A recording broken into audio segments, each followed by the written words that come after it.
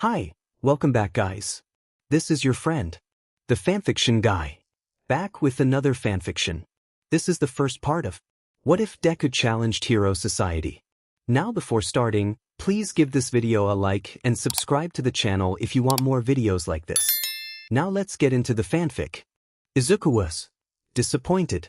He stood behind a crowd that had gathered right outside the Tetsuin station, where a giant man was in evident panic. He was swinging his arms frantically as Kamui would swung around him with his quirk, looking for an opening. But Izuku's tired eyes weren't directed towards the villain, nor were they aimed at Kamui. Instead, they stared at the crowd of people too close to the scene to be considered safe. And even worse, the few officers who set up barricades weren't even trying to keep them back. They waved at people while telling them to stay back, but it seemed like they were only doing the bare minimum for a group in the range of danger.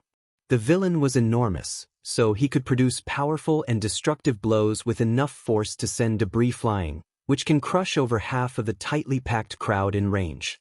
And yet, these people were either too oblivious or ignorant of this fact, as nearly all of them were either cheering for Kamui or recording the event on their phones, even trying to get closer for a better angle. And sure enough, the colossal villain swung his arm and broke one of the support structures holding up the overhead system, sending it falling towards the gathered crowd. People screamed, and many tried to run, pushing others away. Izuku wished he could say he was surprised that this happened, but he really wasn't. Luckily, nobody got hurt, as death arms had shown up in the nick of time to catch the large piece of debris before it could hit the ground and anyone near it. In addition, Backdraft also showed up and was using his water hose quirk to create a water barrier to finally keep everyone back. Izuku liked Backdraft.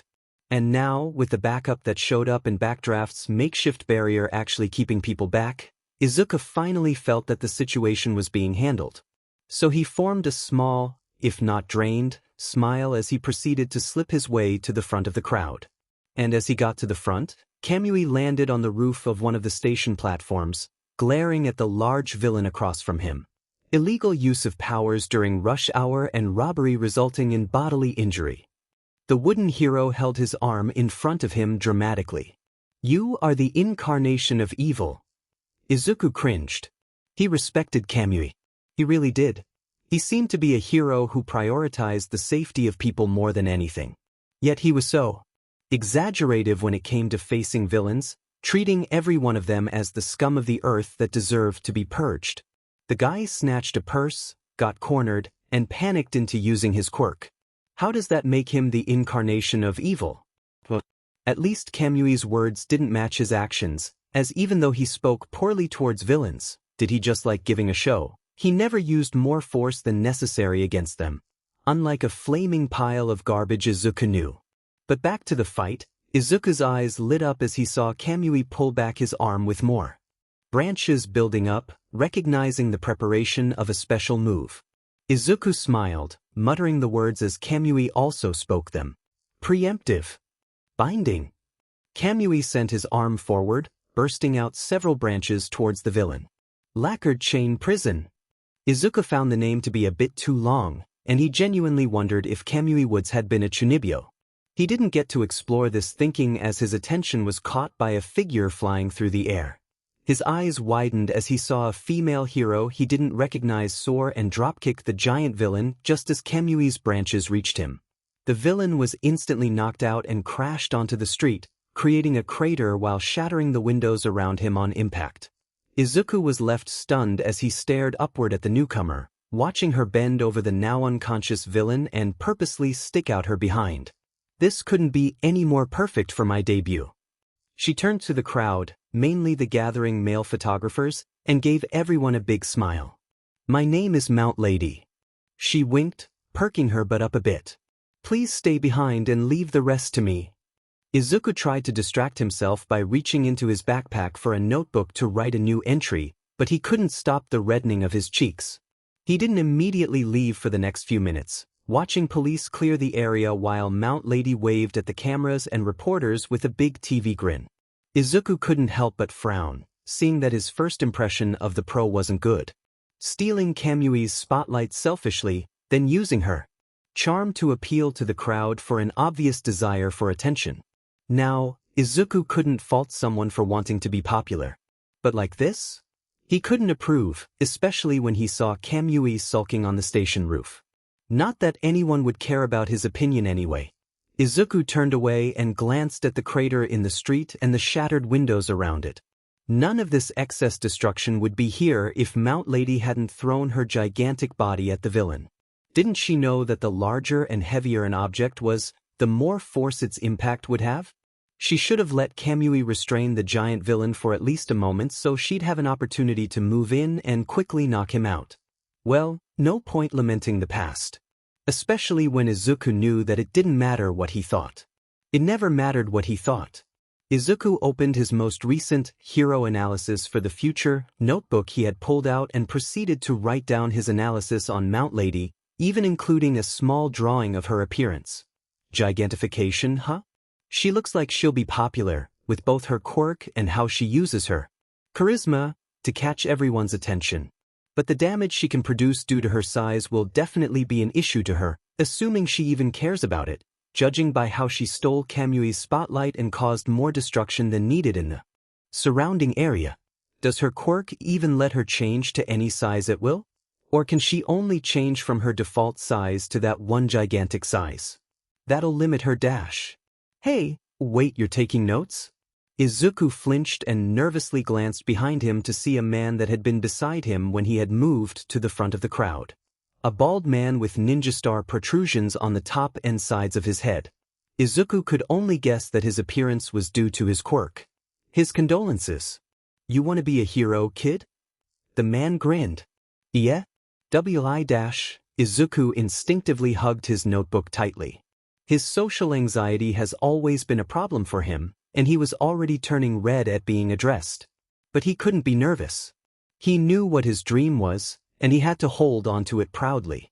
So burying his negative thoughts, he opened his mouth. Why yes.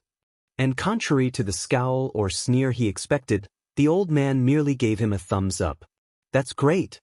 You can do it. Izuku froze. For a moment he wondered if he had heard him right, his eyes widening in shock.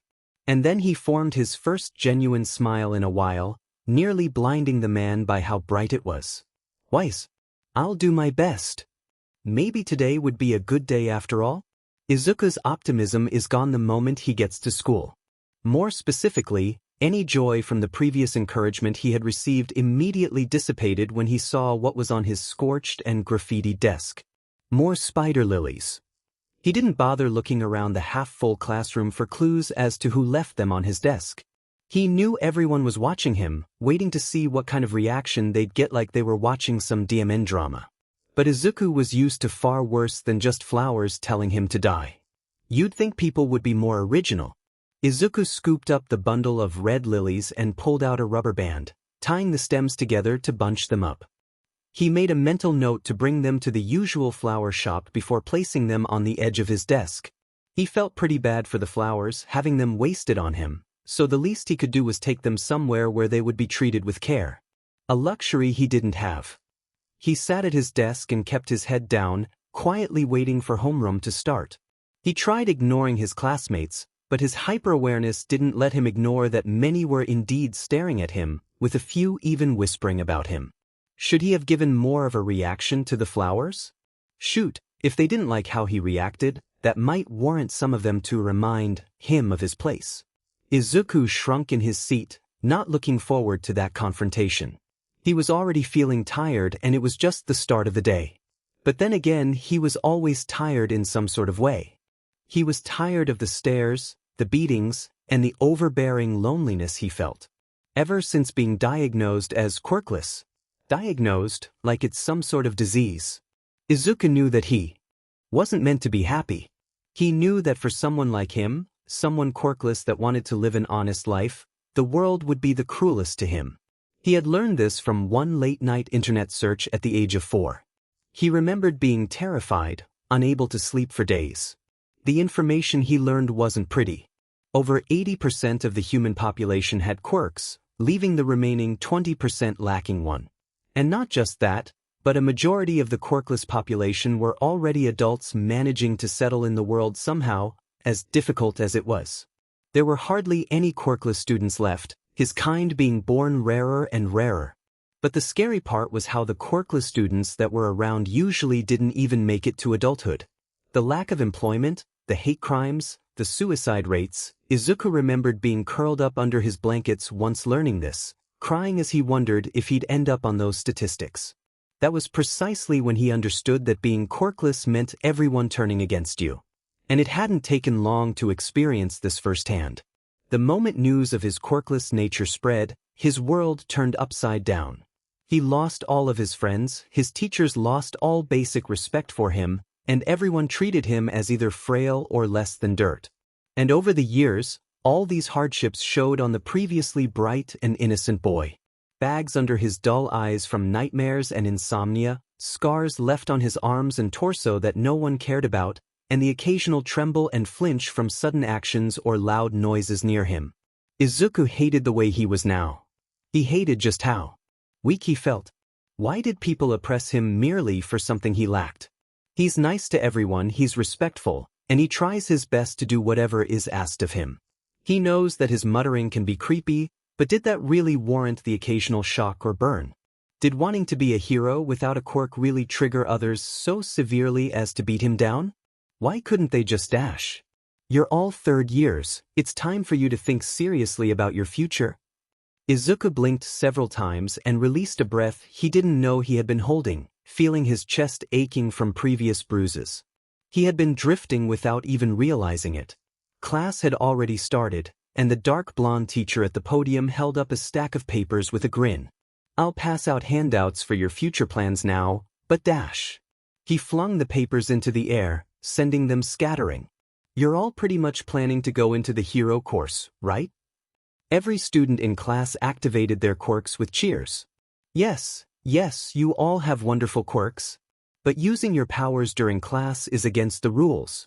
Their teacher chuckled. Izuku had to resist the urge to roll his tired eyes. There was no actual authority or insistence in his teacher's voice. He's basically encouraging them to use their quirks whenever possible, and it's bound to get his classmates in trouble in the long run since they were never correctly disciplined on this. Not to mention, what did he say? Wonderful quirks? What for the hero course? There's someone who can only take their eyeballs out of their sockets, another who can only inflate his face, and a third that can only stretch his fingers. Wonderful quirks? He's studied quirks for his entire life to make up for the one he didn't have, and it was clear that basically all of his class had no hopes of becoming heroes. And no, it wasn't just because of their quirks. Izuku truly believed that anyone could be a hero with determination and proper training. Quirks were only tools to use to help with that. Rather, Izuku knew that his classmates wouldn't get into the hero course because they haven't put even one day of training in themselves. At least he occasionally did small exercises at home and practiced mimicking different fighting styles to make up for his lack of quirk. So he had decent movement and somewhat fighting experience. Who was he kidding? His only knowledge of fighting was the various martial arts videos he's studied online. It had been his only option, seeing as any dojo he went to would immediately turn him away. Apparently, it's quite a risk and liability to take charge of a quirkless person. But Izuku knew that he could be a good fighter. All he needed was someone to give him a chance. Dash. Didn't Midoriya want to go to Uda too? Izuku stopped breathing. He felt the hairs on the back of his neck stand up, and he instinctively pushed himself away from his desk, narrowly avoiding an explosion that shattered it while turning the red spider lilies into ash. Poor little guys. Izuku didn't want to be afraid. He really didn't. And yet he could only stay locked in his seat as his fear-filled eyes stared up at his childhood tormentor, Katsuki Bakugo. DMNBSTRD. He snarled with hate-filled eyes. You're below all these extras. You're quirkless. Those red eyes haunted him. The scent of smoke from the blonde's hands gave Izuku flashbacks to beating after beating, burn after burn, all for choosing to continue a dream that Bakugo, for some reason, took personally. Looking at him became overbearing for the boy, so he looked down. Bakugo's hands popped and cracked like firecrackers, threatening to burn him once again. And everyone else in the classroom merely smirked or sneered, practically encouraging his actions. Even the teacher only sighed at the situation, and Izuku didn't doubt that it was towards him rather than the one threatening to blow his face off. What makes you think you can challenge, let alone stand in the same room as me? Bakugo roared, aggressively leaning towards him. Izuku tried to pace his breathing, but it only came out in panicked pants. The scars on his body burned without even being touched, always still able to perfectly recall just how it felt to get them. I'm not trying to compete with you. Kaken. He mutters, not daring to look up at him. I'm just going to try to get in. That's it. Bakugo's palms burst once more, making Izuku flinch and shrink in his seat as his former friend took a step over his destroyed desk. Try? Try? That's what you're trying to do. What the hell can you do of all people? Izuku then felt Bakugo grab his collar and pull him up, forcing him to look the boy in the eye. His mouth turned dry as ragged breaths came out, fear coursing through him as Bakugo's right hand hovered dangerously close to his head, small bursts threatening to burn him. He felt his limbs lock in place, staring helplessly at the mercy of his tormentor, bracing for impact. Luckily, the most unlikely person saved him from another purchase of burn cream. Oi, Bakugo, sit down. We still have class, you know? Their teacher huffed impatiently. To think that only now he spoke up. Izuku could only guess that he didn't want any stains on the floor again. Bakugo let out an annoyed grunt but shoved Izuku to the ground, returning to his seat and uncaringly putting his feet on the desk. And Midoriya, clean up this mess and get another desk from the storage room. The teacher rolled his eyes. Giggles and snickers filled the room as Izuku struggled to hold back his tears.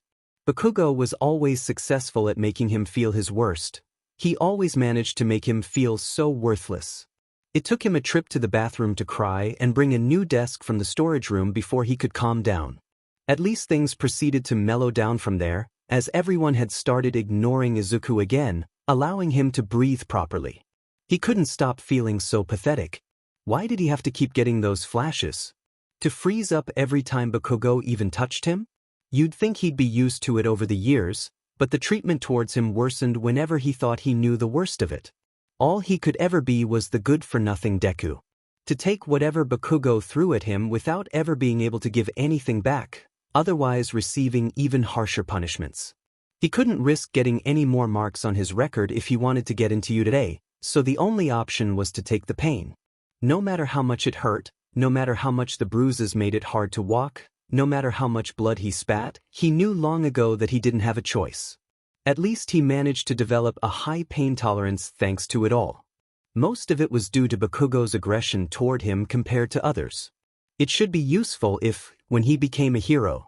By the end of the day, Izuku felt so tired.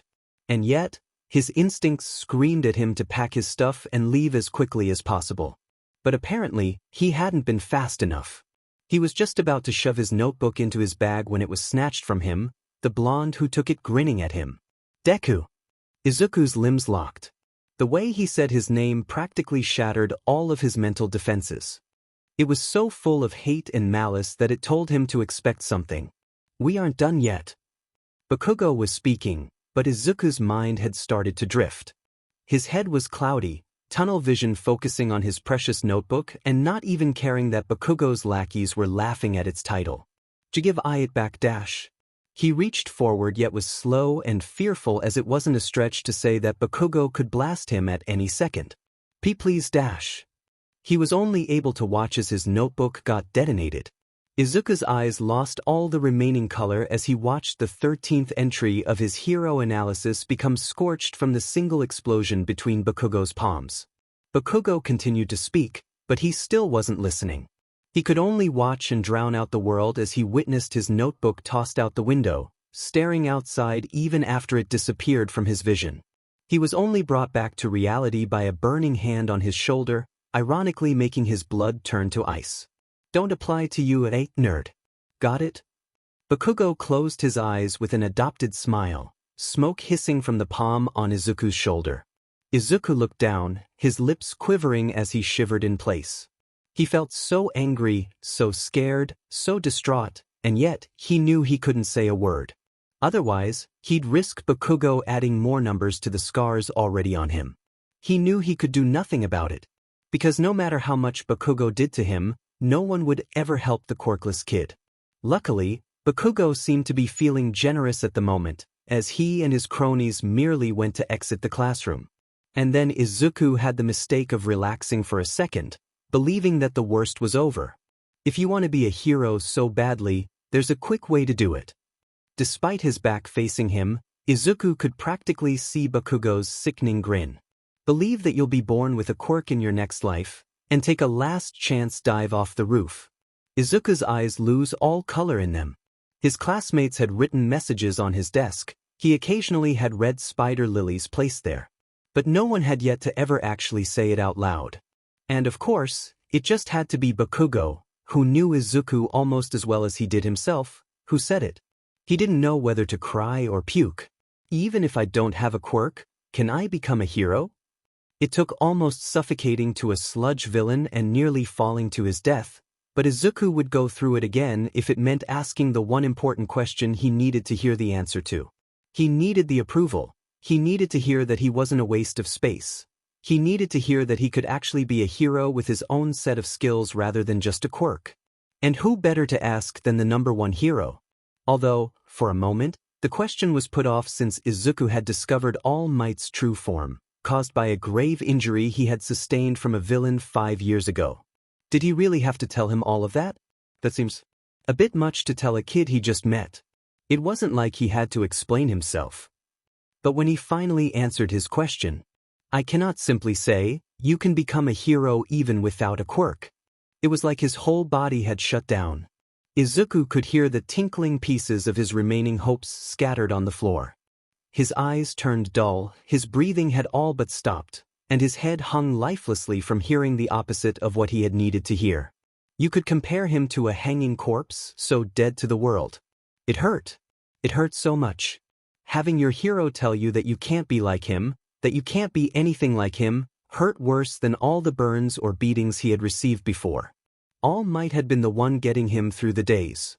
He was the closest thing Izuku considered even close to replacing the father figure that had left when he had needed him the most. This was a hero who would always do the impossible and laugh no matter how grave the scenario. This was the man who always encouraged others to make dreams into reality, who always said that anyone can be a hero. And yet, he just told him that he couldn't. He should have known. He didn't know what he was thinking. All Might knows these things. Of course he'd. If you aspire to save people, you could always become a police officer or another similar profession. It's often thankless work but still admirable in itself. It's not bad to dream. But you also have to consider what's realistic, young man. The older man sighed. What? Izuku blinked several times, regaining his vision to see the gray roof he was standing on. Realistic? The F. Did he mean realistic? Being an officer? Doing a similar profession? Did he not know just how much of a disadvantage quirkless people have? Just how much discrimination they faced? Why hire someone quirkless to fix your electricity when people with electric or machine-suited quirks usually go into the business?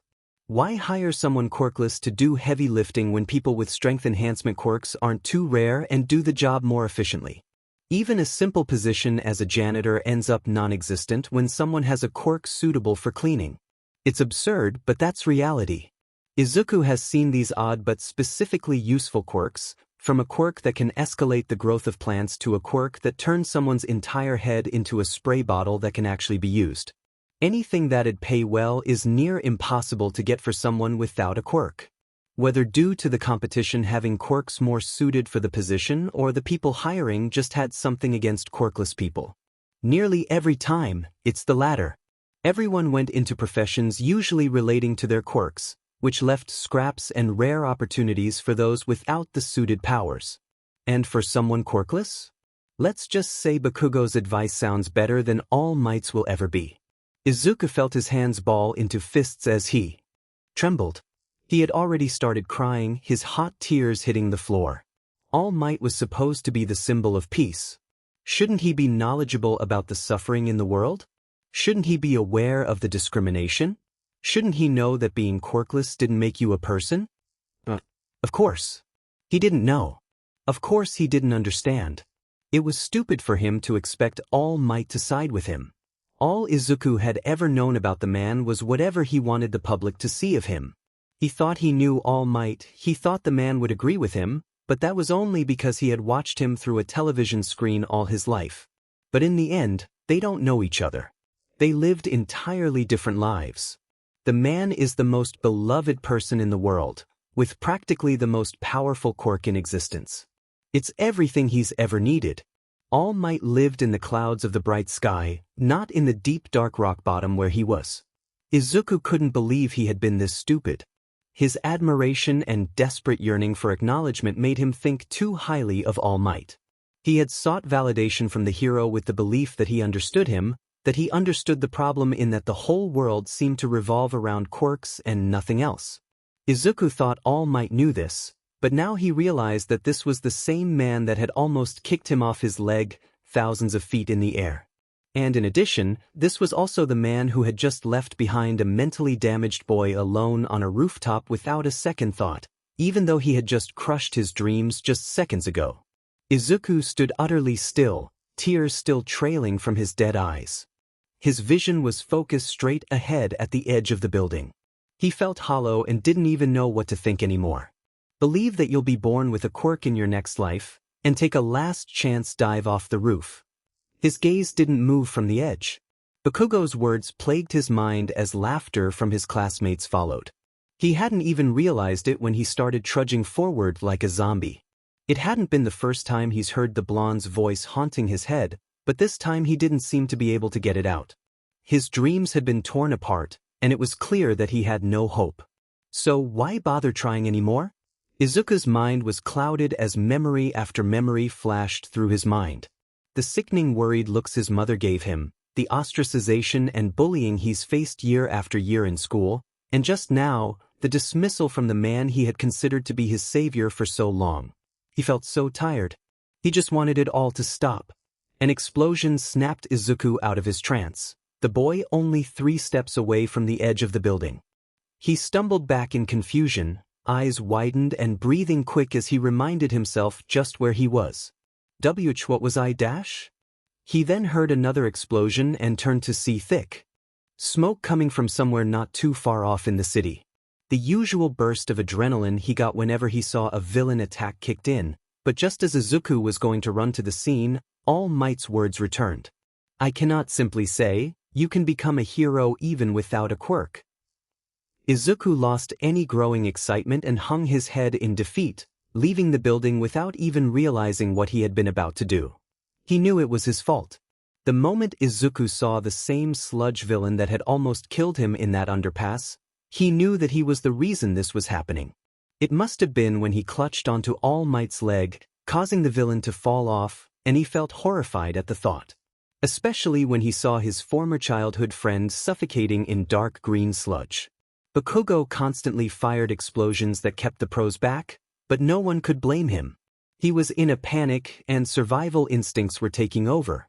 He was only trying to keep out the sludge and finally breathe. But it was clear he had no luck in it, as the sludge had already covered the bottom half of his face. Even though Izuku was both terrified and guilt-ridden at what he had caused, those thoughts were pushed aside for more horrifying ones. The sight of all the pros doing nothing to try and save Bakugo. Death Arms and 2 other heroes were merely watching as Bakugo's eyes started to roll to the back of his head.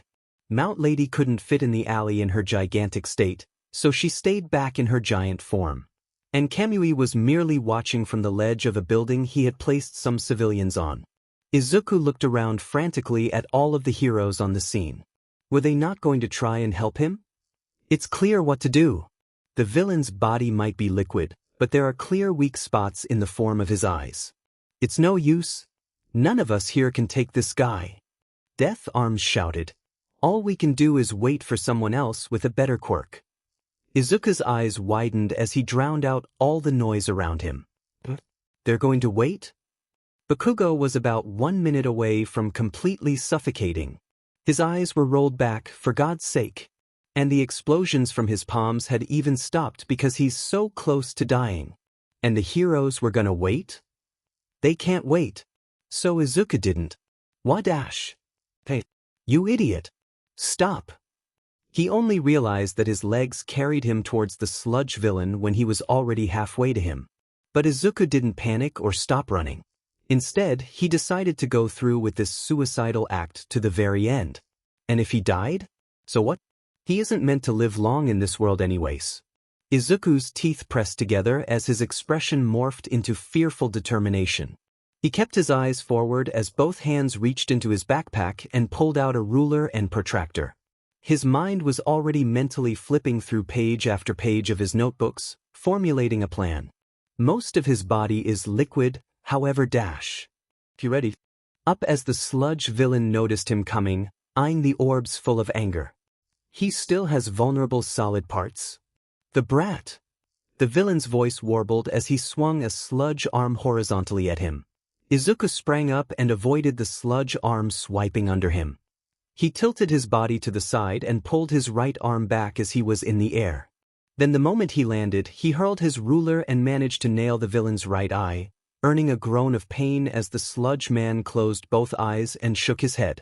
Seeing his first shot hit its mark, thank God, Izuku dropped the protractor in his other hand and leaped right at his former friend. It was the perfect opportunity. When someone is in pain, their grip and focus tend to slip. So it was this one and only chance Izuku needed. His hands pierced into the sludge, where both managed to grab hold of Bakugo's wrist. And then he pulled. Izuku didn't know how much of a hold the villain would have left, but thankfully, the weight of his backpack added to his own as he yanked Bakugo was just enough to pull the boy out of the sludge, the two of them tumbling onto the asphalt. There were gasps in the crowd, and the heroes had widened eyes. Izuku didn't hesitate when landing and slipped off his backpack, rushing to Bakugo's side and trying to lift him up. Kaken! We have to move! However, Izuku's eyes turned to horror to see a dizzy and disoriented Bakugo, barely conscious. Sheet! He's already lost too much oxygen in his brain. I don't think I can carry him away before . You be yesterday. Izuku turned pale. He turned and saw the sludge villain's eyes glaring at him in pure fury, a giant limb of sludge already raised. Don't get in my way away. Izuku saw that he was going to die. He had finally done something the heroes didn't, even though he was quirkless. And yet, now he was just gonna be another person on the statistics. He wondered if it was just meant to be in that split second. At least, until All Might came in out of nowhere. Izuku was practically done with life at this point. There's a limit to how rash you can be. Hey, at least he had actually done something to pull out Bakugo when 6 different heroes on the scene couldn't. You had absolutely no reason to put yourself in danger. Oh, sorry, was a boy dying with none of you helping not enough of a reason? I never asked for your help. And you didn't help me. Got it? Okay then, Bakugo. Next time, you can just die then. I was fine by myself. Who are you trying to fool? Are you trying to make me owe you? Apparently, he didn't know what being a hero actually meant if that's what he thought he went to save him for.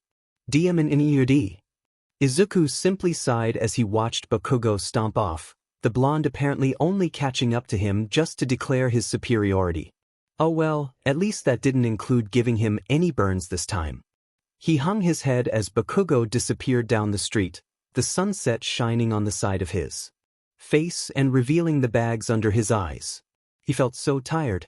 Today had been the worst day of his life, and that included the days where the burns, beatings, and overall bullying were at their worst. And he thought today was going to be a good day. How naive. His whole class had again jabbed at his dreams of being a hero, insulting and dismissing him with words and spider lilies. But today felt so much more excruciating just by that out of everyone, Bakugo had been the one to boldly tell him out loud to. Then things just got worse from there. He nearly died to the sludge villain. The suffocating feeling in his throat wouldn't be gone for days. It was horrible but not the worst for him. But then, the hero he idolized told him the exact thing he didn't want to hear. It was worse than anything else. And the feeling worsened in the aftermath of the sludge villain incident, where the heroes had the audacity to scold him when they were going to let someone die right before them. They told him he was reckless and that rushing in while using his quirk was illegal. That was when Bakugo just had to mention his quirkless nature. And the scoldings just got worse. You're lucky to even be here right now. Are you lacking common sense? Do you have a death wish? Perhaps. Izuku had wanted to scream at them in anger. He wanted to cry in frustration. He wanted to let them know he actually did something when they didn't. He allowed Bakugo a few gasps of air he had desperately needed. He did that. But in the end, he didn't talk back. He was only polite. He had clenched his fists on his lap and kept his head down, apologizing quietly and only wanting it all to be over. He knew that anything else he said wouldn't matter. He'd always be wrong because he was quirkless. He and his opinions would always be tossed aside like trash just for his lack of any power. It's what happened with his first potential friends getting into middle school. The moment they learned what he lacked, he and anything he said was irrelevant. He just wasn't important. He knew this. Without a quirk, he's worth nothing. That's why his dad had not so mysteriously disappeared. That's why the few friends he had in elementary all turned on him. That's why his teachers just don't care. Izuku shook his head and sighed once more. He had zoned out again. It'll be dark soon, and if anyone saw a kid just standing there without movement, he'd just be a target for any villain passing by. He turned around with the intent to make it back home, but he didn't know what to do now. His last chance to get the acknowledgement he needed had turned into the moment his dreams were finally crushed. And even if he were to choose a different career to go for, he doubted he'd ever get far in a quirk-biased society. There was really nothing left to keep him grounded at this point. Maybe he should just take Bakugo's advice. I am here. Izuku nearly choked, gasped, and yelled simultaneously. A jumbled and unnatural sound spewing out of his mouth as he got scared shitless by the hero skidding to a stop right in front of him. All Might? He didn't know how to feel right now. On the one hand, the number one hero had bluntly and heartlessly crushed his dreams and is more oblivious than Izuku thought he'd be. But at the same time, he still deeply respected All Might and his heroic spirit. He always prioritized helping people above all else, after all. He always managed to reassure people with just his presence. Still, who unconsciously tries to push someone off their leg to their death so high in the air? Who crushes a clearly distraught kid's dreams and leaves them alone on a rooftop without even a second thought? Whatever. Izuku didn't care anymore. So he'll do what he always did when in front of people. Be polite. Hide the pain. No matter how tired he is. At least it was easy this time with how nervous and shaken he was. I thought you were with the reporters? All Might merely laughed. Slipping away was child's play. Why? He started flexing. Because I am all PFFT. Izuku flinched as he saw his mentor poof back into his smaller form and spew blood. After nearly a minute of coughing, Small Might used his arm to wipe his mouth of blood and faced Izuku. I came to speak to you about a number of things. First and foremost, thank you. Izuku blinked in confusion. Yeah? But I dash. If you hadn't been there, if you hadn't told me about your life, then I would have merely been a man in a bodysuit that couldn't even live by his own words. The hero bowed respectfully. But Izuku merely looked down in shame. You have nothing to thank me for. I was my fault that dash. Of course I have to thank you. All Might cut him off, standing tall. Out of everyone, it was you, the quirkless and timid boy at the scene, that had me act. Izuku raised his head and blinked in confusion. It was him, the quirkless boy, that had inspired him? Top heroes have stories about them in their school days. Most of their stories have one thing in common. All Might brought up a proud finger, grinning. Their bodies moved before they had the chance to think. That was true for you too, wasn't it? So, I have come to correct myself on my very wrong words, boy. About that question you had before dash. Izuku started trembling, suddenly recalling the words from his mother that he had always pushed back into the back of his mind. He remembered sitting in front of the computer screen, asking if he could be a hero after discovering he was quirkless. Her response, "I'm sorry, Izuku. I'm sorry. I'm sorry," was the first time he had ever felt so tired, because it was those words that had started it all.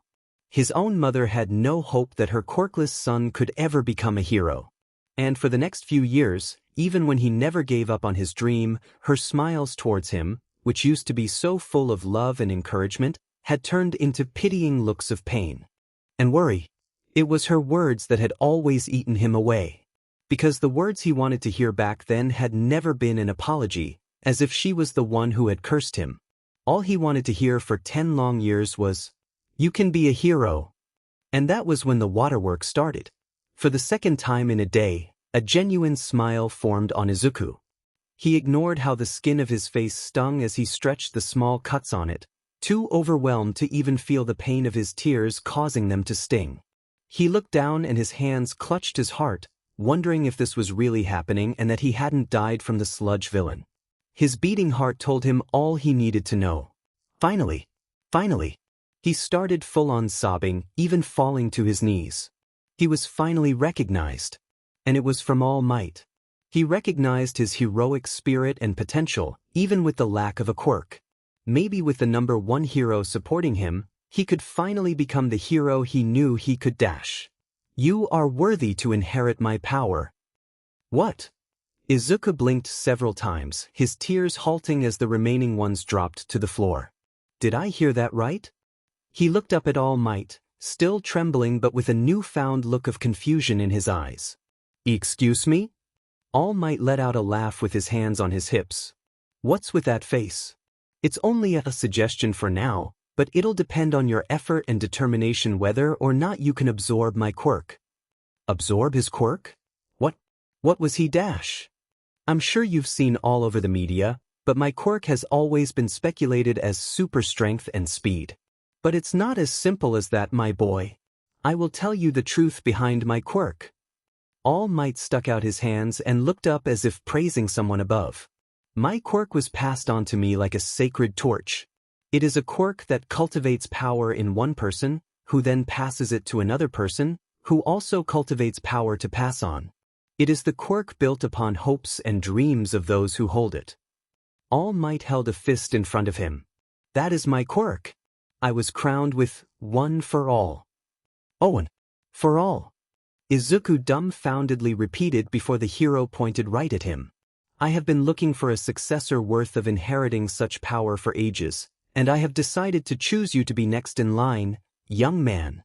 The quirkless boy who stood out to me more than any hero has ever done so, and it is your decision if you wish to accept this destiny."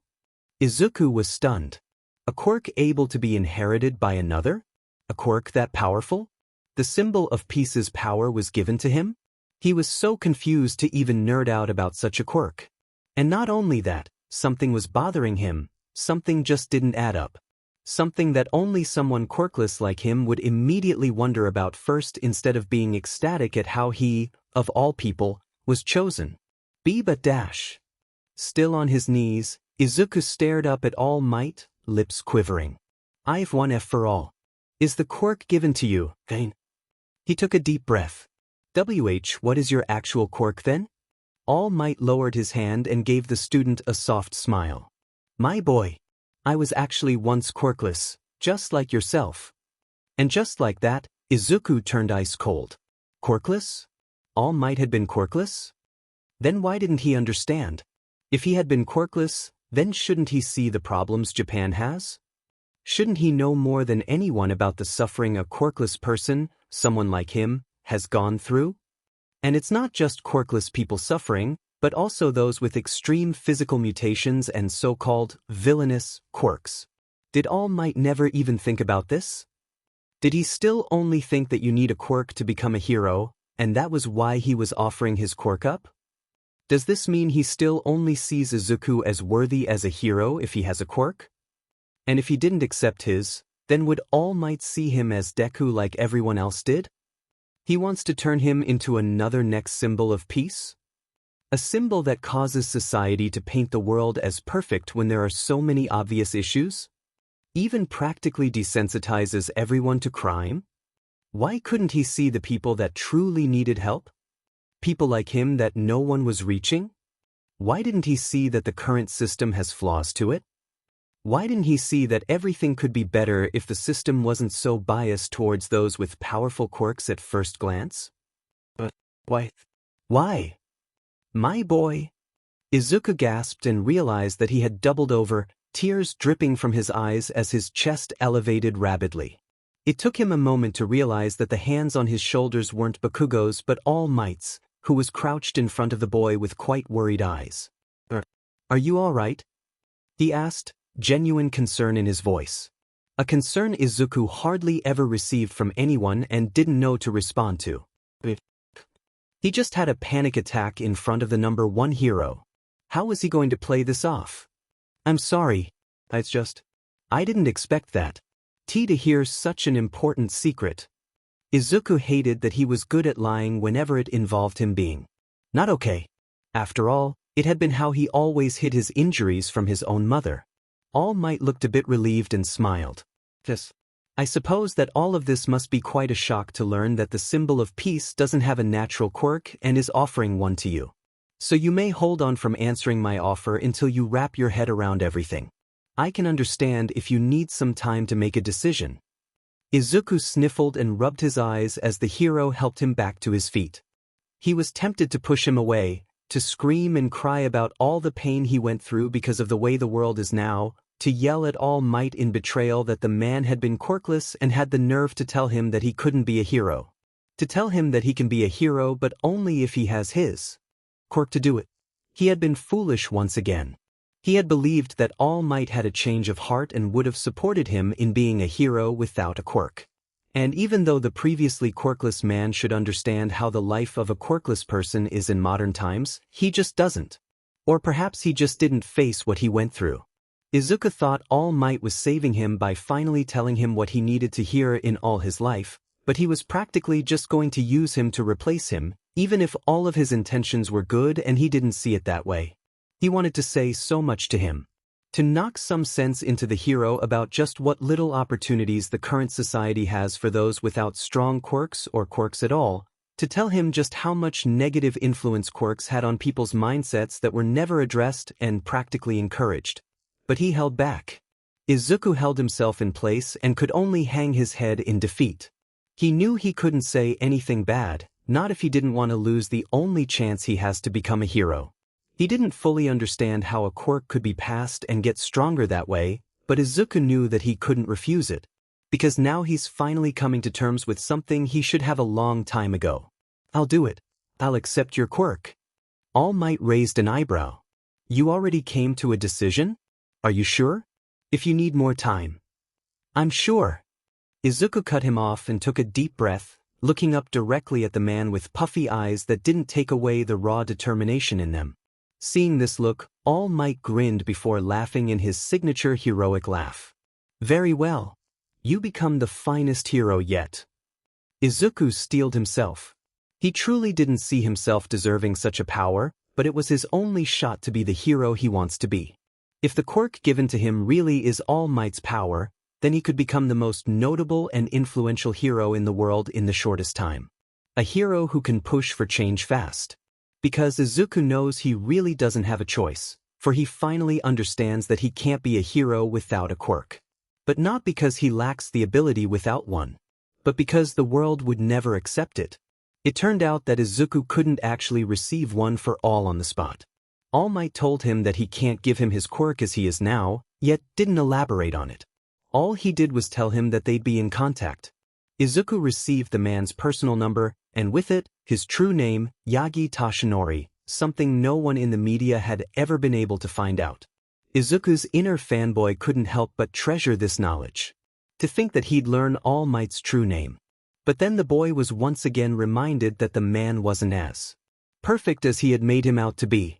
Even ignoring how he had crushed his dreams on that rooftop and practically betrayed him with the knowledge that he had been quirkless, Izuku was astonished as the number one hero buffed up and ran off, leaving him alone. A quirkless kid. Under the now dark sky. All alone. Not to mention, he was in a neighborhood right next to the city, where crime wasn't that uncommon. But Izuku just sighed and started walking back. It wasn't like his daily routine didn't involve him walking home alone anyway. And his apartment wasn't even that much farther. His short walk gave him some time to think. So much happened today, and it was still mind-boggling for him. Even though so many negative things happened, it all took a sudden 180, and now he has the chance of a lifetime. He could finally get a quirk and become a hero. The best hero. He'll be able to go to you today, he'll be able to help people. People that no one else was saving when they were at their most vulnerable. He just has to get through whatever test All Might gave him, and he'd be able to receive probably the strongest quirk in the world. Izuku went up the stairs to his apartment, unlocking the door and stepping inside, where his mood dropped. I'm home. The silence he received was depressing. He doesn't even know why he keeps saying that greeting when he knows there won't be any response. His rather bland apartment was empty of any sign of life besides himself, and would continue to be so until his mother returned. It's been like this for a few months now, him basically living alone ever since his mom got a promotion at her job at the office. And he was happy for her. She took care of him, a burden, for over 10 years all alone.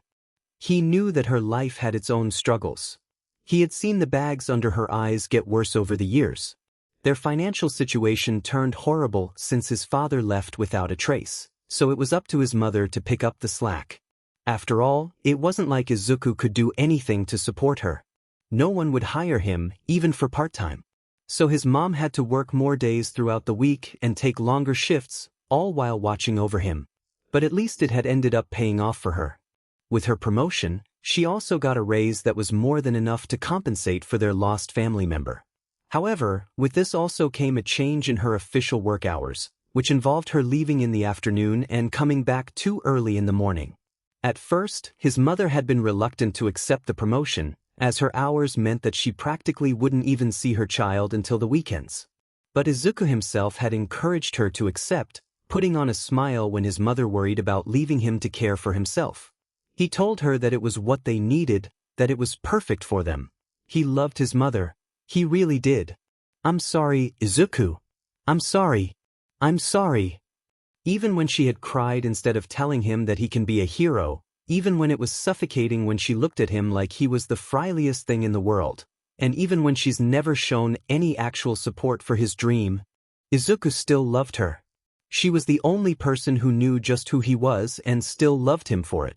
It didn't matter to her that he was quirkless or still wanted to be a hero. She loved him, and Izuku knew that the woman was the only good thing in his life. So he convinced her to accept the position so she wouldn't have to worry about money anymore. She deserved it. She deserved to finally stop worrying about him. And now, here he was, coming back to an empty home every school day, all alone. As if he hasn't always been. A breeze of cold air made Izuku shiver, realizing he was still standing in the open doorway. He closed the door behind him and didn't bother turning on the lights or eating dinner as he made a beeline for his room. After everything that happened today, he just wanted to collapse on his bed and shut down. But when he opened the door to his room, he froze. Several pairs of eyes stared back at him, all from the same person. From posters to figures, All Might was all over the room, once again reminding Izuku of both encounters with the man that day. Izuku couldn't lie to himself. He's going to be sour for a while about what All Might told him on the rooftop, yet that made him feel guilty. This was the man giving him the chance to become the most powerful hero in the world. Shouldn't he feel more grateful? Did he even have the right to be angry at him? And yet, when he thought of All Might, complicated feelings plagued his mind. Maybe one day he and All Might will be the closest of friends, and maybe he'll be able to be honest with him when that time comes, but for now, he's tired more than anything. So Izuku limped to his bed like a zombie, ignoring the judgmental stares of the merchandise around him, before falling face-first into his pillow. The next day felt so weird for Izuku. When he first woke up on his bed, he had wondered if the previous day had only been a dream formed from his desperate fantasies. But then he saw that he indeed has All Might's number on his phone, something he's sure so many fans would pay to have. Going back to school more or less felt the same for him. His nor Bakugo's identities had been shared by the news, but it wasn't hard to find videos of the sludge villain incident revealing the two of them. So, of course, that was the new ammo his classmates had for him when he came back. You actually tried to be a hero after all? How stupid can you be? Good job getting in the way of the heroes. What a shame. If you had become a smear on the road, it could have been used as a good lesson for other delusional rejects. Bakugo, surprisingly, hadn't joined any of them. In fact, he hadn't so much as even glanced at him for the entire day. Izuku would like to think that maybe the blonde learned some humility from the sludge villain incident, but he knew better than to hope. It was sad that Izuku could immediately tell that the blonde was simply more focused on getting even stronger because his ego was hurt. But after school, Izuku was reminded that his life wouldn't be the same for much longer, as a simple text from All Might reminded him of his opportunity. And so, here he was, the next day, face to face with a man more than twice his age, all alone on a secluded and polluted beach at dawn. Thank God his mother slept in until the middle of the day, or it would have been a nightmare to explain where he was going. Izuku wore a white t-shirt and dark sweatpants, looking up at All Might as the man explained that his body wasn't suitable enough to receive one for all yet. And even worse, if he receives the quirk without the proper physique, his limbs would explode from all the stockpiled power. He cursed himself for not doing more exercise years ago. He should have just ignored how his fresh bruises pulsed whenever he tried to work out. He should have just endured how painful his burns stung whenever he tried stretching his arms. But no matter. All Might had a plan to fix that. All Izuku had to do was dash. Clean up all the trash here? He blinked, staring confusingly. Indeed. All Might gave him a big thumbs up. I found the seaside park on the net yesterday and decided that not only would it be perfect to help you build muscle, but you'll also be doing a service for the locals. Huh. In hindsight, he probably should have expected something like this the moment he arrived at the junkyard. But still. So my first step is cleaning up all of this? He muttered, glancing at the mountains of trash covering the entire beach. All Might put his hands on his hips. Young Midoriya, you're aiming to enroll at Udata High, are you not? Izuku turned back to him nervously. Oh, of course. It's considered the best hero school in Japan. All Might nodded before turning his back to him and facing the horizon. But as I told you before, being a hero is not an occupation people without quirks are cut out for. Izuku felt like his heart had been stabbed, the color fading from his eyes. It's sad, but that is what the reality is. His hands tightly clenched into fists at his sides. You really do think that, don't you? And Izuku couldn't say anything about it. Not when he was here to get a quirk. Not when saying something could risk All Might changing his opinion of him and decide he isn't worthy. Not when this was realistically his only real chance to become a hero. And in addition, this is U.A's Department of Heroics we're talking about. Known to be the toughest of the tough to get into. So in other words, in the next 10 months before the entrance exam, I'll have to be ready. Right? Izuku forced a neutral tone, trying not to let his emotions leak out. Indeed. All Might turned back to him while simultaneously pulling out a stack of papers and tapping them. And that's where this comes in. I drafted this plan for you to follow alongside clearing the beach. I call it, Aim to Pass, American Dream Plan. Izuku bitterly received the papers before his eyes widened at everything written down. This looks intense. A little too intense. Did you come up with this plan yourself, All Might? He couldn't help but ask. Indeed. Now I know what you're thinking, and yes, it's pretty DMN hard. All Might nodded. Okay, so the blonde didn't think it was some kind of simple routine. Why did Izuku have to worry that had been the case? But it is necessary to get you as fit as possible for the entrance exam of Japan's most prestigious hero school. Do you think you can handle it? All Might asked, a hand to his chin. Izuku tightly gripped the papers. He had to be able to handle it. After all, it was his only chance, and he had already known that he'd have to work several times harder than anyone else if he wanted to get anywhere close to his dream. So, of course, his answer was immediate. Yes. All Might was visibly proud, even giving him a thumbs up. Good. Then you can immediately get started. Right. Izuku looked around the area, looking for something before he'd start. Only. After 10 seconds of looking, his determined expression turned into that of confusion. Something wrong? All Might asked, noticing the look. Izuku sheepishly turned back to him. Where is the protective gear? Despite his eyes being shadowed in his buff form, Izuku swore he saw the man blink. Protective gear? Twice? I wouldn't want to get infected by a cut or something. Alright. Izuku barely uttered, growing severely nervous. A beat of silence passed. Then another. And it was at the third that Izuku realized that All Might really expected him to start cleaning an area full of sharp rusty metal and bacteria-filled appliances without any protective gear. But this is fine. He just had to ask the man if he can buy his own. His thoughts cut off as he saw All Might deflate, steam erupting around him as he shrunk, a distraught look in his eyes. Izuku immediately started panicking. Had he offended the man? Damn it. He shouldn't have said anything and just started cleaning the diamond beach. Of course it'd be like this. To try to talk back or explain something to an adult and have it just turn around on him.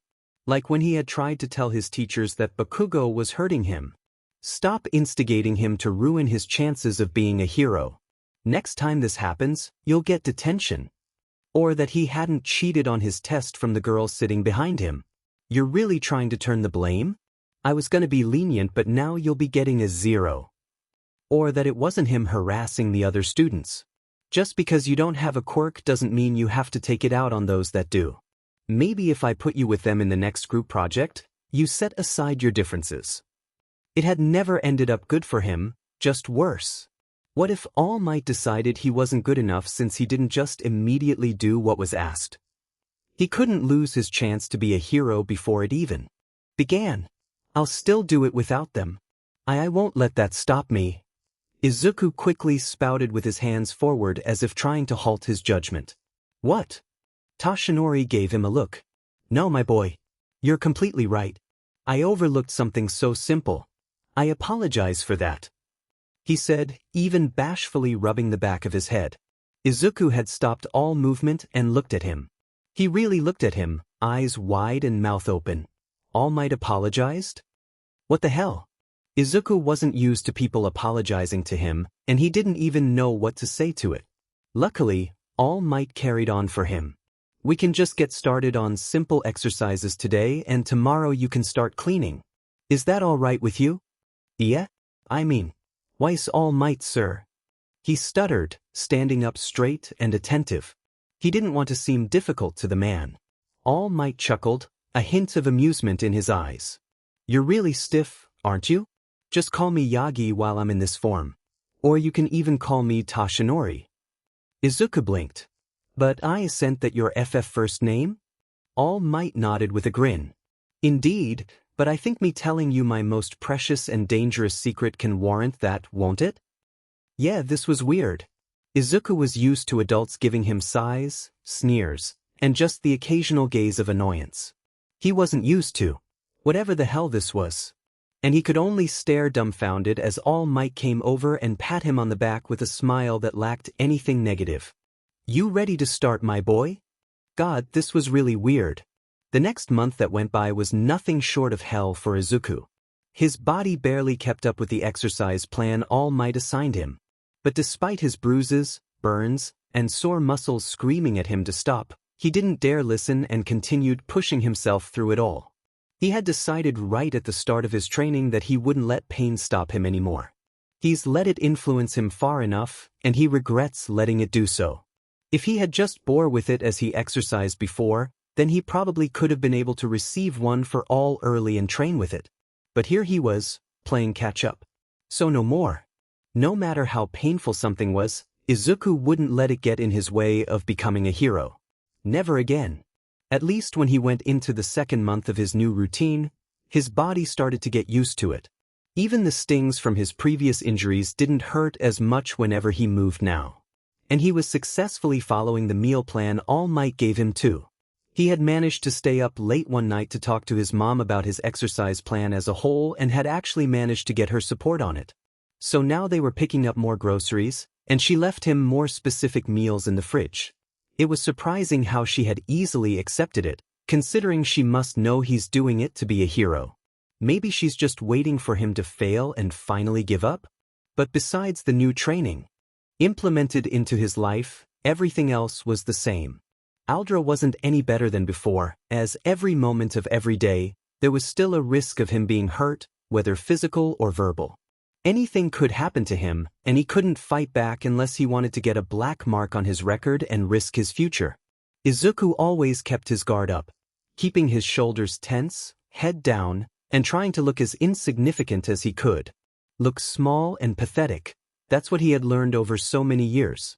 Make himself look not even worth attacking, lowering the chances of anyone confronting him.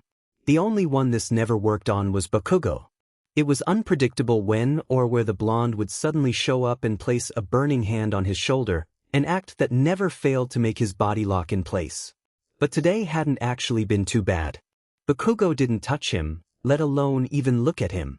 The worst Izuku had gotten from anyone in the day were some more spider lilies and a shock from a girl who wanted him to stop his creepy mumbling tangent. So he was in a positive enough mood to make a small detour on his way home from school, walking through downtown Mizudafu with another set of red spider lilies in hand. He managed to keep a smile all the way to his destination, a small but colorful flower shop in a line of several other shops. The small shopkeeper bell jingled as Izuku entered, immediately getting the attention of an old lady watering roses near the back. Her light green eyes only appeared slightly opened, the wrinkles around her mouth went upward as she smiled, and the large sunflower on her head seemed to brighten over her short dark green hair. "Evening, Suzuki-san." Izuku spoke first, heading right for the lady. "Midoriya-kun, how nice of you to visit." She answered, placing down her watering can and taking off her yellow gardening gloves to meet him. Yoko Suzuki was an old lady Izuku had just happened to come across a year ago on a day coming back from school. She had been struggling to carry some boxes into her store with no one offering help, so he had offered his.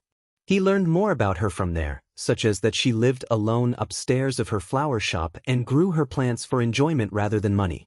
She was a very nice lady who was actually nice to him, only because she didn't know he was quirkless. He also learned that she was the only one running the store, from taking care of all the plants to moving heavy things around like bags of fertilizer. She apparently used to run the place together with her husband, but sadly the man had passed away a few years back, leaving her to run the place all alone. And although the woman told him that her quirk lets her convert sunlight into energy, hence the large sunflower on her head, and that she was fine alone, Izuku had still worried since he's seen her visibly struggle. So Izuku occasionally came by to help the woman while also bringing any spider lilies left on his. She loved every flower and never questioned how he got so many of them. "Did you come to drop off more flowers, dearie?" she asked, noticing the ones in his hand.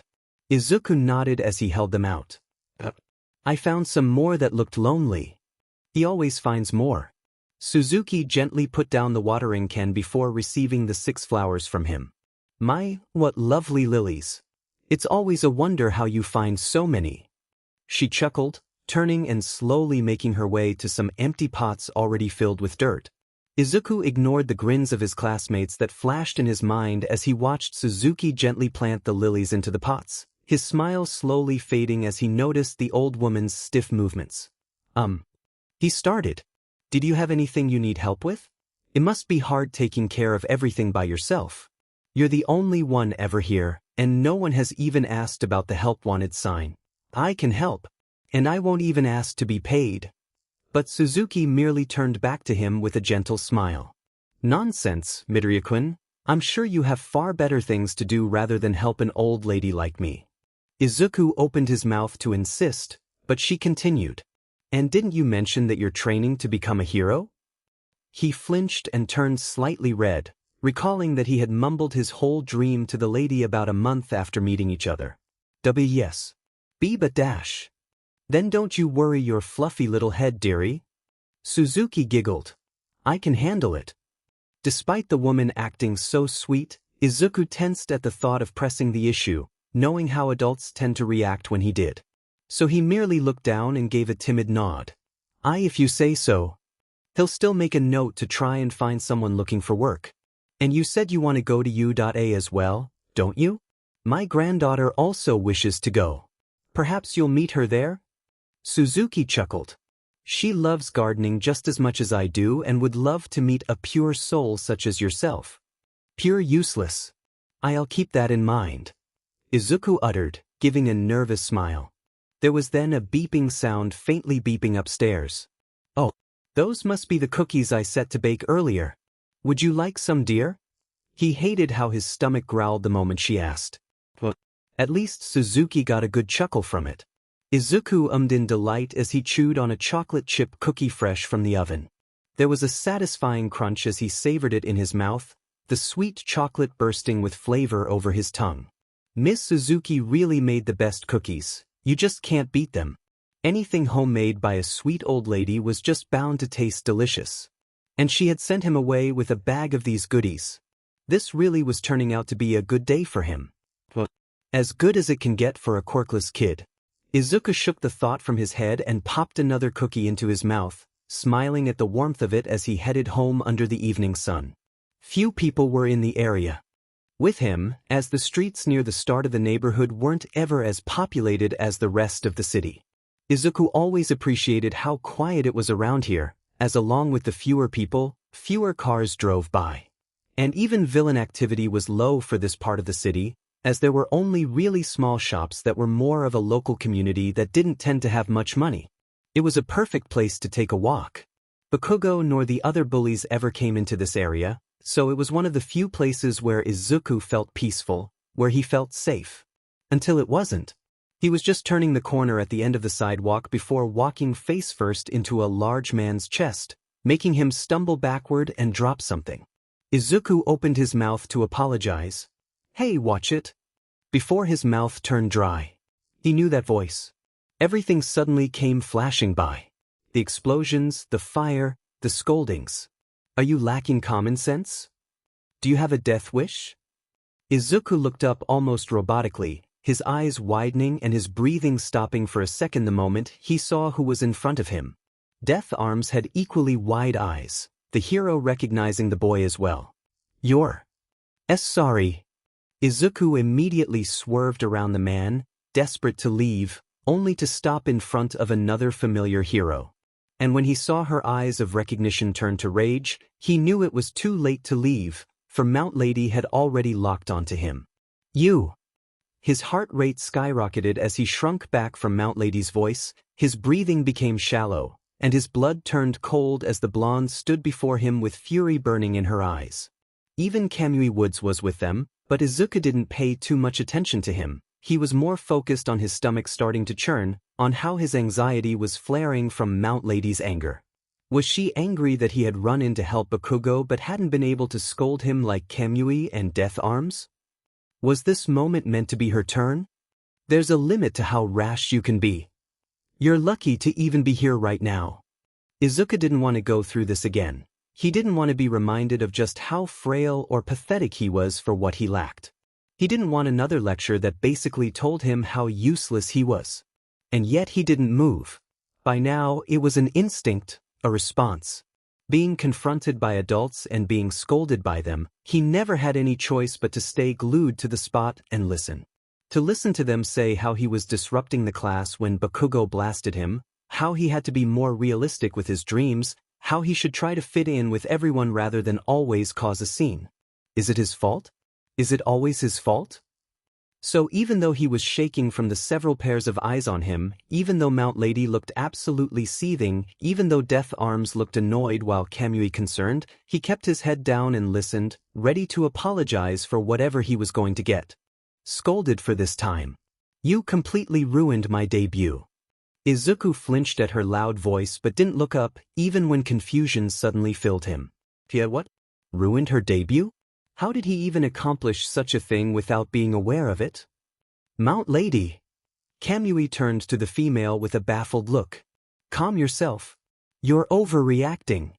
But this kid completely overshadowed my debut with that stunt he pulled. My earlier takedown would have been on the center of the news if he hadn't just thrown himself out to get killed. Izuku instinctively looked up with his eyes widened in horror. Did the sludge villain incident completely overtake the media? A quirkless child had run in on the scene, after all. Add All Might into the picture, and it was a perfect story that dominated any other heroic accomplishments that day. He had done this. It was his fault, and now she was angry at him. Death Arms rolled his eyes and crossed his arms. Mount Lady, I get it. You're upset that you didn't get the attention you wanted in your debut, but you're getting angry at a child. A quirkless child was left unsaid. Mount Lady turned to Death Arms with a scowl and was about to snap at him before realizing he was right. But she barely calmed her anger by putting a hand over her face with a groan. "Deviated. I'm sorry, but..." She then huffed before turning back and frowning down at Izuku. "God, why did you have to do that?" Izuku suddenly found the floor interesting again, not daring to look up at the angry woman. Kamui sighed, giving a sympathetic look at the shivering boy. "I know we told you this already, but running in on the scene like that was dangerous, young man." "We had it under control." Death Arms added. "Under control? What part about Bakugo being unable to breathe for nearly 5 minutes was under control? If he hadn't run in and let him breathe a moment later, permanent brain damage could have been done." Izuku felt these words burn in his throat, begging to be released, but like always he swallowed them down and didn't dare talk back. Nothing good ever happened when he talked back. Instead, he took deep breaths as he tried to calm himself, reminding himself of the basic rules he imposed on himself to survive. "Look small, not even worth addressing. You ran in without a quirk, for God's sake." Mount Lady ranted. His knuckles turned white. "Be polite, don't further aggravate anyone. I was looking forward to that debut for over a week." His nostrils flared. "Don't talk back, they always have to be right. All you did was just cause us more trouble." His eyes squeezed. "Don't. Just don't." Mount Lady groaned. "You were just useless anyway, dash." His eyes snapped open, pupils shrinking as memories flared through him. "You should probably give up." "I'm sorry, Izuku. I'm sorry. I'm sorry." "You were just useless anyway, dash." "Useless. Useless. Deku. Dimenbisui. And that is for someone who is totally useless at everything. Useless. Useless. The so many words that had been bubbling in his throat burst. "You weren't doing anything." All the three heroes recoiled in shock by the sudden outburst, with Mount Lady's anger snuffed out in an instant. They hadn't been expecting this meek boy to suddenly shout at them, especially not with the look of anger in his watery eyes. "All of you just stood around and watched while someone was dying. You all waited for someone else to do your DMN jobs just because you didn't have the right quirk for the situation. What kind of hero does that?" Death Arms seemed to recover first by the outburst, returning Izuku's glare with his own. "It was a hostage situation. We couldn't just dash." "Hostage situation? Are you blind?" Izuku cut him off, surprising the man. "That was attempted murder. Didn't you see the villains suffocating him?" The horrifying image of Bakugo's eyes rolling to the back of his head flashed. That villain was trying to force himself into his body. He literally tried to do the same thing to me earlier that day so he could use my corpse as a skin suit. Do you know how that feels? That last piece of information brought shock, and even a bit of horror, to the hero's eyes, with Mount Lady even turning a bit pale. And Kaken went through that for over 5 minutes. 5 minutes dying just because you had all decided to watch rather than actually do something. Izuku glared directly at Kamui, the hero actually feeling a chill down his spine. "I get that you're not good with flames, and I respect you for prioritizing saving the civilians in the area first, but I know you can send your branches at a max speed of about 80 miles per hour with a max length of about 50 feet, while still being accurate on where you want them to strike or grab." Kamui made a choked sound at that precise info as Izuku burned on. "You were even able to reach and pull civilians from the ground to the rooftop you watched from. So even if you weren't able to pull Kaken out of the villain's body, you still could have used the speed and precision of your branches to go for his eyes and make him lose focus. Better yet, since you can split your branches, you could have had a few hit his eyes while the others wrapped around Kaken so they'd pull him out. Pain makes people lose focus and grip, so it would have been perfect to create a chance to get him out like I did. And don't you dare say that you couldn't use your branches because of his explosions, because he had stopped releasing them for nearly 2 minutes when he started passing out." Kamui was left in stunned silence as this information soaked into him, staring blankly into the air. Izuku then jerked his head to Mount Lady's direction, making the woman flinch. "A kid nearly died that day, and all you're thinking about is your DMN debut? Did you not use that day to learn anything?" Didn't you think about how you could have responded better and what you can do differently the next time something like that happens again? Do you know what you did the entire time a person was dying? Nothing. All you did was watch from above with your quirk without doing a single thing. Mount Lady was barely able to speak but somehow managed a few words. I couldn't fit in that narrow alley dash. Then shrink. Izuku cut in, throwing his hands up and startling her. Did you see how many people had gathered up right outside the scene? The same alleyway filled with flames, explosions, and a rampaging villain? Why didn't you shrink down and guide them to safety? You could have even used your giant form to move them since they were too close. Just do something, anything. But don't just watch. What if something like this happens again? What if you see someone getting robbed in an alleyway that you can't grow in? Are you just gonna do nothing and wait for someone else to save them again? Is your quirk all that you have? Mount Lady's mouth opened, but no words came out this time. In fact, she looked rather distraught, looking down at the ground with a complicated and distant gaze. And you dash. By now, Izuku's eyes were leaking tears, but that didn't stop him from sending a scowl at a baffled Death Arms, his anger burning on. Is your first instinct when confronting a villain always to just rush in and punch them? You tried to punch into a clearly fluid body. Didn't you see his eyes and mouth? You should have gone for those.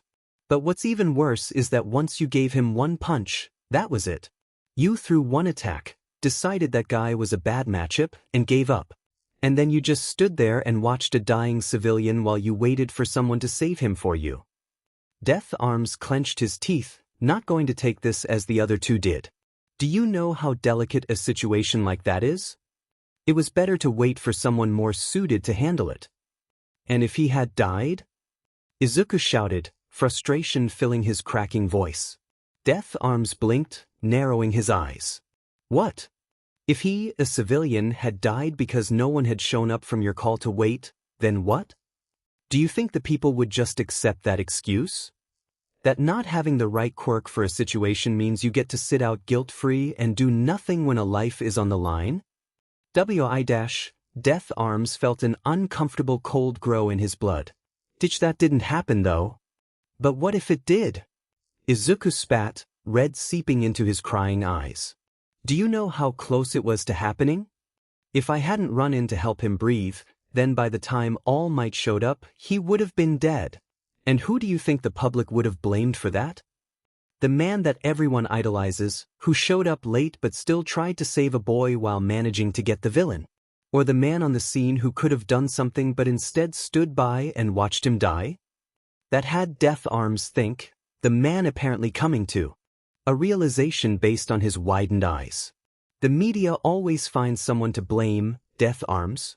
If he had died, they would have torn you all apart. Death Arms stepped back at the venom of those last words before a haunted look took to his face as he finally pictured just how bad things could have gone. Izuku let out several harsh breaths from his rant as his vision blurred from all the tears in his eyes, his voice going higher as he continued. None of you were helping him. None of you tried to think of any other alternatives to solve the situation. All of you just decided that the best thing to do was wait for someone with a better quirk to solve it for you. Is that all it comes to?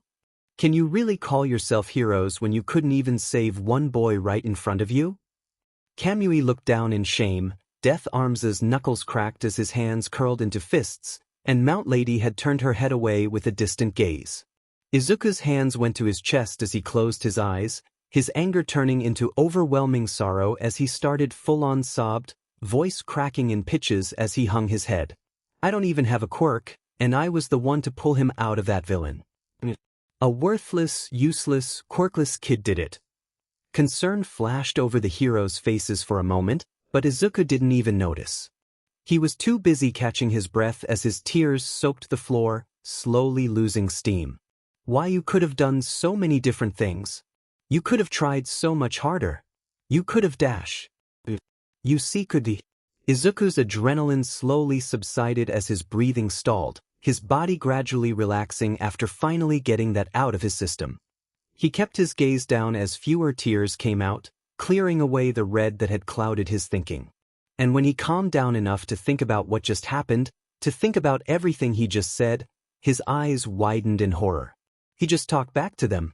He just talked back and yelled at the heroes that had been lecturing him. Nothing good ever happened when he talked back. Whenever he talked back to Bakugo that he should stop hurting others, Izuku always ended up with double the burns. Whenever he talked back to classmates trying to shut down his dreams, Izuku always ended up with more bruises and scrapes.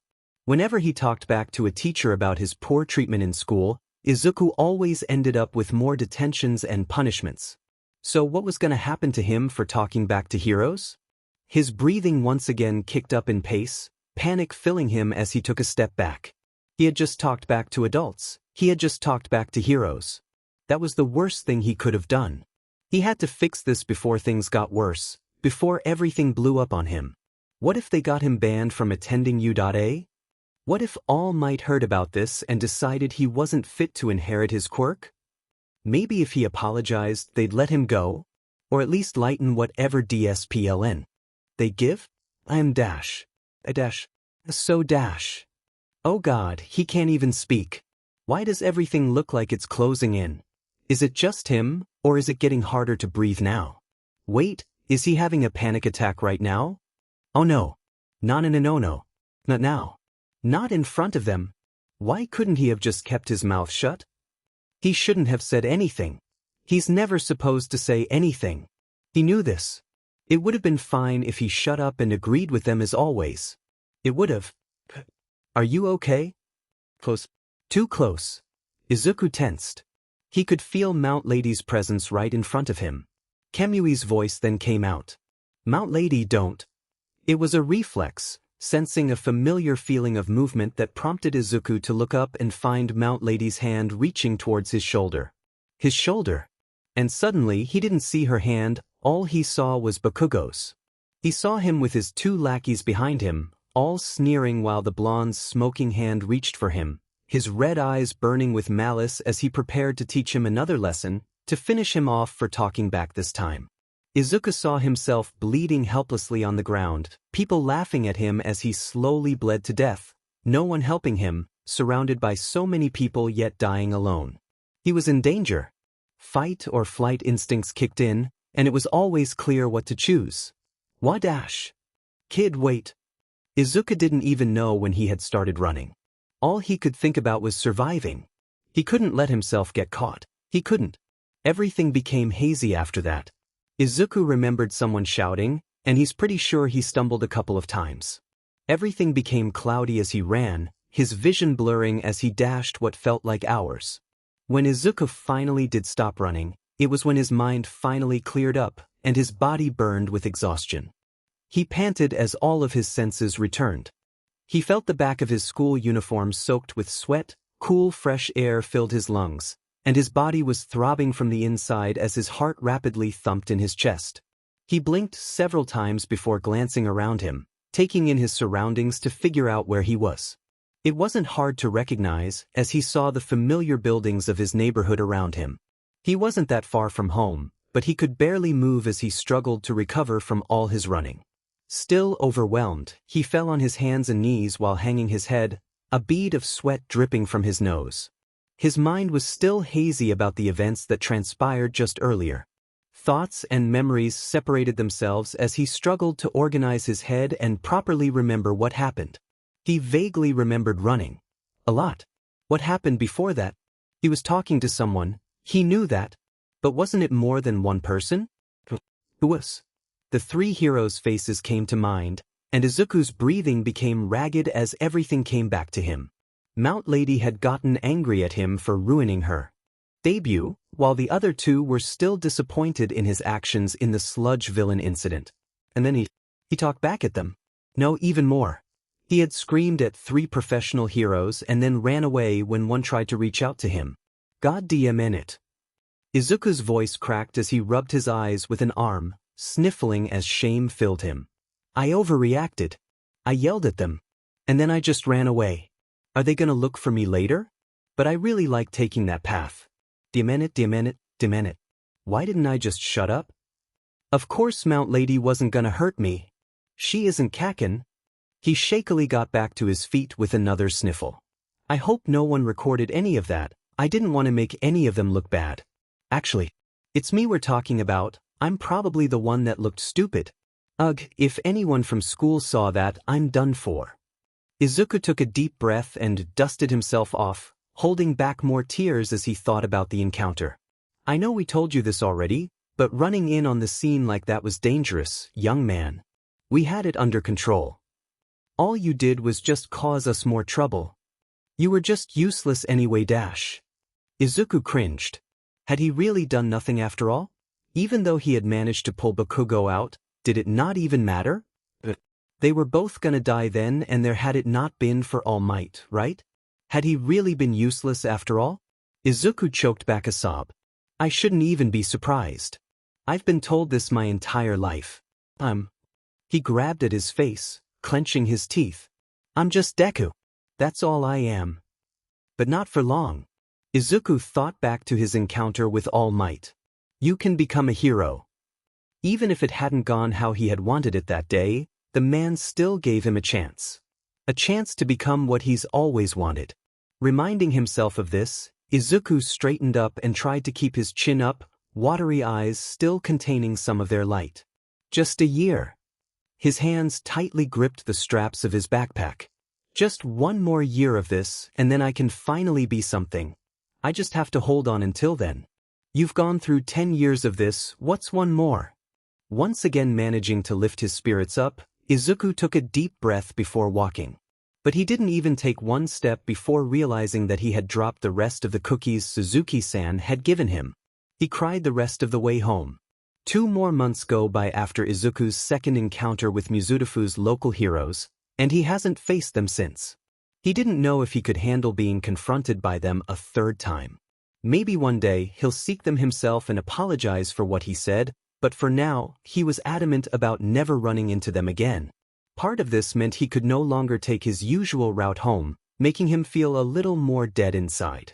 He knew that Kamui and Death Arms's patrol routes usually went through some of the streets he took, and he had a feeling that Mount Lady had her own route nearby as well if she occasionally met up with them. It was honestly heartbreaking for Izuku because he really loved that path home. Walking through them was the only time he felt some peace, but now he had to avoid them or risk having a third and final confrontation. At first, he had tried to just take alternate paths around the same area so he could still enjoy some of those streets, but after catching sight of Mount Lady and having to hide from her, he knew he had to play it safe and change the area he goes through entirely. He did still wonder why at the time she looked like. Well, if Izuku had to describe it, he'd probably compare it to a mother hen trying to find a lost chick or something. She just looked really worried for some reason.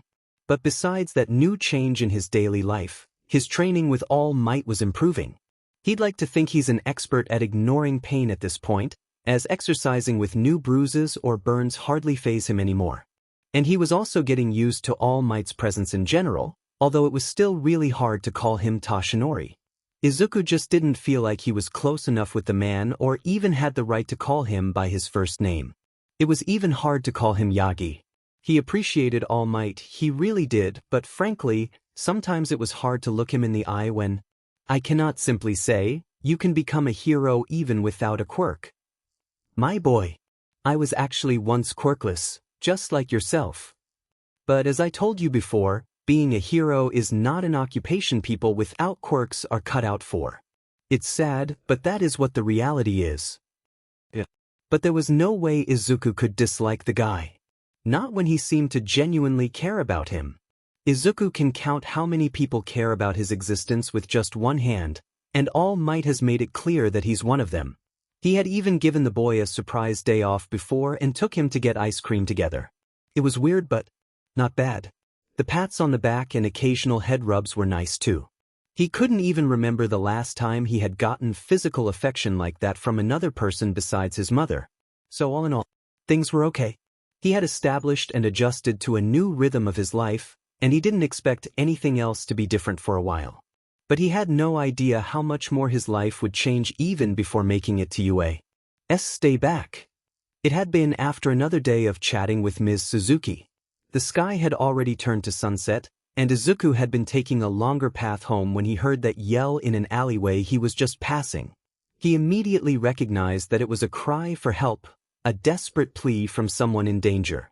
His legs were moving even before he had come up with a plan. He ran into the alleyway, following the sound of whimpering and a rather alarming giggle. He turned a corner before arriving at the source of the commotion, only to freeze. Just farther down the shadowed alleyway, he saw a thug dressed in ripped jeans and a black shirt with his butt on the ground, holding a bleeding right arm with eyes looking up at someone in pure fear. And in front of the man, back turned to Izuku, was a girl that looked nothing more than a school student. She had a large cream sweater that covered most of her blue uniform and matching skirt, along with black socks and standard brown school shoes. Her skin was rather smooth, and her ash blonde hair was done in two messy buns, both with strands of hair sticking out. But what had Izuku realized she was anything but a normal student was the bloody knife in her right hand, which was momentarily obscured as she raised it in front of her head. He then heard a slurp, followed by a manic giggle that brought a chill down his spine. "Not bad, it'll do," the girl cooed, taking a step forward. "I'm sorry for trying to score with you, all right?" "I didn't dash." Please dash." The thug held his bleeding arm as he desperately scooted back, tears going down his eyes as the girl approached him with her knife raised. Izuku knew that if he didn't do anything right at this moment, then this guy was a goner. But he was too far for him to actually run in and stop her knife from coming down, so the only thing he could do to even make the girl pause was throw away his element of surprise. "Etwai!" His shout made the girl jump and turn her head in his direction, where he caught a full look at her face. The first thing that immediately drew his eyes was her own. Her startled golden orbs shined with pupils thin as slits. The second thing he caught on to was her partially open mouth, teeth containing sharp canines with blood all over them. Izuku probably would have thought this girl was quite pretty if she didn't just scream danger. He felt his blood turn cold as the girl's eyes widened and centered on him like some kind of predator. Her mouth only added to the look as she formed a wide smile with her canines pointing out. Add to it, her cheeks were suddenly overtaken by a deep blush as her breathing intensified. "Oh my!" She exhaled excitedly. Her eyes reminded him of a cat, golden, pretty, but deadly. The girl completely turned her body in Izuku's direction, focusing on him and only him. "Saito!" She panted out, taking a wobbly step towards him. What? Izuku took a step back, confused but highly alert. The thug now behind the girl saw his chance and got up, running away further down the alleyway with a frightened squeal without a second thought. "Geez, you're welcome." So Izuku was left alone with a very scary girl. The blonde manically giggled as she muttered the same name over and over again, her knife glistening as she held it. "Saito! Saito!" She brought her knife up and clenched her hand around it, clearly ready to attack, which prompted Izuku to panic. "I'm not Saito." That seemed to snap the girl out of whatever trance she had, blinking a few times with her eyes. Slightly puzzled but her open smile still maintained. Seeing her stop, Izuku tried to use this brief opportunity to speak. "See, can't we just talk?" He held his hands up in surrender, feeling that if he tried to run, he'd just end up with a knife in his back. The girl blinked a few times before her manic trance returned.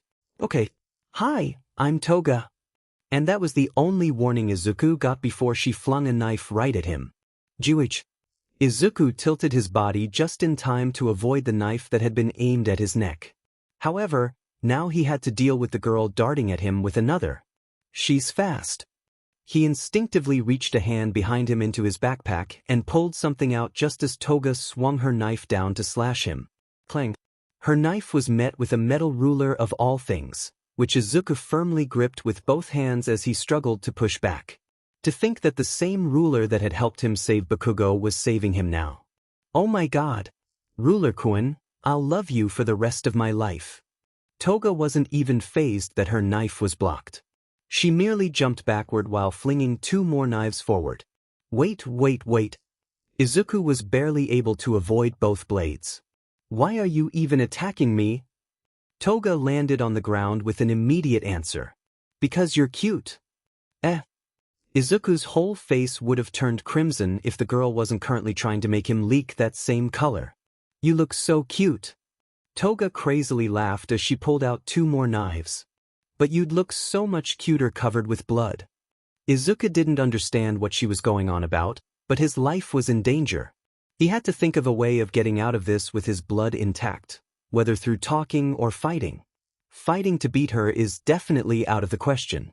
Izuku has seen only 2 attacks from her, and he already knows he can't win. This girl is fast and seems very familiar with her knives. But is talking to her any better? She seems too focused on getting his blood to even listen. Wait, maybe he can use that? Do you like blood? He asked with a strained expression, backing up as the girl closed the distance in an instant. I love it.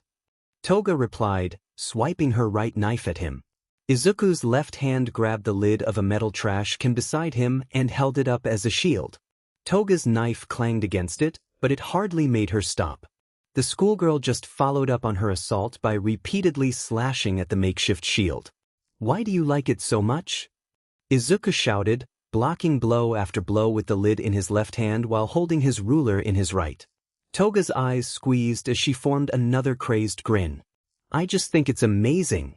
Toga pulled back both of her knives. People just look so much better with blood on them. She then moved them forward, piercing through the already worn-down trash lid. Izuku cried out as one of the knives piercing through cut the back of his hand, causing him to drop the lid.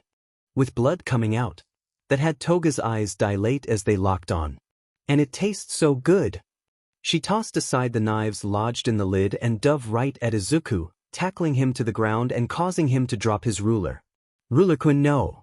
Toga quickly adjusted herself so that she was straddling Izuku's lap, then reached behind her and pulled out yet another knife she held up, intending to plunge it down. Izuku turned pale as he saw the glimmer in the knife, closing his eyes and desperately shouting his last plea. What if I just give you some of mine then? He expected to feel something pierce him somewhere, but nothing came when it should have. And after another pause of nothing, he cautiously opened his eyes to see what happened. Toga had stopped moving with her knife only a foot above Izuku's neck, a shocked and confused expression on her face. You'd give me your blood? Izuku was surprised that Toga had stopped, and the crazed look in her eyes from moments ago was no longer there. It was as if his question had snapped her out of it. He gulped down some saliva.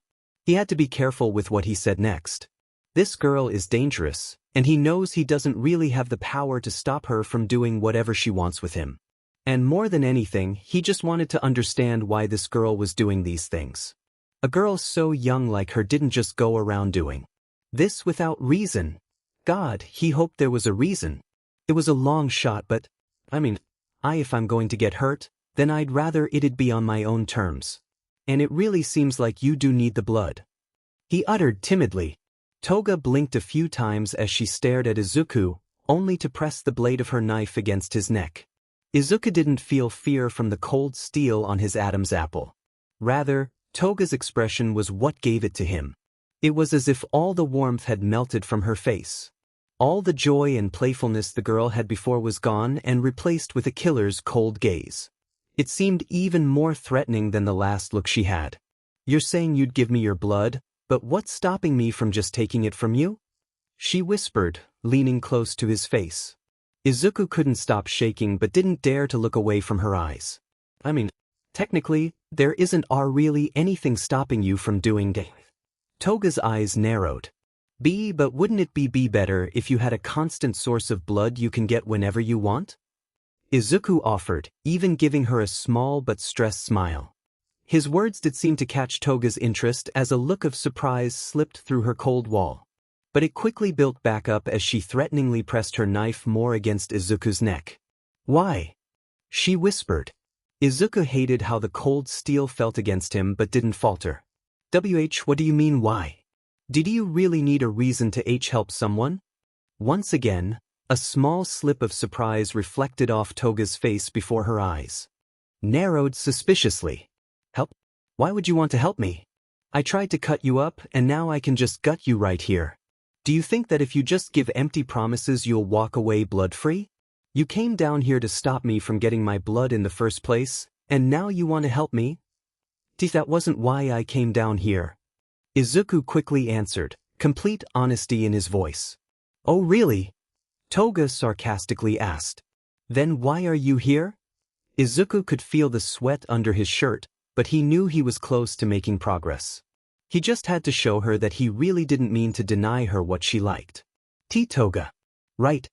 A nod. Okay. Izuku gave a steady gaze as he let his answer flow out rather calmly. Toga, when I came down here, it wasn't to stop you from getting blood, okay? I only heard someone in trouble and came to help that person. I only came to make sure someone innocent didn't get hurt. Izuku formed a small smile. But now that he's gone, it's just you and me. So now I can help you. Okay? You say that like there's something wrong with me. Toga hissed. Izuku squeaked. I'm not saying that. I really do want to help you in any way I can. But. He took a moment to compose himself before speaking again. I just want to understand. Toga raised an eyebrow as Izuku kept going. Why you called me Saito? I don't know who that is. You say that you really like blood and want it, but I don't really understand why you like it the way you do. I'm not trying to judge you. I'm not trying to make you change your thinking on blood. I just want to understand so I can go from there. So. Izuku kept an earnest look on his face. See, could you tell me why you like blood so much? Even on her favorite subject, Toga's eyes didn't change. She was still cautious and clearly hadn't ever been treated or spoken to in this way before. She hasn't ever had someone who'd actually want to listen to why she loved the crimson red so much, and it confused her but didn't stop her from answering. Didn't I tell you? I just think blood is great. It looks pretty, it tastes nice, and it makes other people look so much better. And. She paused, seemingly hesitant to let the next word slip. And. Izuku tried to sound encouraging despite how utterly terrified he was. And I like having the blood of the people I like. So that I can be exactly like them. She finished, biting her lip. That perplexed Izuku, listening to how Toga worded that out while analyzing the hesitation in her eyes as if she was waiting for him to judge her. His mind collected the pieces, and now he was putting them together. Toga, tell me if I'm wrong, but does your quirk involve blood? By how he saw her eyes widened, he nailed his assumption. And a small, relieved laugh came from him, making the girl frown as she wondered what that meant. So it does. That's great. I get it then. He continued to laugh in exhausted reassurance. If your quirk relates to blood, then it's only natural that you like blood too. Most of the time, people develop interests or personal traits relating to their quirks. Like a lady I know has a quirk that converts sunlight into energy for her body. Kinda like a plant, right? And guess what? She likes flowers to the point where she even has a small store for them. So you liking blood is normal, Toga? Liking blood is normal, Toga? Normal, Toga? And normal? The cold danger on Toga's face shattered as an expression of broken disbelief took over. She jumped off Izuku and took 2 steps back, bewilderment filling her eyes. Yeah, normal. Izuku sat up with a hand rubbing his neck, not taking his eyes off Toga as his smile became more relaxed. The honey blonde seemed to be going through a midlife crisis, dropping the knife she had been holding and staring at Izuku like he was some mythical creature. Why, you don't think it's gross? He shook his head. I don't. Not even. Not even wanting someone's blood to be like them? To be them? Hey, I've wanted to be like someone for nearly 10 years now, so I understand that. Izuku chuckled as he got back to his feet. You don't think it's... Judging someone to be a villain based on their quirk is discrimination. If anything, people calling you that makes them the villains. Izuku frowned. Toga started shaking. Her hands shot up and gripped her hair as her gaze went down to the ground, taking deep breaths to calm herself. Why? Izuku instinctively took a step forward to reach out to the girl, only to stop when Toga looked back up at him, his eyes widening to see tears forming in her eyes. Why aren't you like everyone else? Why aren't you yelling at me? Why aren't you saying how disgusting it is for me to like blood? Izuku was taken aback by Toga's sudden change of demeanor, but he could see the pain and conflict in her eyes that sparked his instinct to help. Because it's not disgusting or villain-like just to like blood, Toga. People. He sighed, trying not to look down as bad memories of his bullying came to mind. People can just be cruel. They don't bother trying to care or understand anyone they call different. He gave her a pained smile. But that doesn't mean you won't find people that will care. Toga stared at him, hot tears spilling down her cheeks as she again took in all of Izuku's features, where flashes of an identical-looking teen came to mind. Why you look like him dash. What is wrong with you? B but you're not dash. G get away from me, you freak. Why you actually dash? Izuku's smile dropped as he witnessed Toga practically having a meltdown. No one ever let you have blood. Did they? No. Toga's shout made him jump, and the girl started shaking her head while breathing rapidly. Mom and Dad said it wasn't normal. They never let me have blood. I had to act in a way I didn't want to act. Dish they told me to never talk about. I couldn't dash. I couldn't take it dash. I didn't mean to dash. It's okay Toga. You did nothing wrong. I know how it feels. Toga's gaze froze as she saw Izuku pull back the sleeve of his uniform, revealing numerous scars on his arm. I know how it's like to be treated differently from others, to be treated as less than what a person should be treated as. Toga blinked several times at the marks she saw on the boy's arm. Some of them even looked fresh. Why you? Izuku pulled his sleeve back down, getting more serious and pushing through her last doors. Toga, I don't want to deny you what others have for your whole life. If you really do need blood, I'd be more than willing to give you some of mine. But all I want is one thing in return. Please. Izuku took Toga's silence as her waiting for him to clarify. I just don't want you hurting people anymore. I'll provide you with the blood you want whenever I can spare it. And I'll even help you find a way for you to get blood by other means. I don't really know your situation right now, but if it's blood you need, then I'll be here to give it. Toga had stopped crying by now from the shock of seeing Izuku's scars, but now she was staring at him with conflict all over her face. This calm stare down seemed to go on for what felt like minutes, one's expression reassuring while the others still confused and trying to detect any lies. It was during this silence that Izuku registered something trickling down his hand. He brought it up and saw that it was still bleeding from when Toga had stabbed through the trash lid and grazed him. He thought about reaching into his backpack for the first aid kit he always carried, but then he caught Toga's eyes dilating at the red. He gulped nervously but stuck his bleeding hand out. WL? Would you like some? Toga perked up like a cat, eyeing his hand and even sniffing in his direction. It looked cute.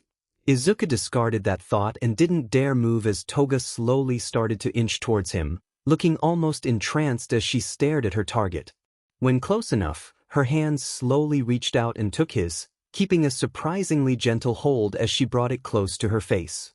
And then she liked it. Izuku had to admit, it felt good. But it didn't feel too bad. He could still feel himself want to squirm as he felt Toga's tongue go all over the back of his palm, but he didn't pull away, as he didn't want to disturb her. But he did flinch when he felt Toga place her whole mouth on the cut, and Izuku turned pale as he felt the girl earnestly esicate the blood right out of him. God, it felt so weird. But after a few more moments of sking, Toga pulled back her face and looked up at him. Izuku couldn't stop himself from gulping down a lump in his throat when he saw Toga's expression return to the passionate and toothy grin she had before. He could see some of his blood between her teeth along with the deepest blush he had ever seen. How was it? He asked. Toga formed a full Cheshire grin. It was wonderful. She panted. Izuku awkwardly smiled, scratching the back of his head. That's good to hear. I didn't know if my blood would even taste good hee. By then, not much blood was coming out of Izuku's hand. And even though Toga had a bit more she could savor, her full attention was right on Izuku, simply staring at him with a glint in her eyes.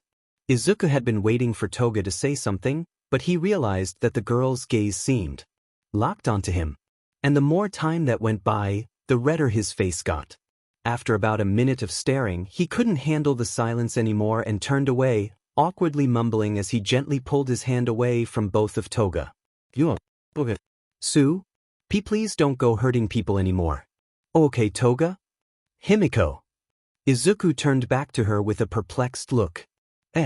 He didn't think Toga's smile could get any bigger, but somehow, it did. "Call me Himiko." Izuku gulped. That had been an experience.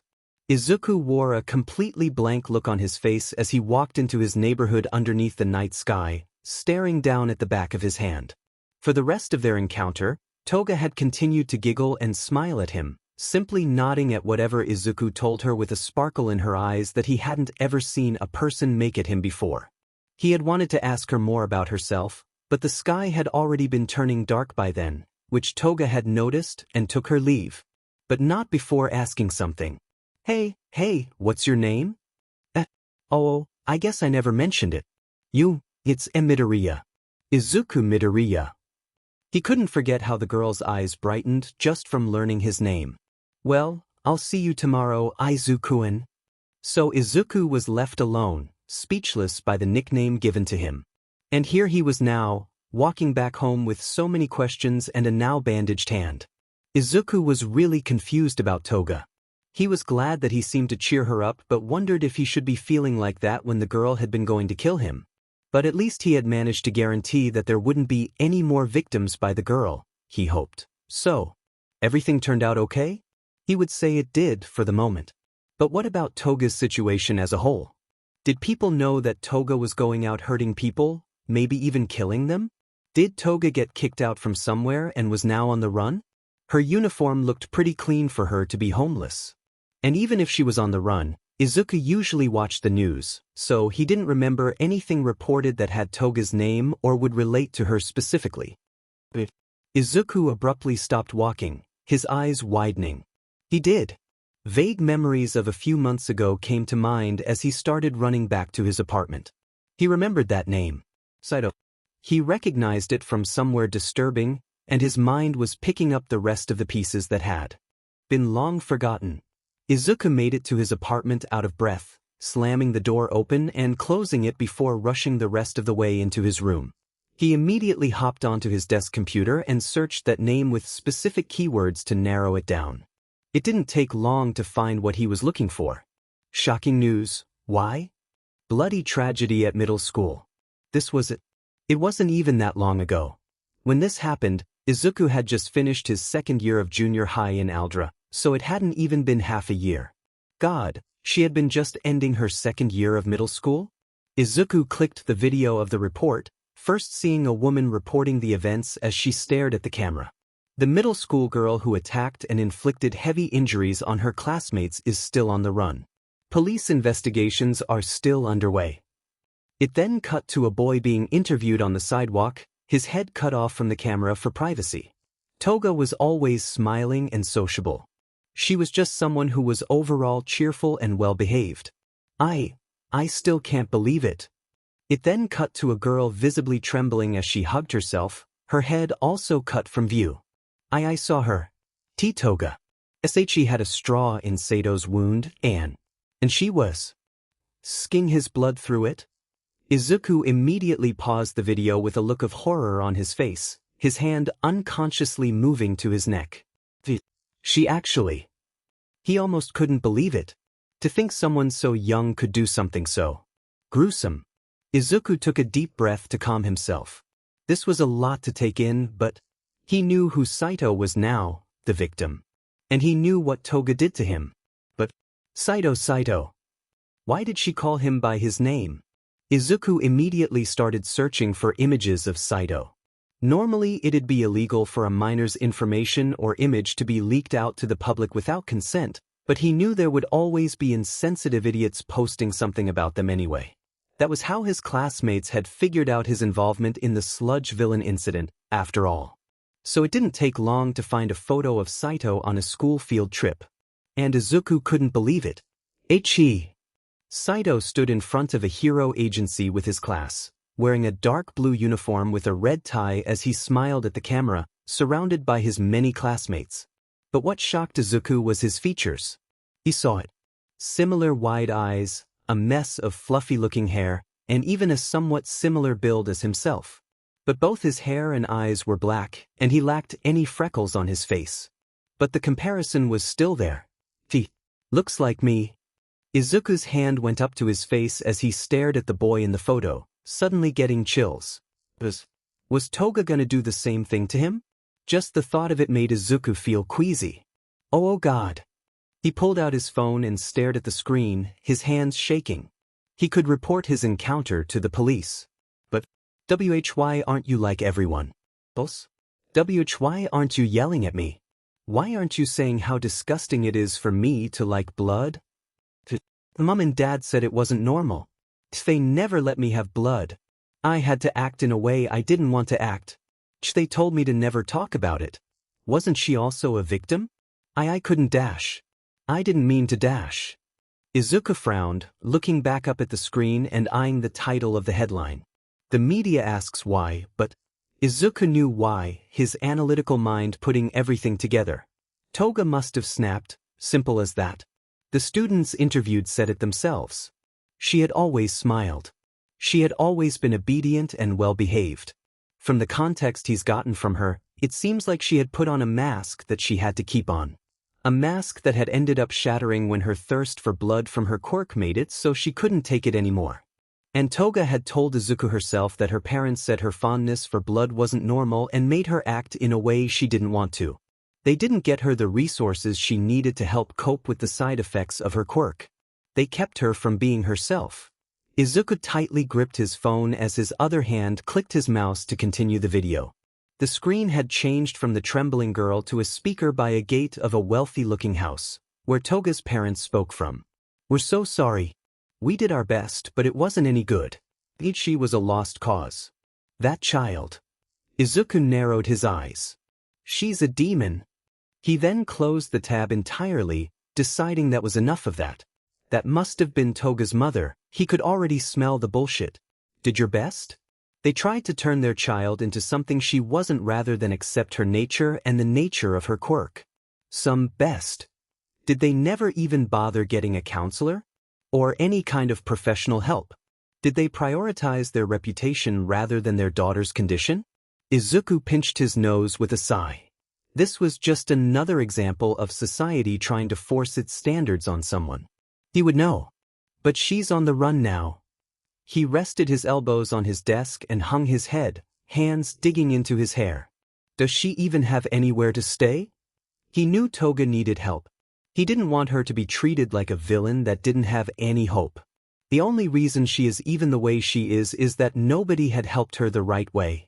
He wondered if she had reached out to anyone about this, only to be denied help. What could he even do himself?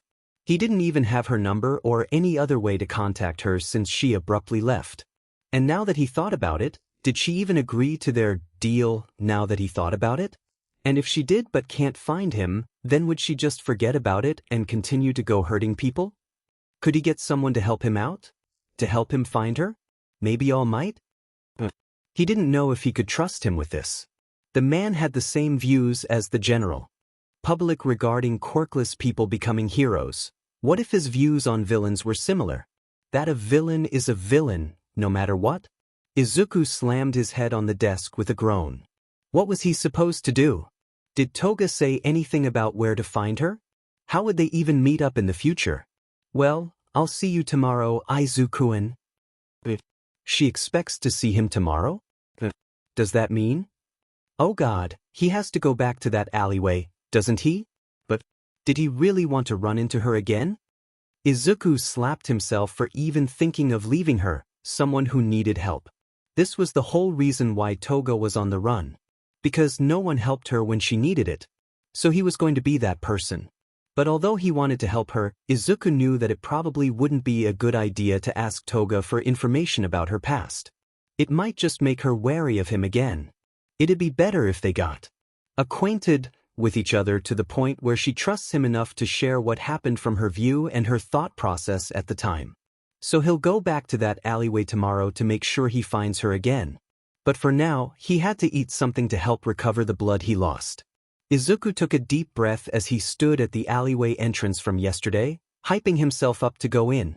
School hadn't been too bad today, besides a teacher scolding him just for dropping his eraser and one even chopping him on the head for mumbling. He had even managed to slip away from some of Bakugo's cronies who had given him looks earlier in the day. And now here he was, ready to continue his progress in saving the girl. WL. Here goes. He nervously fiddled with his hands as he stepped into the alleyway, following the path he had taken before while his eyes looked for any sign of movement. Behind him, the sounds of cars got further and further away, reminding him of just what dangerous territory he was entering. Soon, he returned to the corner where he would have to turn to get to his meeting point with Toga. Last chance to back out. A voice warned him from the back of his head. But he didn't. He kept walking, trying not to let his anxiety get the best of him at the thought of meeting the girl again. A girl. He hadn't thought about it at the time because his life had been in danger, but he had actually held a proper conversation with a girl. And he couldn't believe that he was more scared of the concept of talking to a girl again rather than being stabbed by this one. Oh, wait a minute, he's here. Izuku slowed to a stop as he entered the alleyway he had encountered Toga the previous day, taking a moment to look in front and behind him. He didn't see any sign of the girl despite being here around the same time he had come yesterday. Should I just wait for her? He took off his backpack and sat down against the wall, pulling out his partially chaired notebook and opening to a new page, proceeding to draw Toga from memory. Before writing down neat notes and questions about her. Himiko Toga. A girl with an obsession with blood, which is most likely a side effect of her quirk. Her quirk itself is unknown to me and hasn't been released to the public, but I know that it works with blood in some kind of way based on Toga's reactions when I questioned her on it. Does she have conditions for her quirk to activate? Perhaps she has to ingest blood, or does someone else's blood simply have to be exposed? Her sharp canines suggest that it's probably the former. But I didn't even see any sign of a quirk activated when she drank my blood, so maybe it's an unseen quirk that affects her body? Faster cognitive processing? Maybe improved speed? She did move and react pretty quickly, but that could just be her own abilities dash. You draw really good, Izuku-an. Oh, thanks Toga. Now where was I? Oh, her quirk could be some kind of dash. Izuku froze, processing the sweet voice right next to him. He robotically turned his head and found Toga crouched beside him, head in her hands as she smiled at Izuku's notebook in interest. Emerald eyes then met with golden, cat-like orbs. TV Toga. Izuku stuttered, clearly not having expected to see her right beside him. And especially not so close. Himiko. Toga corrected with a pout. Right, she did ask him to call her that. Yet, the thought made Izuku completely flustered. BB, but isn't that a little dash? Toga suddenly formed a cold glare. Hi Mikao. Izuku started sweating nervously, feeling small under her gaze. Okay, it's Himiko. Toga's smile returned as she glanced back down at his notebook. You're writing about me? Izuku turned back to his drawing, memories of disgusted classmates plaguing his mind. Why yes. He muttered, afraid of her reaction. But surprisingly, Toga merely giggled. You're pretty smart, aren't you, Izuku-an? She remarked as she read his notes. Izuku turned back to her in surprise. Toga noticed it and tilted her head. What? Izuku blinked, turning away with flushed cheeks. Nothing. I didn't expect that reaction. I thought. He held his notebook close. I thought you wouldn't like me writing about you. Toga smiled happily. I don't mind, I think it's interesting. Did you write about anyone else? Izuku was confused. He thought he'd get stabbed for sure for writing about her. Whenever someone at school found him writing about them, he'd always be called a creep, and his notebook would end up either unreadable or completely destroyed by the end of the day. That was why he only wrote about classmates at home or just not at all. But Toga found it interesting. He couldn't stop the smile that formed or the bubbling excitement that followed.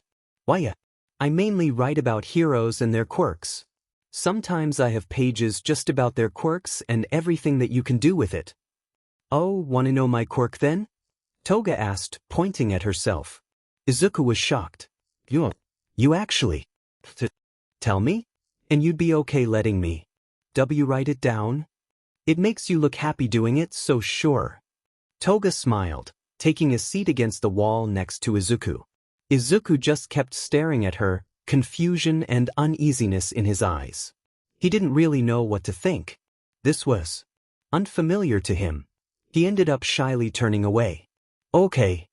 Toga's smile turned into a grin. By the end of her explanation, Izuku's eyes were enlarged and engrossed in his notebook as he scribbled down every fact he learned about her quirk with astonishment. Amazing! To think you can copy so much about a person, even their clothes.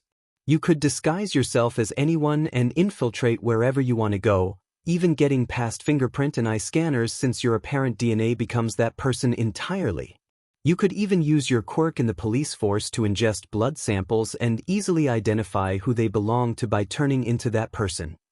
Toga's eyes fluttered in such an innocent way that didn't match how bloody she could leave a person, merely listening to Izuku's muttering and appreciating how he radiated like the sun when he did so. But she was caught off guard when Izuku turned to her and started bombarding her with questions. Could you identify a person's blood type by the taste? Or does each person's blood have a unique taste to you? Would ingesting the blood of someone drunk and transforming into them make you drunk too? Or would it depend on the alcohol level of your own blood? Do you think that since you're copying the DNA of the people you transform into, there's the possibility that you can use their quirks? Can you dash? Izuku stopped his ramblings when he registered the blank look on Toga's face, realizing that he had gone on another one of his mumbling sprees. I'm sorry. He suddenly closed his notebook and hugged it close, closing his eyes and tensing in an instinctual defensive measure as he prepared to get either burnt or shocked. But neither happened. Instead, all he got was a giggle. Hee hee, you're funny, Izuku-kun. Izuku didn't open his eyes when he heard that innocent giggle, his body naturally afraid to get hurt. But after a few more seconds of silence, he slowly opened them to see Toga still smiling harmlessly. I didn't know someone could talk that fast. Toga continued when she saw him looking at her now. Izuku's body still shivered, but he stared at Toga with less fear in his eyes. Apparently, he hadn't spoken for a bit, as Toga's gaze was neutral now. Izuku-kun, are you scared of me? His eyes widened, and he instinctively shouted, no, flailing his arms in a panic that he had offended her. It's not you. It's just that dash. I dash. He looked down, ears red from embarrassment as he fiddled with his fingers. I'm not. Good with people. Toga blinked in surprise. Not good with people? She didn't really get that feeling in their first impression. She had remembered trying to cut him up, and even though his eyes looked so scared, they had a burning light in them. But now he was this adorable, nervous wreck? She found it hilarious. You're weird, Izuku-kun. Izuku rose his head to see Toga's soft gaze staring back at him, feeling his nerves calm down just by looking at it. She looked so calm, satisfied, as if she enjoyed just being with him, something he never thought someone would feel with him of all people. There wasn't any sign of craziness in her eyes, nor was there any aura of danger around her. All he saw was a normal girl. A girl that hadn't been treated right. Izuku put his notebook to the side as he kept his full attention on Toga. Hey, Tog dash. He got a look from her. Himiko. Toga seemed amused by how nervous he was to say her first name. Yeah, Izuku-kun? We should talk. Toga tilted her head cutely. Haven't we been talking for a while now? Izuku rubbed his arm. I meant about more important stuff. Toga tilted her head the other way, waiting for him to elaborate. Okay, Izuku. Baby steps. She didn't technically agree on that deal you offered. You have to make sure if she's settled on it or not. Why, you know how I asked if you would stop doing crimes if I gave you blood? Toga nodded, hugging her legs close to her chest with her mouth hidden behind her arms. So, what do you think about it? He continued. Toga tightened the hug around her legs, squinting at Izuku as if trying to find something deep in his eyes. But she apparently didn't find what she was looking for, as her body shifted and started to relax. So, I can have your blood whenever I want. Izuku saw an image of himself as he dry, his body as skinny as a stick bug. He shivered at the thought. When I can give it to you.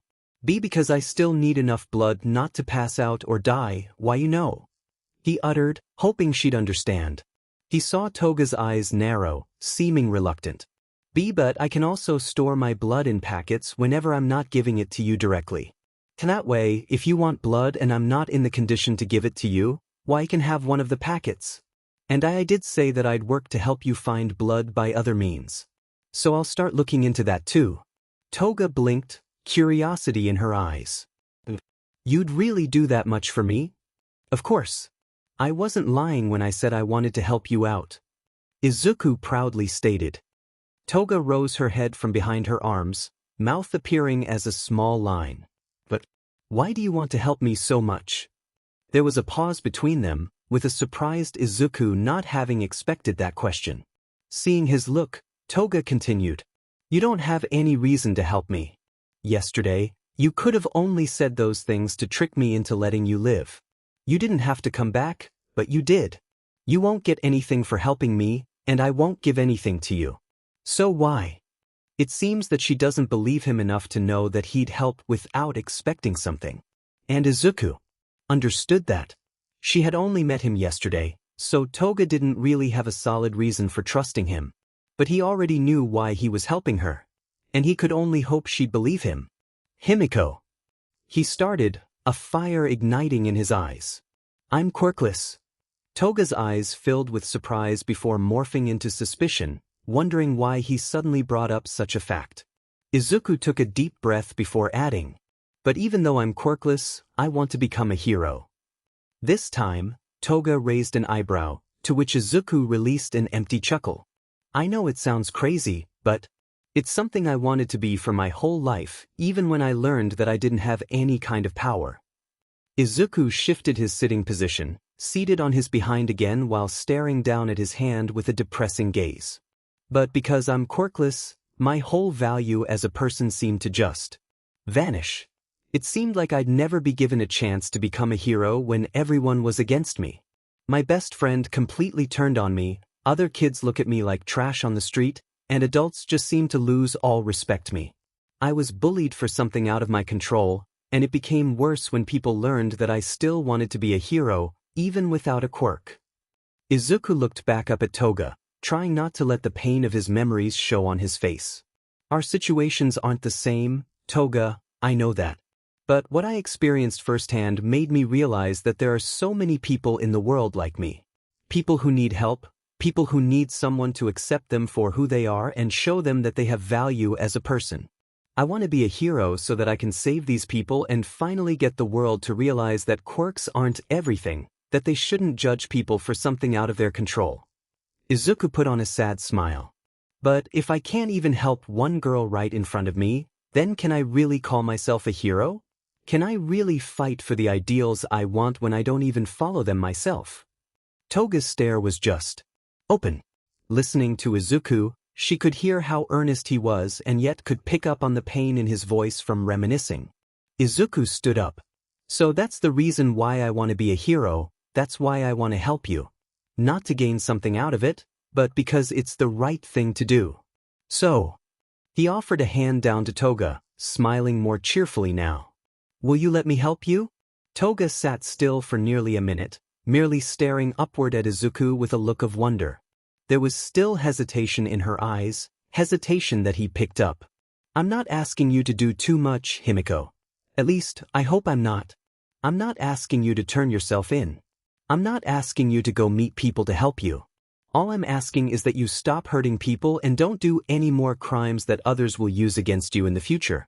Because one day I will fix things. I'll fix things so that you can go back into a world where people accept you for who you are. Until then, you can live comfortably as you want. When you want blood, I'll give it to you. And if you need help with something else, then I'll do my best to provide it. Toga didn't seem to have even blinked for the last minute, just staring with wide eyes. You know what my quirk is. You must know if you give me blood packets, then I could use them to do something as you at any time. I could end up ruining your life, and yet, you'd trust me not to? Izuku merely shrugged with a chuckle. If I didn't trust you, then I wouldn't be able to help you. Toga finally blinked at that response. And then she laughed. Izuku hadn't ever heard anything so precious. He could feel his smile enlarge at how happy she looked. Her laughter didn't last long, But Izuku was ever so glad he had witnessed it, as it filled him with more confidence than ever as Toga glanced back up at him with a grin. "You really are weird, Izuku-an." She reached up and grabbed his offered hand. But rather than let him pull her up, she pulled him down. Izuku yelped as he fell to one knee with his face a few inches away from Toga's, not getting the chance to even back away as the girl's hands reached up and grabbed his cheeks. "But I like that." Her whisper brought an odd shiver of dread all throughout Izuku's body. And yet, it wasn't the same dread he had felt when Toga first tried to slice him. It was hard to describe. It seemed like the type closer to prey being hunted by predators, but without the fear of death. And yet, Izuku didn't know what it meant. All he did know was that Toga's current expression was worrying. She seemed completely engrossed in his eyes, with her cheeks a gentle red, and another one of the largest grins she's had so far. But it made Izuku instinctively gulp, and he couldn't help but feel like somehow he had gotten more than he bargained for.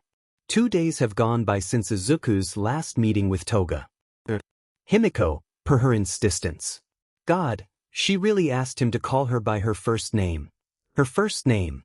There wasn't a single person he's ever addressed like that. And a cute girl was the one who demanded he did. He'd probably freak about it more if he didn't have more important things to worry about, like what the hell was he supposed to do now? The day after establishing his agreement with the honey blonde girl, he had gone back to that shady alleyway to see her again, perhaps to talk to her about her plans for the future. But he didn't find Himiko, he only found a fresh note pinned to a trash bag with a knife. "I'll see you soon, Izuku-an." That wasn't ominous at all. And as much as Izuku waited in that alleyway that day and the day after, Himiko hadn't shown up.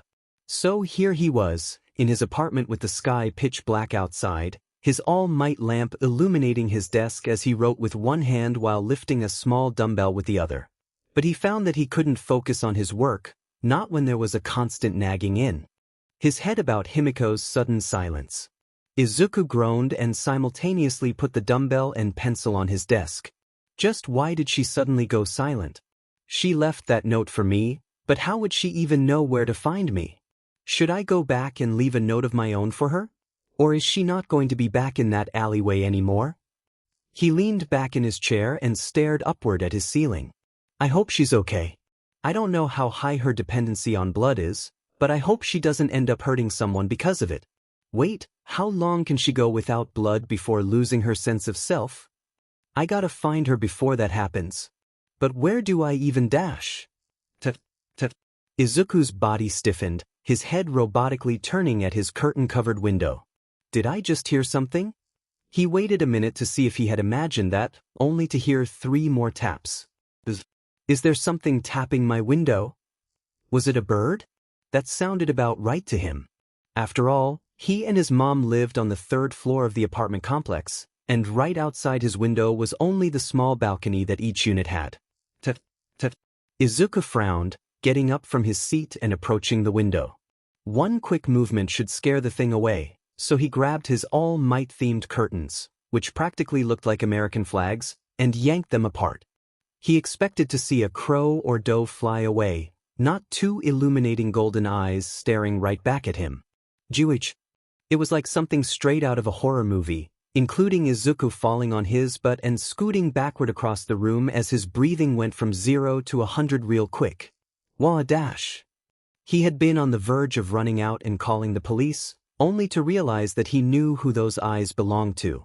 And indeed, when he focused his vision and saw a pair of fangs in a devilish grin and 2 messy buns of hair, he knew just who he was staring at. Toga? The girl waved at him from behind the window. Izuku was reasonably dumbfounded. Several questions sped through his head as he stared at his unexpected guest, like what the hell was she doing on his balcony? How did she even get on his balcony when they were 3 floors up? Oh God, was she here to kill him? Did he end up doing something wrong after all? Or has she gone too long without any blood and hunted him down? Izuku stopped his frantic thoughts and realized that Himiko wasn't immediately busting into his apartment. Rather, the girl respectfully stood outside his window but impatiently tapped his window's glass with a pout. Was she waiting for him to let her in? Izuku gulped down his nerves and stood back up, then inching his way toward Himiko until he reached her. Whether he was stupid or just suicidal, he unlocked the window and slid it open, where the blonde then smiled as she jumped over the windowsill and into his room. She then looked at him with mischievous eyes and an equally mischievous grin. "I told you I'd see you soon, Izuku-kun." She cheered. Izuku's mouth quivered out of nervous confusion. T-Tog dash. He received a glare. "Himiko." He stammered, instinctively straightening his body. The girl brightened once more before a large poster caught her eye, to which she saw the large face of Japan's most iconic hero. Then she glanced around the room and saw over a dozen smaller versions of that face. She blinked, then blew an impressed whistle as her eyes roamed. "Wow, Izuku-kun, you really like All Might." At this moment, Izuku realized that a girl was in his room. Not only that, but she could see all of the All Might merchandise he's collected over a decade. His face burned red as his hands shot to cover it, feeling as if he wanted to die. Well, die a little more than usual. How was he supposed to explain this to her without looking like a total nerd? Wait a minute. Again, he had way more important things to be worrying about. Izuku removed his hands from his face and tried not to look nervous, failing miserably. Himiko, what are you doing here?" The blonde raised an eyebrow as if it should be obvious. "Visiting." "Yes, he can see that, but that's not the issue." How do you even know where I live?" Himiko innocently smiled. "I followed you." He didn't know where to begin with that. "Okay? But what if my mom was home? It would have been bad if she saw you." "Don't worry, Izuku-kun. I made sure to watch you for 2 days to see when you're usually alone." Himiko chirped. Did not where to begin with that. So he ignored it entirely in favor of being glad to see her again. "At least now I know you're okay." He sighed, tiredly rubbing his forehead. Did you miss me, Izuku-kun?" Himiko teased, hands moving behind her back as she leaned her face close to his. Red seeped into Izuku's cheeks as he averted his eyes. I was just worried that something had happened to you." He stuttered, earning a giggle from the girl. Don't worry, Izuku-kun."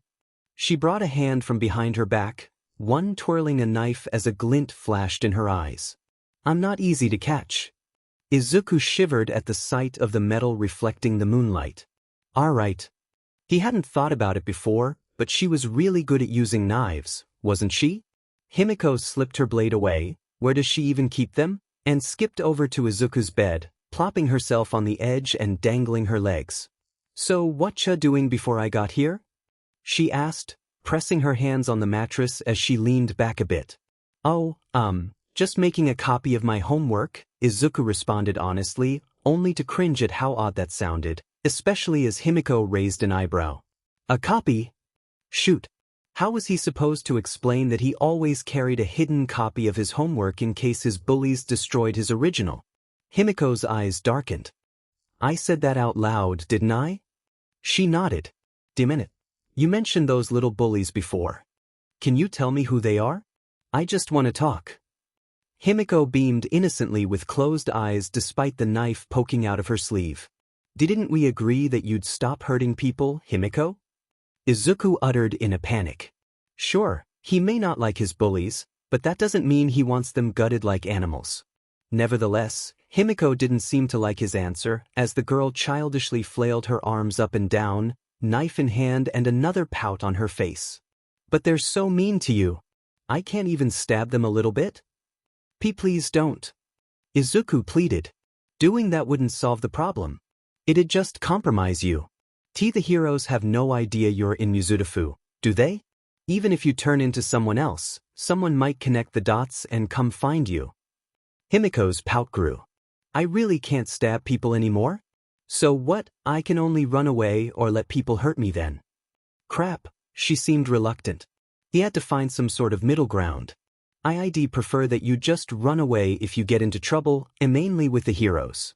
But if it's unavoidable, then don't go overboard. Please?" Izuku nervously looked down at the floor, fiddling with his hands. I just don't want anyone to get too hurt. That means you too to dash.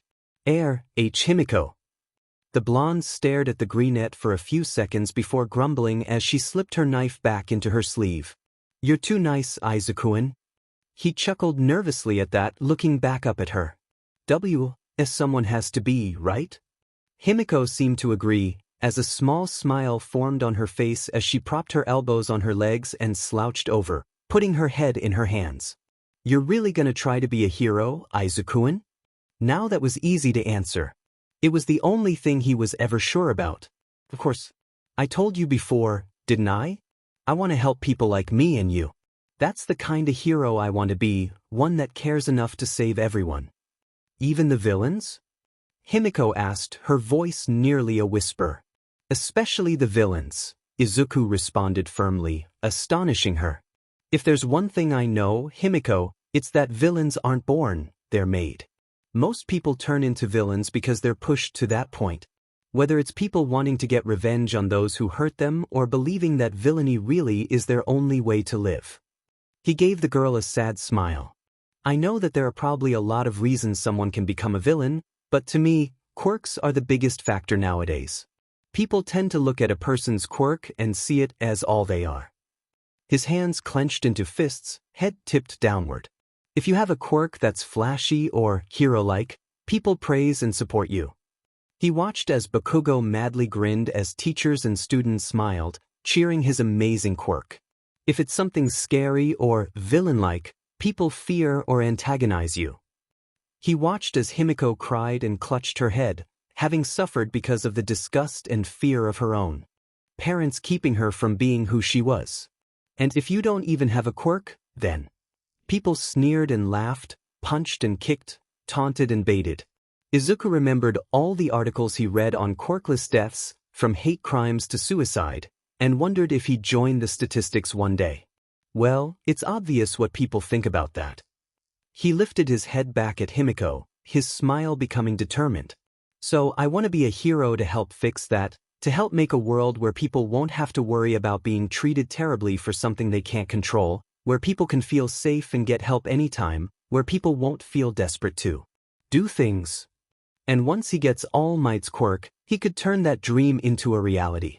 To become a top hero that makes people feel safe, to become an iconic figure the world would have to listen to.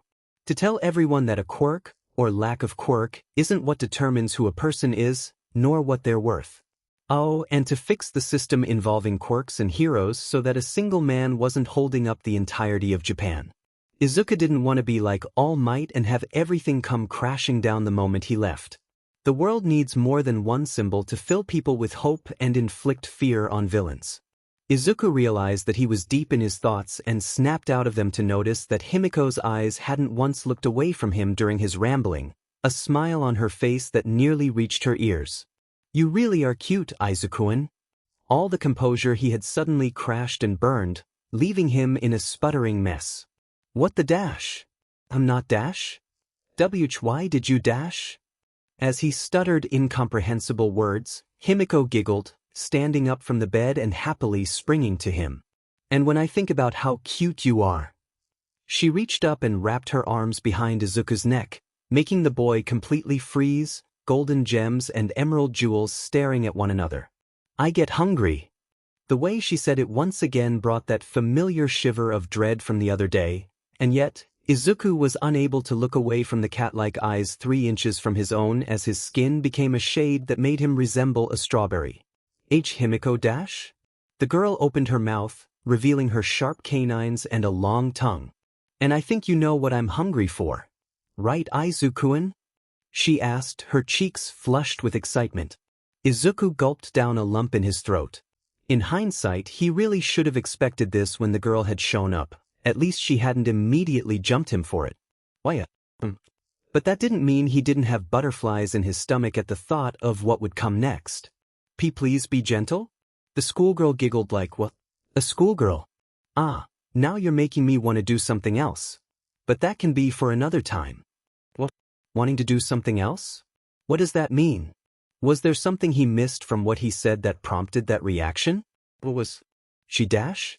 Izuku squeaked as he felt Himiko bite into the area between his neck and shoulder, tensing up as he felt her feasting on his blood, although the image was ironically not as visibly bloody as that sounded. It actually didn't hurt as much as he thought it would, despite having 2 fangs punctured into his skin. If anything, it felt more like getting his blood drawn, actively uncomfortable suction but not necessarily painful. And the feeling was so familiar that it wasn't hard for him to relax to make it easier for his blood to come out. And the sting didn't even last for that long, merely about 10 seconds before Himiko popped her mouth off with a gasp of pleasure. She didn't let go of Izuku immediately. She kept her arms around him as she took deep breaths over his skin, making the boy stiffen. Ha! With each breath against him, Izuku shuddered. He tried not to think about how close Himiko was, how soft her feminine body pressed against him, how nice her hair smelled as it tickled his nose. He was failing miserably. Himiko? His nervous whisper became an aghast cry as he felt Himiko's tongue slither over the spot she had bitten, liking the area passionately as she panted hard. After what felt like an eternity, Himiko finally pulled back from Izuku's neck and stared upward into his eyes, her own dilating like a cat's as she exasperatingly breathed, open mouth revealing traces of blood still around her teeth. "Huff, you taste so good, Izuku," she whispered. How does he even respond to something like that? "Did thank you?" he uttered, eyes unmoving from hers. "Cease, can you let go now? Why, you're a little too close." Himiko's open mouth closed into a smile. "Ah? What's wrong, Izuku-kun? You don't like it?" She chuckled. "You don't like a pretty little girl holding you like this?" "That's not." He averted his eyes from hers, whatever blood was left in his body rushing to his head. "Or would you like something more?" She cooed, wrapping her arms tighter around the back of his neck, face moving ever so closer to his. Holy Mother of God, he can't handle this, he doesn't know how to handle this, and he didn't even know what this is. Is this another form of bullying he didn't know about? Not like the sneers and offenses from his classmates, but something light-hearted meant to mess with him? Is Himiko teasing him, or is she implying what he thinks she's implying? Or is she flirting with him? Was a girl actually flirting with him? Aga. Wah. Only unintelligible garbles came from Izuku's mouth, his brain failing to send information for him to form coherent words, as it was practically overloaded at this point and unprepared for what came next. It was a simple, innocent kiss on his cheek from a dangerous yet beautiful girl. But it was the tipping point that finally fried his brain, and you could practically hear the windows shut down sound as Izuku's eyes rolled to the back of his head, the rest of his body falling backward. Himiko's arms slipped off him, and she watched in bewilderment as the boys hit the ground with a comedic thump, steam rising from him. She blinked a few times before realizing what just happened, cheeks puffing up as she snorted before bursting into laughter. She hadn't known what to expect from Izuku, but she hadn't been expecting that. Her laughter lasted a few seconds before she caught her breath, still releasing a few giggles. Ha! Phew! She wiped a tear from the corner of her eye and stepped beside Izuku's prone body, crouching next to his face. She moved her hands to her cheeks, eyes illuminating brightly in the darkness as she admired his unconscious form. "Guess we'll have to ease into that." Izuku remembered the day he had stopped being optimistic about his life improving. It had been the first day of his second year at Aldra. Spending a year at the school had given his classmates the realization that no one would ever do anything to help him, so some had welcomed him into the second year by pushing him down the stairs. And to add icing to that spoiled cake, a teacher had been present throughout the entire thing, only to turn a blind eye. That day was the first time Izuku had really thought he was going to die, and that had both made him realize that things just weren't going to get better for him and that Bakugo was his friend no longer. So he dealt with it, believing that things would never improve until he finally made it into UA. His desire to be a hero had been the only thing that had kept him going, and although he wasn't happy, he at least had a dream that he believed would finally lead him to happiness. Meeting All Might had temporarily shattered that dream. Actually, in a way, the man had destroyed a part of it entirely. Izuku had only wanted to be a hero with his own abilities and talents, all without any powers to show that it could be done and change the world's viewpoint on quirks. But the man's response to his question had made him lose all hope that he could do it. If the number one hero didn't accept that someone quirkless could be a hero, then the odds are that no one else would. That could even include UA. Who knows if they'd let him into the hero course even if he passed as quirkless. But despite the unfortunate circumstances, Izuku's dream was still burning brighter than ever, what was left of it, at least. Because even though he couldn't be a hero the way he had wanted, at least he had a guaranteed chance to become one with his mentor. All it required was his hard work. So you bet your butt Izuku went plus ultra even when All Might wasn't around to motivate him. And that included right at the moment, as he pushed a fridge over the sand toward the truck his mentor would eventually use to transfer the trash. Phew! He finally managed to push the appliance next to the vehicle, leaving it there for All Might to lift up into the truck later. Because yes, even if Izuku could push a lot of the heavier things across the sand, there was no way he could lift them yet. You're really gonna clean all of this up, Izuku-kun? Izuku wiped the sweat off his forehead as he glanced at his spectator/stalker watching him from afar. Yeah. Once I finish, I should be ready for the U.A exam. Well, ready to use All Might's quirk for it, at least. But who knows? Izuku has done tons of research on UA's practical exam before. He might not even need the hero's quirk to get in. Wouldn't that show everyone? His answer earned him a huff of acknowledgement from Himiko, who was seated on a random freezer to the side, thankfully one that looked rather clean. Izuku was honestly still getting used to Himiko's occasional presence around him. It's been over a month since the first day she had visited him, and ever since then, the girl made it a habit to show up at his house at night when his mom wasn't around, sometimes not even asking for blood. She usually just lounged around his room, either watching Izuku doing something or making small talk with him, like asking what hero school he was going to apply for. She had been surprised to hear him say "you," but she didn't laugh at him, not like how literally all of his classmates did. That had actually meant a lot to him. But anyway, he and Himiko had gotten better acquainted throughout the month. He learned that besides blood, the girl loves cute things and pomegranates, surprisingly. He also learned that she had taught herself how to use her knives but didn't really have an explanation for her fast movement and reflexes. Did it have to do with her being cat-like? Izuku had also told her a few things about himself, like his exercise plan at the beach park and that he usually had a trainer helping out. He didn't tell her it was All Might, of course, and he had also emphasized to her that she shouldn't come anywhere near him when he was around, using the excuse that Yagi had a quirk that could potentially detect her identity if she ever got too close, which was good to keep the two far away from each other. He still hadn't asked her just who Saito was to her, afraid of touching a sore subject, but that was fine. He was just glad he had the closest thing to a friend now. Toga? A dark glare was sent his way. Himiko. The blonde's expression softened into a fond smile. Yeah, Izuku-kun? He didn't know if he was sweating because of his physical exhaustion or due to the sudden anxiety about what he was going to ask. Are we friends? Himiko paused, staring at him with a blank expression. He immediately felt some dread creeping up. I'm sorry for assuming. I didn't mean to dash. Izuku-kun. Himiko's stern tone made Izuku straighten his body into silence, especially as the girl hopped off the freezer and stepped towards him. As she got close, her hands went up and grabbed his squishy cheeks, forcing him to look at her closely.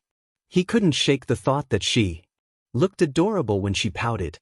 And that was what momentarily distracted him before what came next. Izuku blue-screened as he felt Himiko's lips peck his cheek again, the soft, warm feeling engraving itself down to his soul. He didn't immediately pass out this time, thank God, but he had gone near catatonic by the sudden action, brain in shambles. He could only stare, dumbfounded with burning cheeks, as Himiko stared upward at him, a cheeky grin on her face with her yellow irises reflecting the sunlight like gemstones. Does that answer your question, Izuku-kun? Well, yes, but actually no. But he was incapable of saying anything at the moment due to his stupefaction, only watching as Himiko let go of his face and backed up, moving her hands behind her back. I hope it does.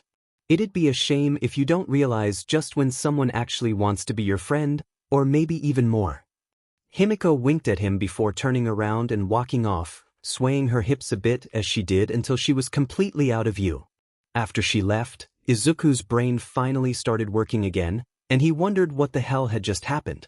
He just didn't get it. Are all girls that straightforward when they don't hate you? Were they all that touchy if they didn't view you like trash?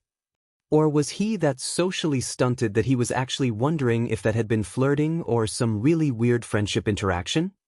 Did he have that little self-esteem that nearly 90% of him didn't believe that a girl could ever be, well, interested in him? God, he needed a therapist. Now, if only there was one that'd actually accept him. Izuku spent several more hours at the beach, contemplating life. It was when there was a month left until the exam that Izuku's nerves started getting to him. Just thinking about how he'll do on it has been taking a toll on his mind, wondering if he'd end up disappointing All Might and not even getting into UA. So although today was supposed to be a day of relaxation for him, per All Might's insistence, he was getting more exercise in a way that involved what he loved doing, helping people. Izuku carried a few bags of fertilizer beside a table of new flowers, placing them on some wood pallets on the floor before standing up and wiping his brow. All of his hard work was showing, as he doubted he would have been able to carry even one bag of fertilizer a year ago. I moved the bags, Suzuki-san. Ms. Suzuki had just finished placing a bunch of flowers into a pot when he had called out to her, the old woman turning around with a smile. My, you have really grown this year, haven't you, Midoriya-kun? You've been putting on muscle. The boy sheepishly scratched the back of his head. He just been training a bit for you. Suzuki hummed. Ah, the entrance exam is in a month, is it not? He nodded nervously, being reminded of just how close that day was. And still you decide to come and help an old lady out. Suzuki smiled fondly. Aye. Just like helping people out. He uttered. Well, your service is always appreciated, Midoriya-kun. But I suggest using the rest of this month to prepare for your hero exam. Then we can celebrate when you pass. The old woman stated brightly. Izuku blinked, wondering if he had heard that right. Didn't you mean, if I pass? I know what I said, Midoriya-kun. Suzuki chuckled. Izuku felt himself getting embarrassed. You really think I'll get into the H-Hero course? You don't even know what my Q-quirk is. She merely gave his words a dismissive wave. That doesn't matter, Midoriya-kun. You're a clever boy, so I'm sure you'll get in, no matter what your quirk is. Did that include if he didn't even have one? Izuku was almost tempted to ask her, but he knew that'd basically cue her in that he's quirkless. And although Suzuki was one of the nicest people he's ever known, he knew that even the kindest people could end up treating him like everyone else when they heard what he lacked. After being hopeful only to be let down so many times. He just couldn't say it. Thank you for your confidence. He said instead, not looking her in the eye. You're welcome, Midoriya-kun. You and my granddaughter are going to be such wonderful heroes. Suzuki then gasped, a sudden thought reflecting on her face. That reminds me. She's supposed to be visiting around this time. Would you stay for dinner? She's been wishing to meet you. Oh, social interaction? With another girl? He had only just gotten used to Himiko's company, and even then, he had no courage to talk to another girl while he didn't have a quirk yet. I should actually get G going. He stammered. Suzuki looked a little disappointed but still kept her smile. Oh, what a shame. But I suppose it was too sudden to spring on you. I'm sure your own family is expecting you back home. Izuku cringed at that. His dad was gone, and his mom was usually at work by the time he came home. He wasn't gonna admit that to Suzuki, though. It was nice seeing you again, Suzuki-san. He smiled. A pleasure as always, Midoriya-kun. Good luck with your exams. She returned. Thank you very much.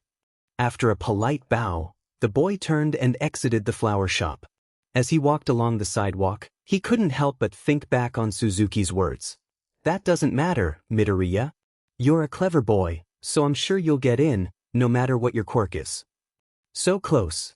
It was so close to what he had wished to hear for his entire life.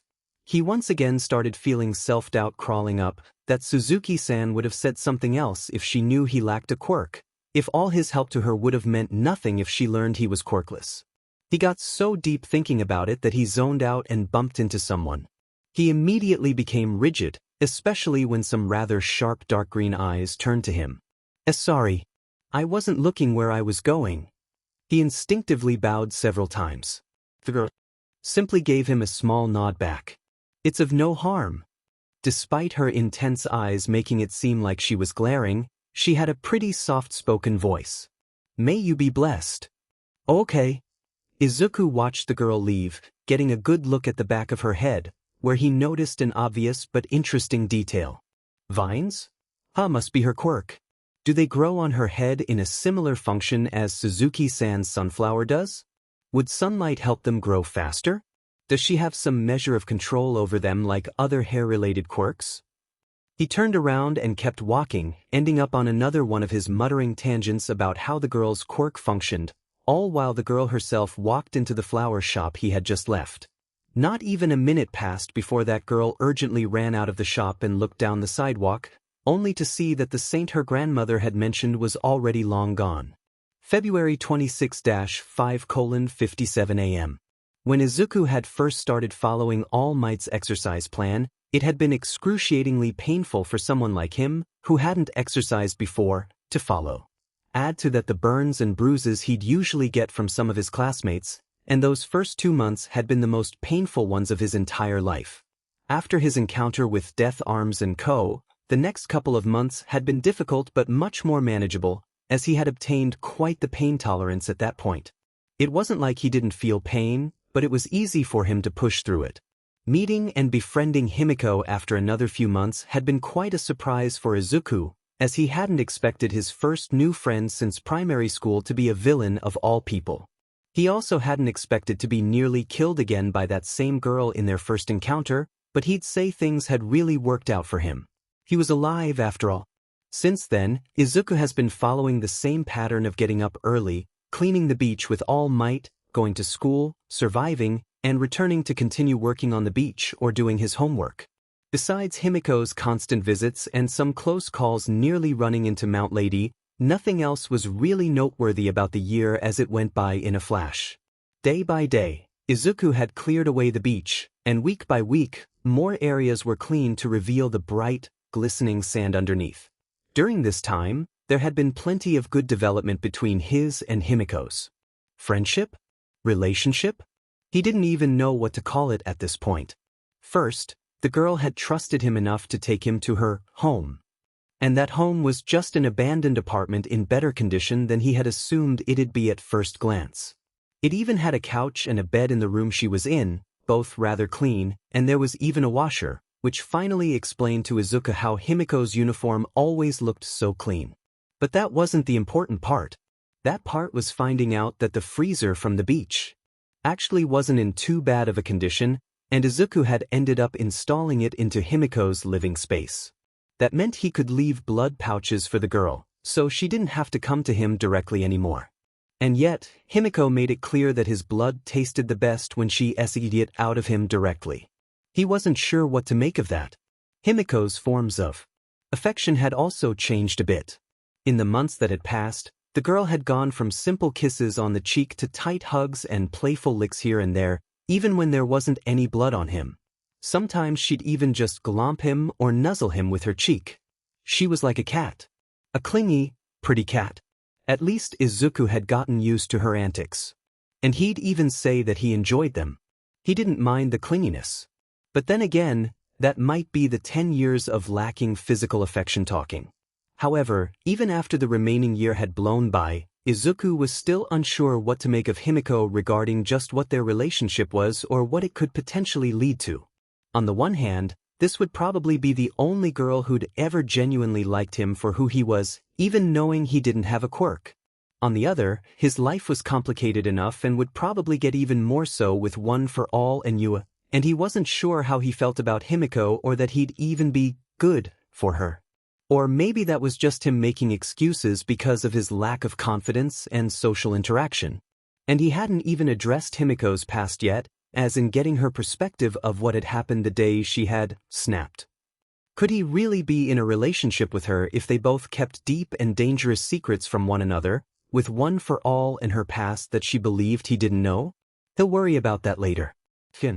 Wait, what was he doing? He was trying not to pass out as he screamed at the top of his lungs. Shirtless, sweating, yet invigorated, Izuku stood tall on the remaining heap of trash on the beach, which he had piled onto the pavement. He had finally done it.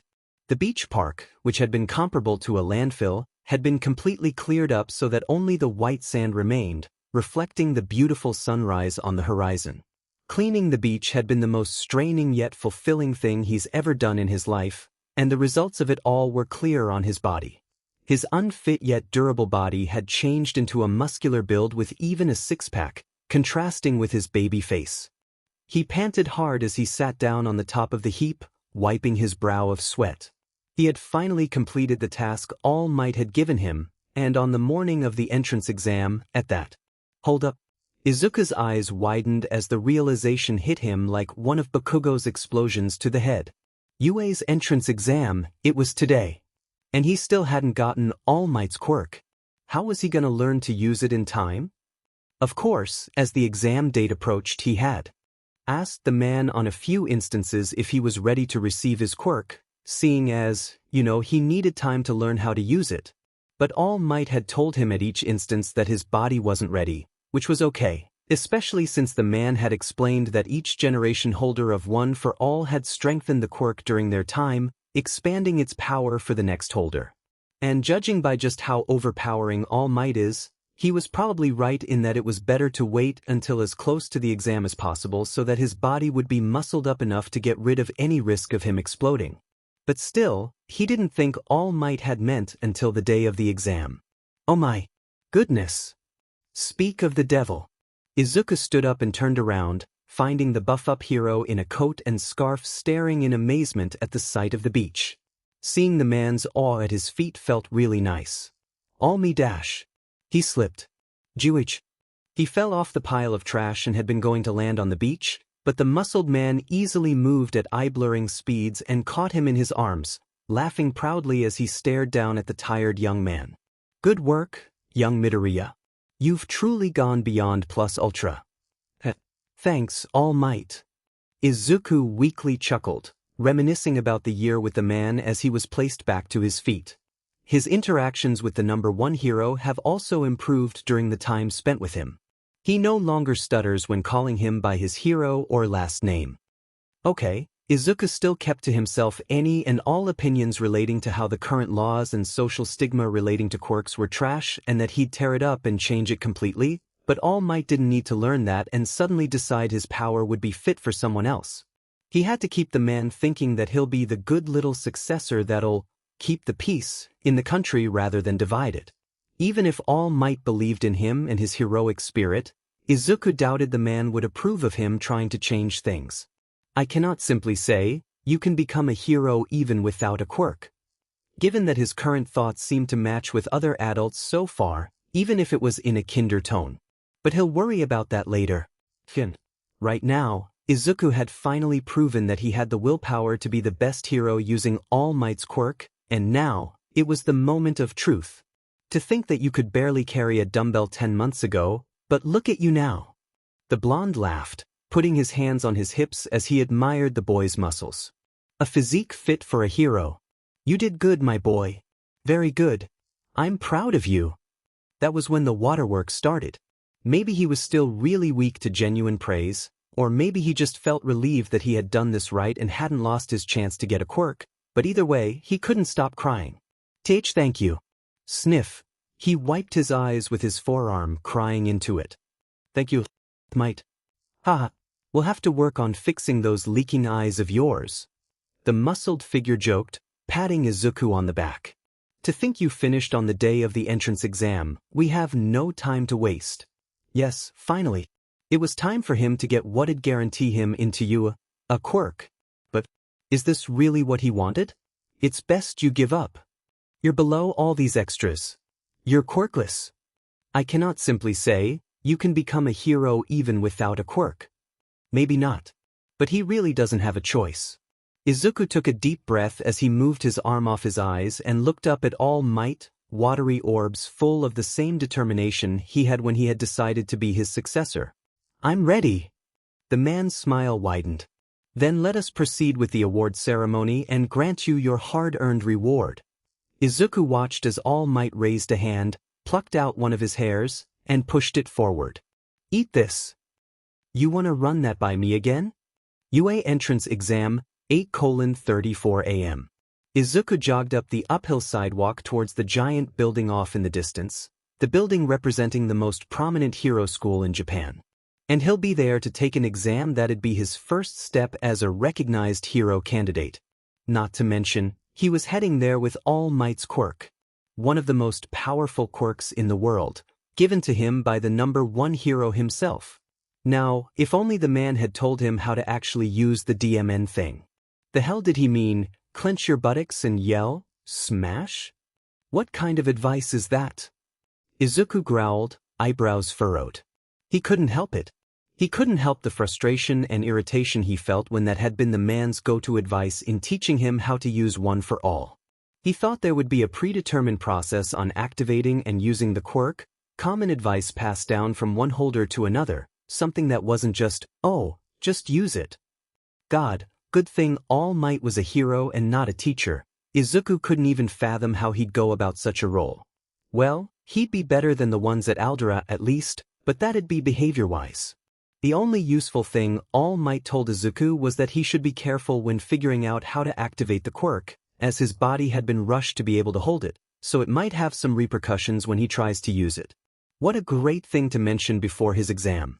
So basically, Izuku had no idea how to activate One for All. Therefore, he had yet to practice using it, so he's essentially going to take the practical exam still quirkless. But okay, this is fine. The thought didn't even leave him that dismayed, seeing as he had been planning to take the exam without a quirk in the first place before meeting All Might.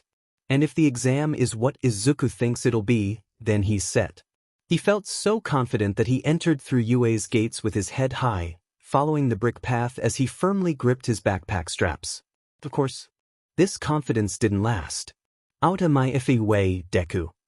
Izuku's breathing halted as his pupils shrunk, an instinctual fear kicking in as he shakily turned around, finding his childhood bully standing right behind him with a scowl. K-Cack and dash.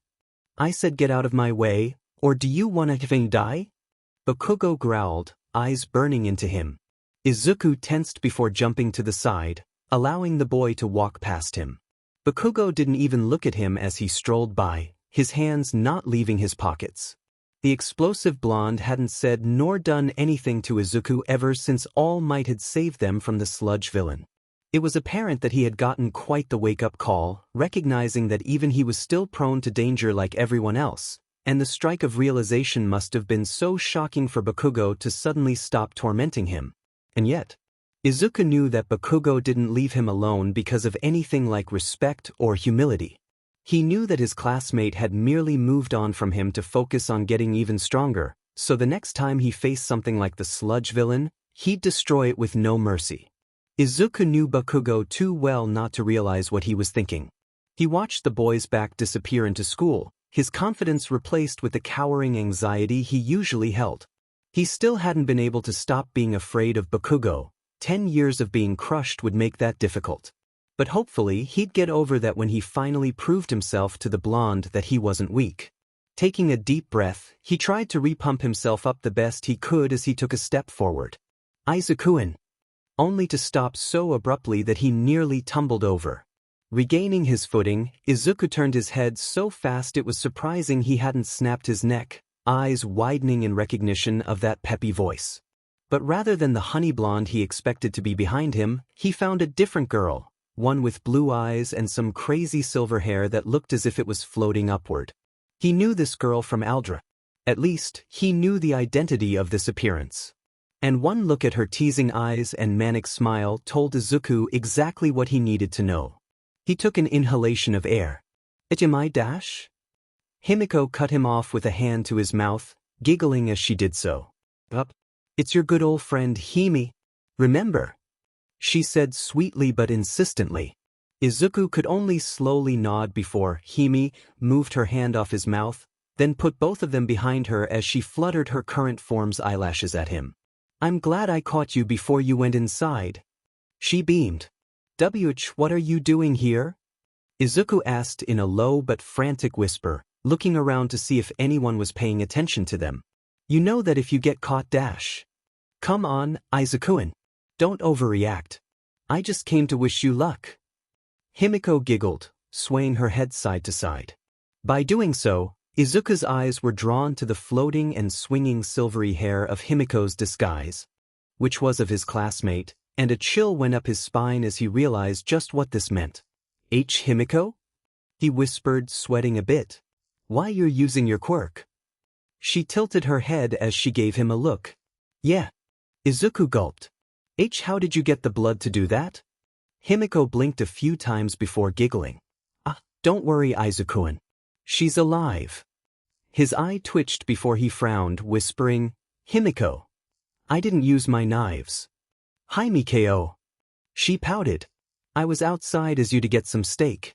The snobby girl showed up with friends and recognized you while I was eating. Came to say tight, but was clumsy and bumped my food off the table. She was so clumsy that she even tripped as she turned to leave and split her head a bit. You tripped her? Izuku deadpanned. Didn't you hear me? She was so clumsy. Himiko smiled. Both stared at one another for a few seconds before Izuku sighed and pinched the bridge of his nose. What happened after? Himiko's eyes became somewhat manic, and her grin matched it. I just said sorry and smiled. But for some reason, they ran away. Izuku could imagine how scared those girls must have been from seeing Himiko make that face using his body. Maybe they'll leave him alone now? Guess he can appreciate that. I'm glad things didn't get too bad, but you should be more careful whenever you use my appearance. A lot of people don't like me. Himiko frowned at that as if the idea that anyone not liking him was scandalous. Thank you for coming to wish me luck. Izuku added, giving her a nervous smile. It makes me feel more confident. The smile returned on her disguised face. You're welcome, Izuku-an. But I can do a little more than that. Before he could ask what she meant, Himiko grabbed his cheeks and moved her face closer to his, a twinkle of expectation in her eyes. How about a good luck kiss? She whispered. Izuku took the emergency exit out of the conversation and slipped out of Himiko's grasp, the entirety of his head red. Sorry, bye. He turned around and sprinted toward the entrance to the school building, only to actually trip this time, on a loose brick at that. Welp, guess I'll die. Izuku waited to hit the ground, but surprisingly, that moment never came. Rather, his body suddenly jerked to a stop mid-fall, and he started floating instead. He wondered if One for All had actually given him the power to break physics before noticing the girl standing beside him. With brown hair, brown eyes, permanent blush marks, and wearing pantyhose with her coat, he saw her grabbing his currently floating backpack, realizing that it was holding him up. Are you all right? The girl asked, smiling softly at him. Oh no, she's cute. Not another one. Izuku could already feel himself blushing as the girl used her hands to gently move him upright, then letting go and pressing the tips of her fingers together, where he then felt the weight of his backpack return to him. Sorry for using my quirk on you without asking first. I just thought it'd be a bad omen if you fell, you know? The girl smiled. For once, Izuku was glad for Himiko's constant clinginess and teasing, as it made it easy for him to get over his nerves and talk to this cute girl. Thank you for catching me. He bowed, overjoyed to be talking to someone his age who didn't immediately hate him. The girl giggled, her breath visible in the cold morning air. You're welcome. Are you here to take the heroics exam too? She was aiming for the hero course like him? How he'd love to have a classmate like her.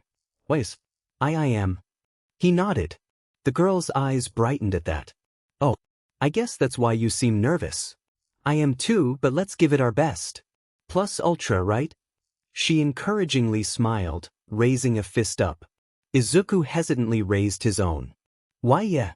Who's this, Izuku-an? Hearing that voice practically doused Izuku with cold water, making his eyes shoot to a still-disguised Himiko standing beside the other cute girl, hands behind her back and curiously looking at her. Dash. If this is Dash. Oh, you came with a friend?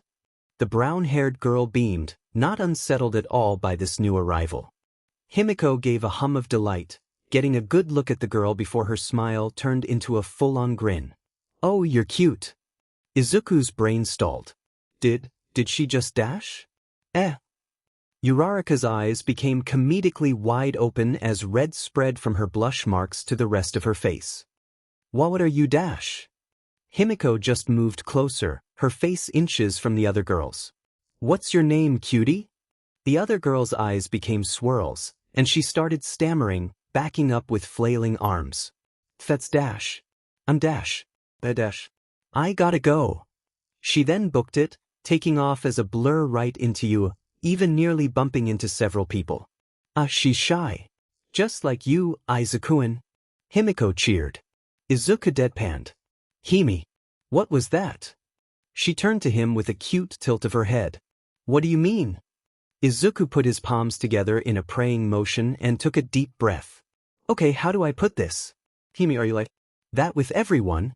It'd finally tell him if she had only been messing with him this entire time. Himiko blinked at him before smirking. Are you jealous, Izuku-an? That broke his composure, sending him into a sputtering panic. No, I'm just Dash. Aren't you both Gigi girls? Himiko's teasing smile shifted into a pout. You're gonna tell me you never dreamt about having both a wife and husband? How boring. Okay then. Apparently she just swung both ways. Good to know. Wait, what the hell did that mean for him, exactly? He couldn't further explore that thought process as a warning bell suddenly rang from the school, dragging both teens out of their conversation. Izuku tensed up as he realized that he was gonna be late for his written exam if he didn't move, while Himiko became somber as she glanced at the school sheet. Never be able to go to. Izuku gave Himiko another nervous smile. I gotta go now. Thanks for coming to wish me luck. He turned around to head inside but only took 2 steps before he felt Himiko's arms wrap around him from behind, making him freeze. You'll get in, Izuku-an. She whispered, forehead pressed against his back. You're already an amazing hero, now you can show them that. A surge of emotions swelled within Izuku, the most prominent being an overwhelming joy. Himiko was sure he'd pass, even when she was under the assumption that he still didn't have a quirk. That meant more than anything to him. He had to keep himself from crying as a wobbling smile formed on his face. Thank you, Himiko. Thank you so much.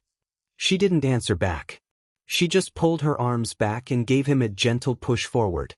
Izuku didn't look back. He held his head high as he marched confidently toward the building, knowing that he had to make the girl proud. Oh, and if you see that cutie again, make sure to get her number. This time, Izuku's face met concrete. Of course he had to sit next to Bakugo. Izuku knew something just had to ruin the good mood he was in after so strongly finishing his written exam. Yes, it had been tough as he had expected of UA, but he had gotten through all the questions thanks to studying so hard. And now came the moment of truth, what all of his hard work was leading to, the practical exam to get into the hero course. He could deal with Bakugo being right next to him. He knew the blonde wouldn't attack him and risk his position in UA. Izuku just had to get through this. Present Mike showing up to give the exam orientation made him feel a lot safer, at least. For all you examinee listeners turning in, welcome to my show. The man yelled, not even using his quirk to project his naturally loud voice. Everybody say hey. It was honestly kinda depressing how no one shouted back. Izuku probably would have had it not been for his usual anxiety and the threat of Bakugo blowing his mouth off for it. But the hero took it in stride, simply shrugging without even losing his smile. What a refined response. Hopefully, you'll have fewer jitters once you're in class. Now, I'll quickly give a rundown of the exam. From there, Izuku listened attentively to everything the man said while reading the handout provided. The more he listened, the more his eyes widened. Robots, that was what the exam was about. Everyone would have to dispatch or immobilize robots to earn points, and those with the highest scores will be accepted into UA. This process will be done through a 10-minute mock urban battle where everyone will be competing with each other. Izuku couldn't believe it. This was the exam testing potential hero students. This was going to settle the futures of hundreds of them. It's exactly what he thought it'd be. He formed a giddy smile, for his research had been right. You always kept vice-like holds on information regarding their entrance exams, so much so that it was practically impossible to ever find anything about them online. However, each year means another exam where hundreds of students would rush in, only for nearly all of them to fail. So it wasn't surprising that some of them would be sad about it and vent online about their experiences out of spite, only for their posts to be taken down not even a minute later. So being patient and thorough, Izuku had used each year's entrance exam day to scour the internet for any info about them, reading posts and leaks on those days to find out everything he needed to prepare for. He had planned to take the exam quirkless, after all. He had needed every source of info he could get. Izuku felt more grateful than ever to All Might now. Because his new muscled build is going to help him tear robots apart. He was a bit miffed that the exams seemed to favor those with destructive quirks, but at the same time, Izuku knew there had to be more to it.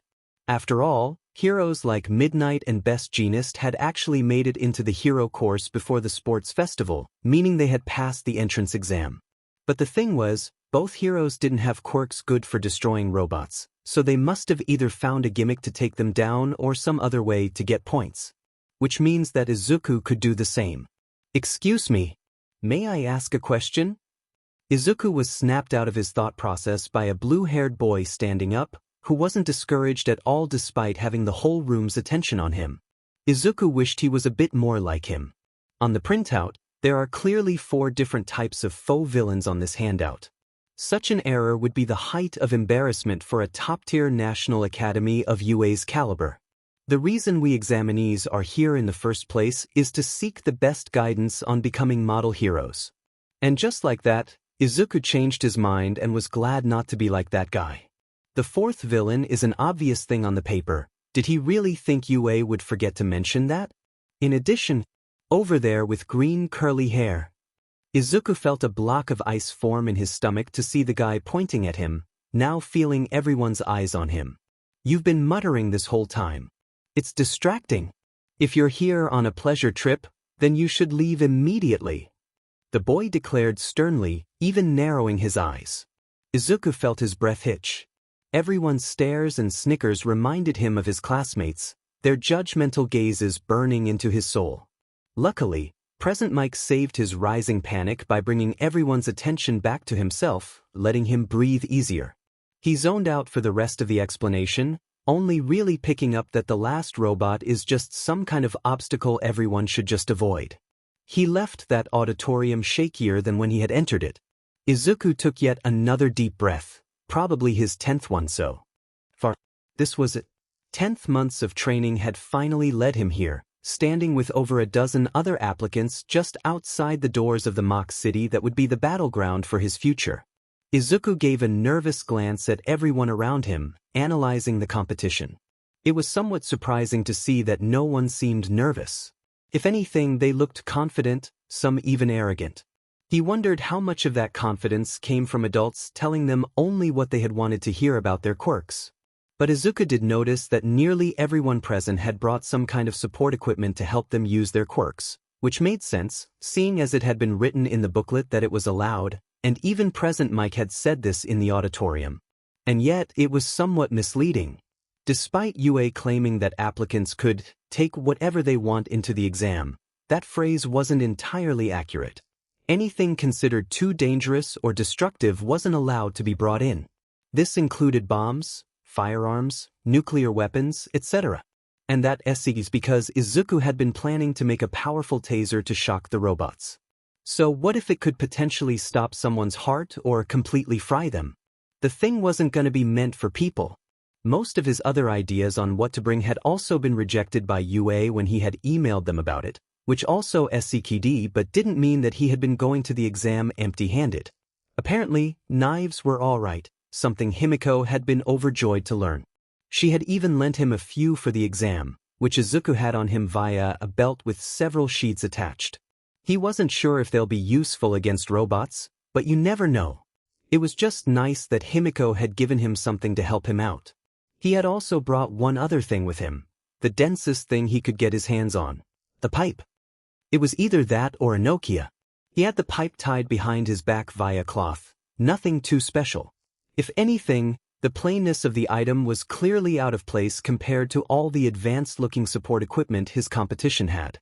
Izuku wondered just what kind of quirks these people had to warrant such equipment, already feeling his fingers twitch at the urge to write.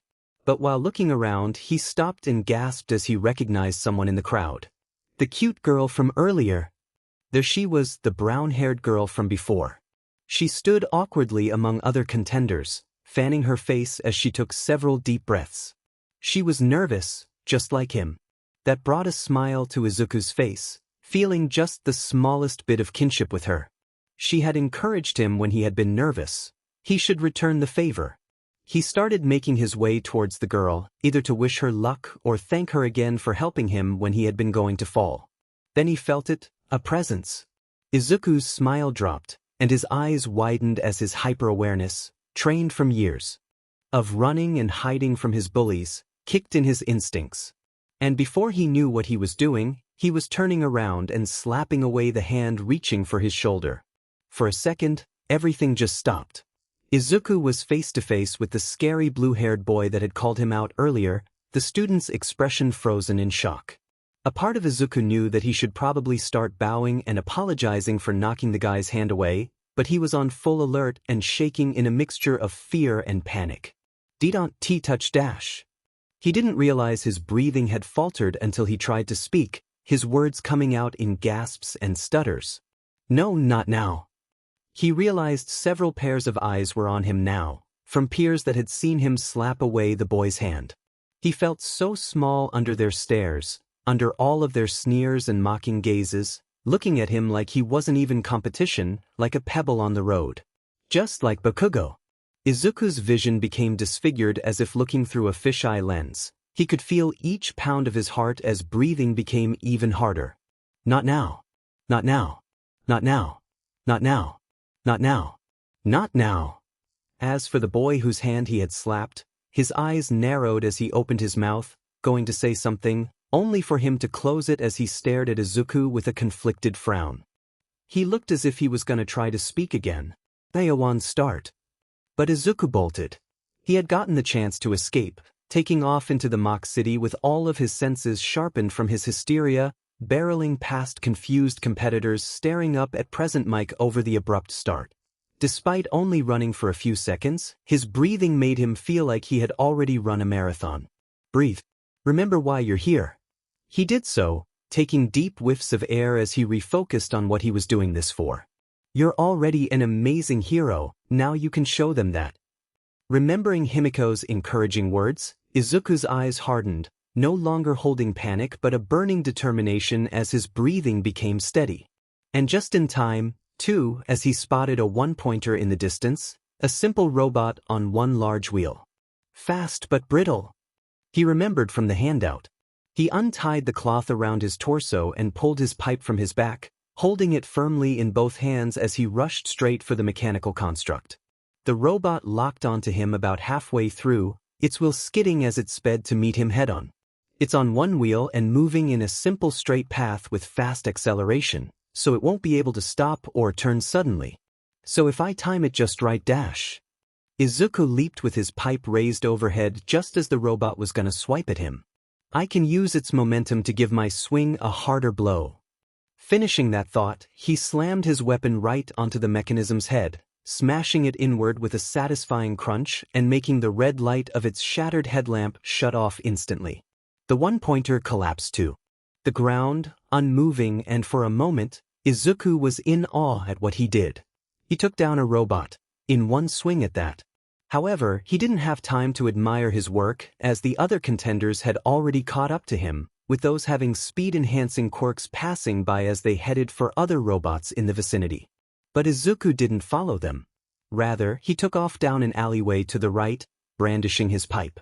Don't go for robots gathered up at the starting area. He told himself. Everyone will be going for those. Take advantage of the city's large size and go farther to find other bunches for yourself. With this in mind, he made it to another street, a few 1- and 2-pointers scattered about. He kept a firm grip on his pipe and started swinging. He couldn't use the same strategy of waiting for robots to come to him for a one-hit kill, as the multiple robots in the area would interrupt him by also attacking. In addition, that strategy only worked on the 1-pointers, as 2- and 3-pointers are much more armored. So Izuku relied on simple but powerful swings aimed at the robots' heads to take them down. While collecting points, he caught sight of a girl he almost mistook for the cute one with the gravity quirk, as she also had brown hair curved inward, although much larger in that it even covered her eyes. Izuku saw her somehow covering robots with mushrooms, restricting their movements to the point where they just shut down. However, he saw a stray missile from one of the 3-pointers heading right for her, the girl oblivious to the fact. Look out! He tackled the girl to the ground and landed right on top of her, shielding her as the missile soared past them into a building with a small explosion occurring on impact. Full of adrenaline and concern, Izuku pushed himself off the girl and gave her a quick look over. Are you all right? Why yes. The girl squeaked, looking up at him from the ground with faintly red cheeks. Thank you. Izuku nodded and bolted away, scooping the pipe he had dropped and racing to find more points. He continued on, keeping track of his pace as he did so. 1-pointers only took about 4 swings to the head before they shut down unless they had been speeding at him, but 2-pointers required a couple more swings, while the 1 3-pointer he aimed for took so long that another competitor had chipped in to finish it off. This is too slow. The exam was about halfway done when Izuku came to this conclusion, gritting his teeth in frustration as sweat dripped down his nose.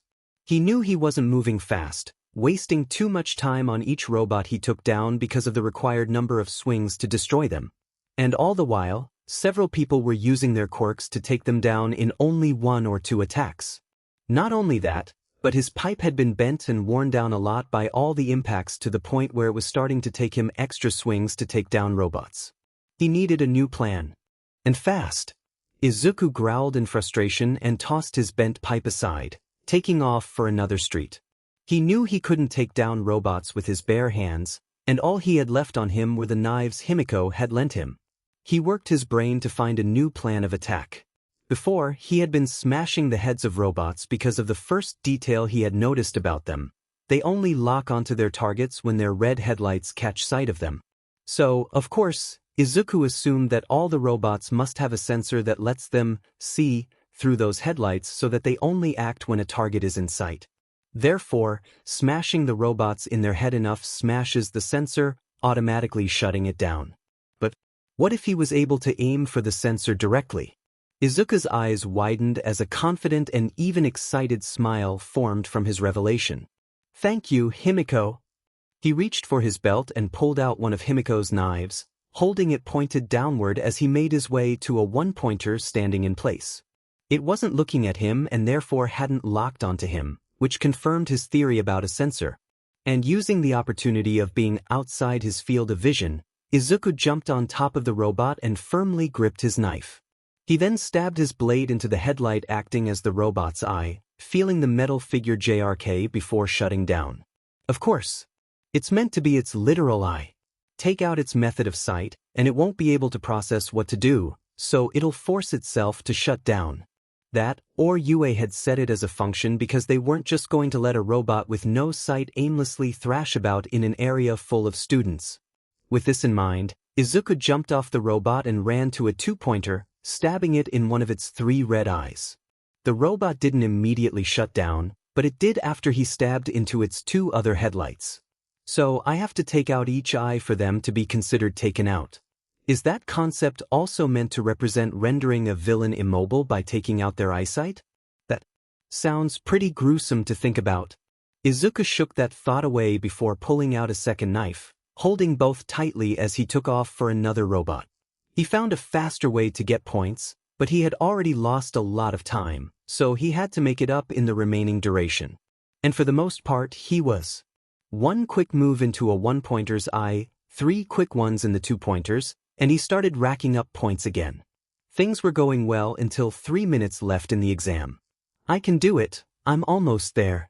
Izuku panted as he jumped off another 1-pointer he had stabbed, jogging as he desperately tried to find any remaining robots. Just a bit more of this pace, and I should be able to secure my spot. Izuku knew the average number of points that hero students needed to get into UA, having analyzed reported scores from passing students that had shared their results online. Before they had been taken down, he knew he wasn't there yet. His eyes scanned the streets littered with broken bots. It's not enough, I need just a few more points, please. He was close. So close to getting enough points to prove himself, just a bit more. And then everything went wrong. The ground began to shake, and Izuku looked up in time to see a building crumble into rubble, with a robot several stories tall revealing itself to the students, its metal body groaning with each movement. And no way dash. The monstrosity swung its massive arm and completely decimated a smaller building, sending debris flying everywhere while creating a large shockwave. That's the 0-point obstacle they mentioned? That's insane even for an exam. Izuku panted as dozens of examinees ran past him, desperate to escape the war machine's path and get to the entrance. He wasn't any different, already turning around to make space between himself and the metal monster. He had to get out of there. But he also had to find some more points on the way out, otherwise, he won't get in. There should still be about a minute left, so if he takes an alternate path, he can find just enough points to dash. Ow! Everything came to a halt as Izuku heard that faint cry of pain behind him, all sounds seeming to cut out as he looked back and saw someone he recognized. The girl from earlier in the morning. I guess that's why you seem nervous. I am too, but let's give it our best. Plus ultra, right? She was visibly trapped underneath some rubble, right in the path of the giant robot. And suddenly, this was no longer an exam for Izuku. And once again, his body was already moving for him. He didn't know what the hell he was doing. He dropped his knives and belt as he bolted right towards the girl, hoping that he could pull her out of the rubble. However, he saw that the massive 0-pointer was already reaching for her, to which he realized there'd be no time for him to help pull her out and return to safety. Gritting his teeth, Izuku knew he only had one final option and didn't even know if it'd work. Please. He bent his knees as he felt something suddenly start coursing through them. Let me save her. He jumped, and just like that, he was in front of the robot's massive head. He didn't even question it, already pulling back his fist as an intense burning flowed through it. And then he swung, shattering the behemoth's head. For a moment, Izuku was in awe. He did it, he used All Might's power. And he just saved someone with it. But it didn't take him long to realize the cost of doing so. He looked at the arm he had just used to completely clobber the robot's head, only for his irises to shrink at the sight of his red and dangling limb. Izuku screamed. He didn't scream at the sight of his arm. No, he screamed as the state of his body finally caught up to his brain, bringing white, hot, fiery pain with it. Not only had his arm turned into a mangled mess, but his legs had also practically turned into noodles. He had just lost 3 limbs from using his quirk for the first time. Izuku hissed in agony, but thanks to his pain tolerance and high adrenaline, he pushed down his suffering and addressed his situation. He was falling from several hundreds of feet in the air, and if no one did anything, he'd become a giant red stain on the asphalt below. But the teachers would save him, right? They had to. They wouldn't just stand around as he dashed. Izuku's thoughts flashed back to the start of the exam.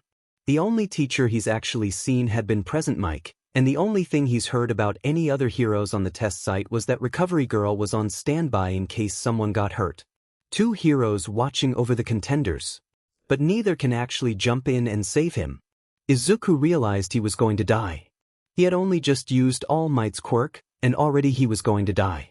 Because he had so foolishly tried to use a quirk he's never used before, one that he hadn't even been taught how to use.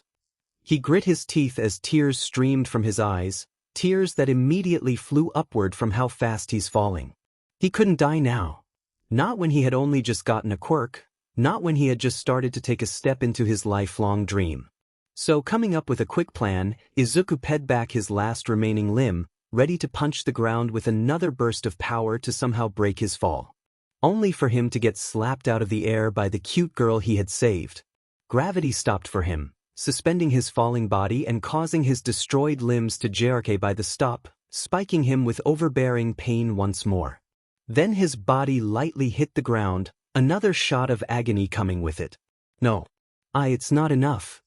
Despite knowing his body's state, Izuku still tried to move, his single, uninjured arm pulling him a few inches forward. Just a few. More. He knew he didn't have enough points to pass, not if those claims from previous test takers were right. He needed more points. He needed to get into the school that'd turn him into a hero. The test is over. Hearing that practically shattered something in Izuku, his movement ceasing as the light faded from his eyes. He failed. He had saved the girl, at the cost of his chance to get into the hero course. Izuku let his head fall as black clouded his vision, no longer having the will to stay awake. He didn't see the tired but worried glance the cute girl was giving him from on top of a broken robot, nor the open mouth of awe the other brown-haired girl had as she stood with the other stunned competitors just ahead. When Izuku woke up, he found himself on a bed in Recovery Girl's office.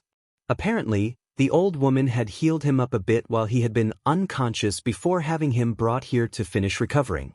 Once she saw that he had woken up, she told him that he had shattered his arm and legs, his power having been too much for him.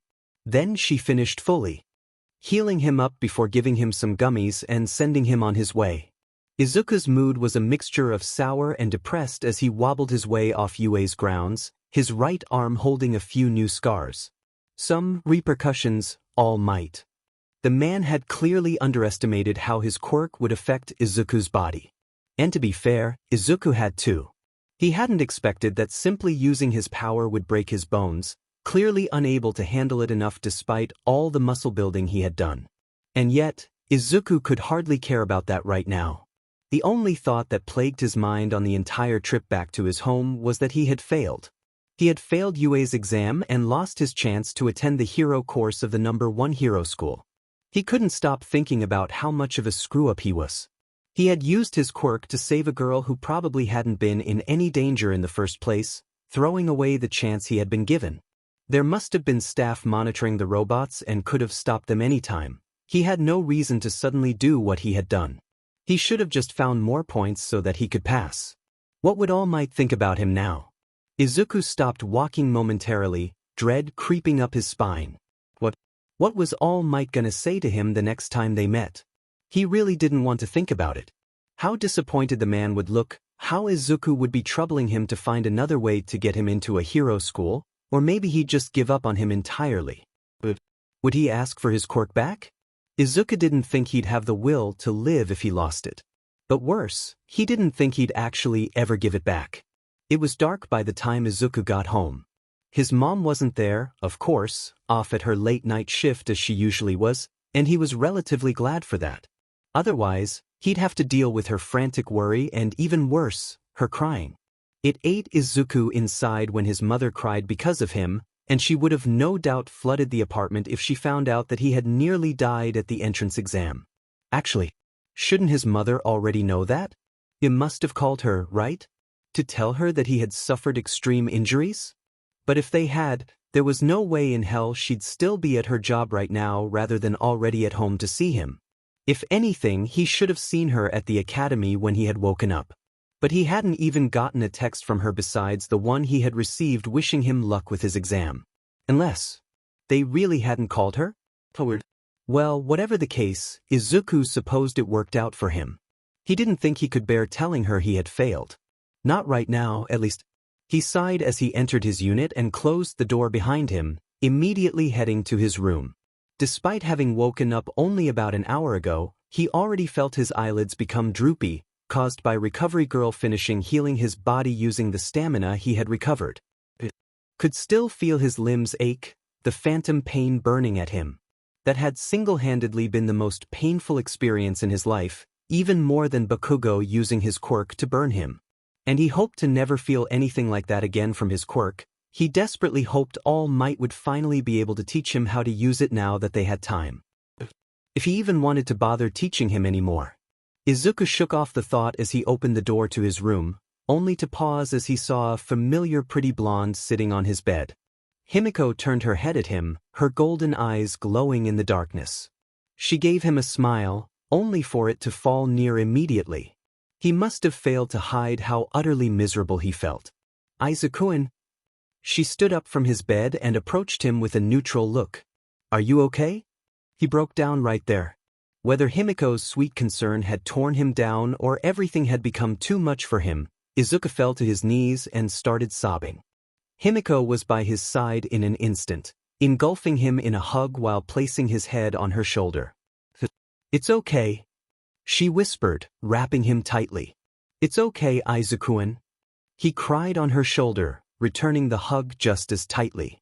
They stayed like that for a while, with Izuku getting out his frustrations through his tears. It was only when he felt nearly dehydrated from crying that he started trying to talk. I was so close. But then I dash. I should've. Why didn't I just dash? Hey, take deep breaths. Himiko calmed him down, gently stroking his fluffy hair with her hand. Izuku did so, breathing in and out as his body slowly relaxed, melting in Himiko's embrace. Thanks, Himiko. I'm sorry about this. None of that, Izuku-san. You know I'm here for you, just like you were for me. She whispered gently, not stopping caressing his head. Are you okay with telling me what happened? Or would you rather not talk about it? Izuku closed his eyes as he thought back to his exam, the words pouring out. I had gotten a decent amount of points. The exam was about destroying robots, and I figured out I could destroy the sensors in their eyes to shut them down. Thank you for your knives, by the way, they were really useful and dash. He paused, a realization coming to mind. Oh, I never got them back. Don't worry about it, I have plenty more. Himiko quelled his worries. I'm just happy they were useful for you. He relaxed again in her arms, relieved she wasn't angry at him. Anyway, I had managed to build up many points, but I knew it wasn't enough. I still needed more to get enough to pass, and I could have gotten more. I was so close to getting enough, but then I saw her. Himiko repeated curiously. The girl that we met this morning. He replied with pink cheeks. He felt Himiko twitch and could imagine her eyes brightening, but she remained quiet, letting him continue.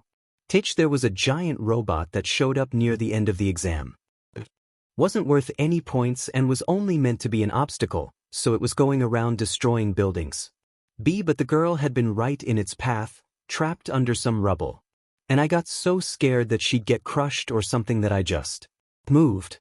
Izuku sighed, unconsciously nuzzling his head against Himiko's shoulder, getting a small purr from her. Then my quirk suddenly kicked in and dash. Your quirk? Himiko pulled away from Izuku and looked him straight in his face with baffled eyes. Right, he hadn't told her he had gotten a quirk. But then again, he wasn't supposed to. At least, he wasn't supposed to tell her he had been given one. Why? I was shocked about it too. But turns out I have one. Izuku responded with a pained smile. I was running to go save the girl, then the next thing I know, I'm face to face with the giant robot and punching its head in, breaking my arm and legs in the process. Himiko stiffened. You what?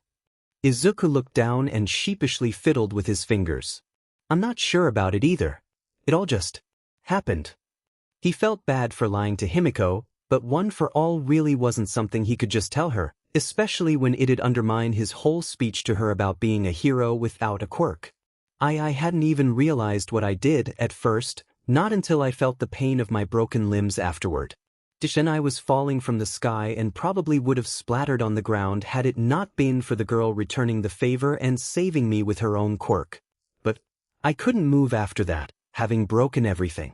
So I couldn't get any more points. I couldn't do anything else and just passed out right there, screwing up my chances of passing. By the end of his words, Izuku was visibly ashamed.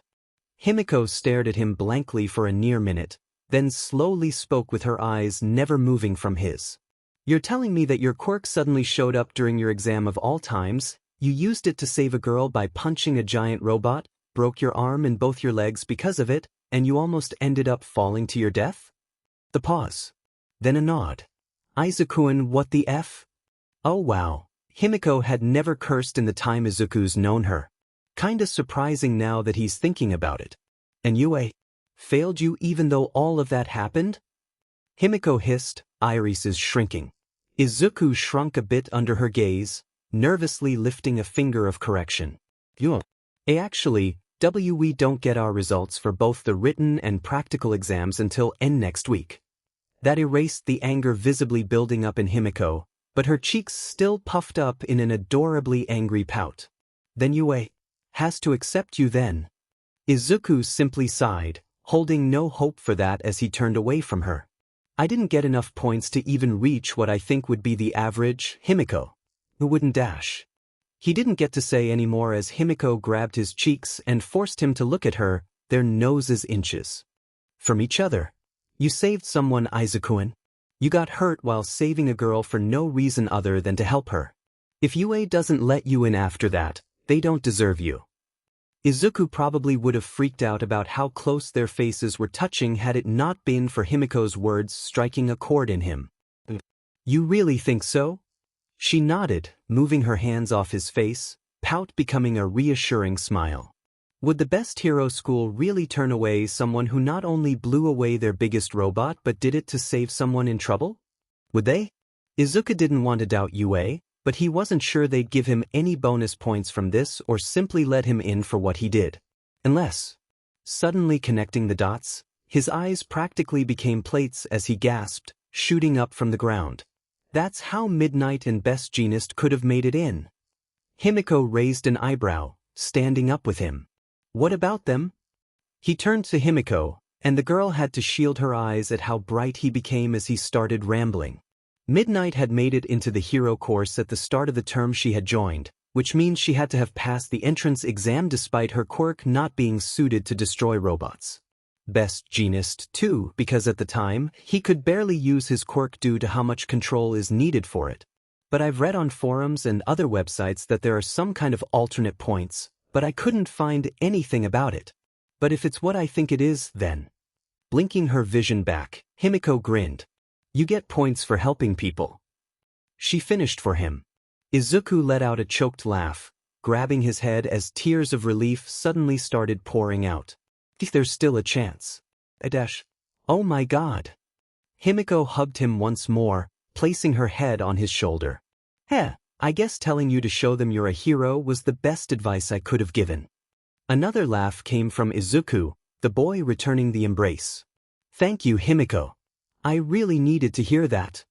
She simply nestled her head against his. Anything for you, Izuku-kun, she whispered in his ear, giving him a small shiver as his cheeks turned faintly red. Alright, thanks. He uttered nervously, suddenly becoming very self-conscious that the girl was pressing herself against him. Why you can let go now? Himiko did not do so.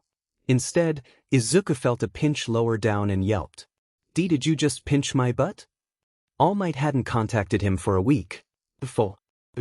Izuku had been nervous for the first few days, expecting the man to either text or call, asking him to meet up. He was sure that at some point, All Might would send something to him asking how his exam had gone or when he'd be free to speak. And yet, he never did. The #1 hero hadn't so much as sent a text to Izuku. No questions about the exam, no asking how he was doing, just nothing. Izuku had been tempted to text the man first, but his fears of receiving disappointment kept him from doing so. He just didn't have the guts to contact him after a presumable failure. Yes, even with Himiko's encouraging words and the realization that he might receive some kind of bonus points, that didn't entirely convince him that he'd magically pass the exam. What if the teachers saw what his quirk had done to his body and deemed him a lost cause? Or what if the other students had gotten bonus points of their own to undermine his? So Izuku was left in a state of dread, anxiety, and even a bit of anger for the entire week, for he just didn't understand why the man who was supposed to be his mentor hadn't texted him at all. If All Might had really given up on him, then why didn't he just contact Izuku and get him to give his quirk back? The man cared for him more than that. He'd at least listen to him talk before deciding to take back his quirk, Izuku's sure of it. And he had to understand that there was no way Izuku would have been able to use his quirk immediately for the exam. But then again, All Might had said that he had been able to use one for all immediately, so had he expected Izuku to do the same and blaze through his exam? Depending on the answer, Izuku wondered if the man might see him as incompatible with the quirk and want it back. Speaking of his quirk, he had caved in and told his mother about awakening it during the entrance exam, making sure to leave out how it had turned his arms to paste. Apparently, she really hadn't been called about what had happened to him, as she had been visibly shocked by what he had told her. Telling her about his manifestation went about as well as you'd expect, but he probably should have expected it in hindsight. His mother had immediately freaked out about a quirk appearing so late and had yoinked him to see their quirk doctor as soon as possible. But Dr. Tsubasa had apparently moved to a different hospital to work, so they had to get a different doctor to check him out. Izuku had to confess just what his quirk had done to him, knowing he wouldn't be able to hide it for too long. His mom had bawled, which had crushed him inside because he hated when she cried because of him. It made him feel like a burden. Of course, he still held back the information on just what his quirk actually was and had let the doctor come up with his own assumptions about how it worked.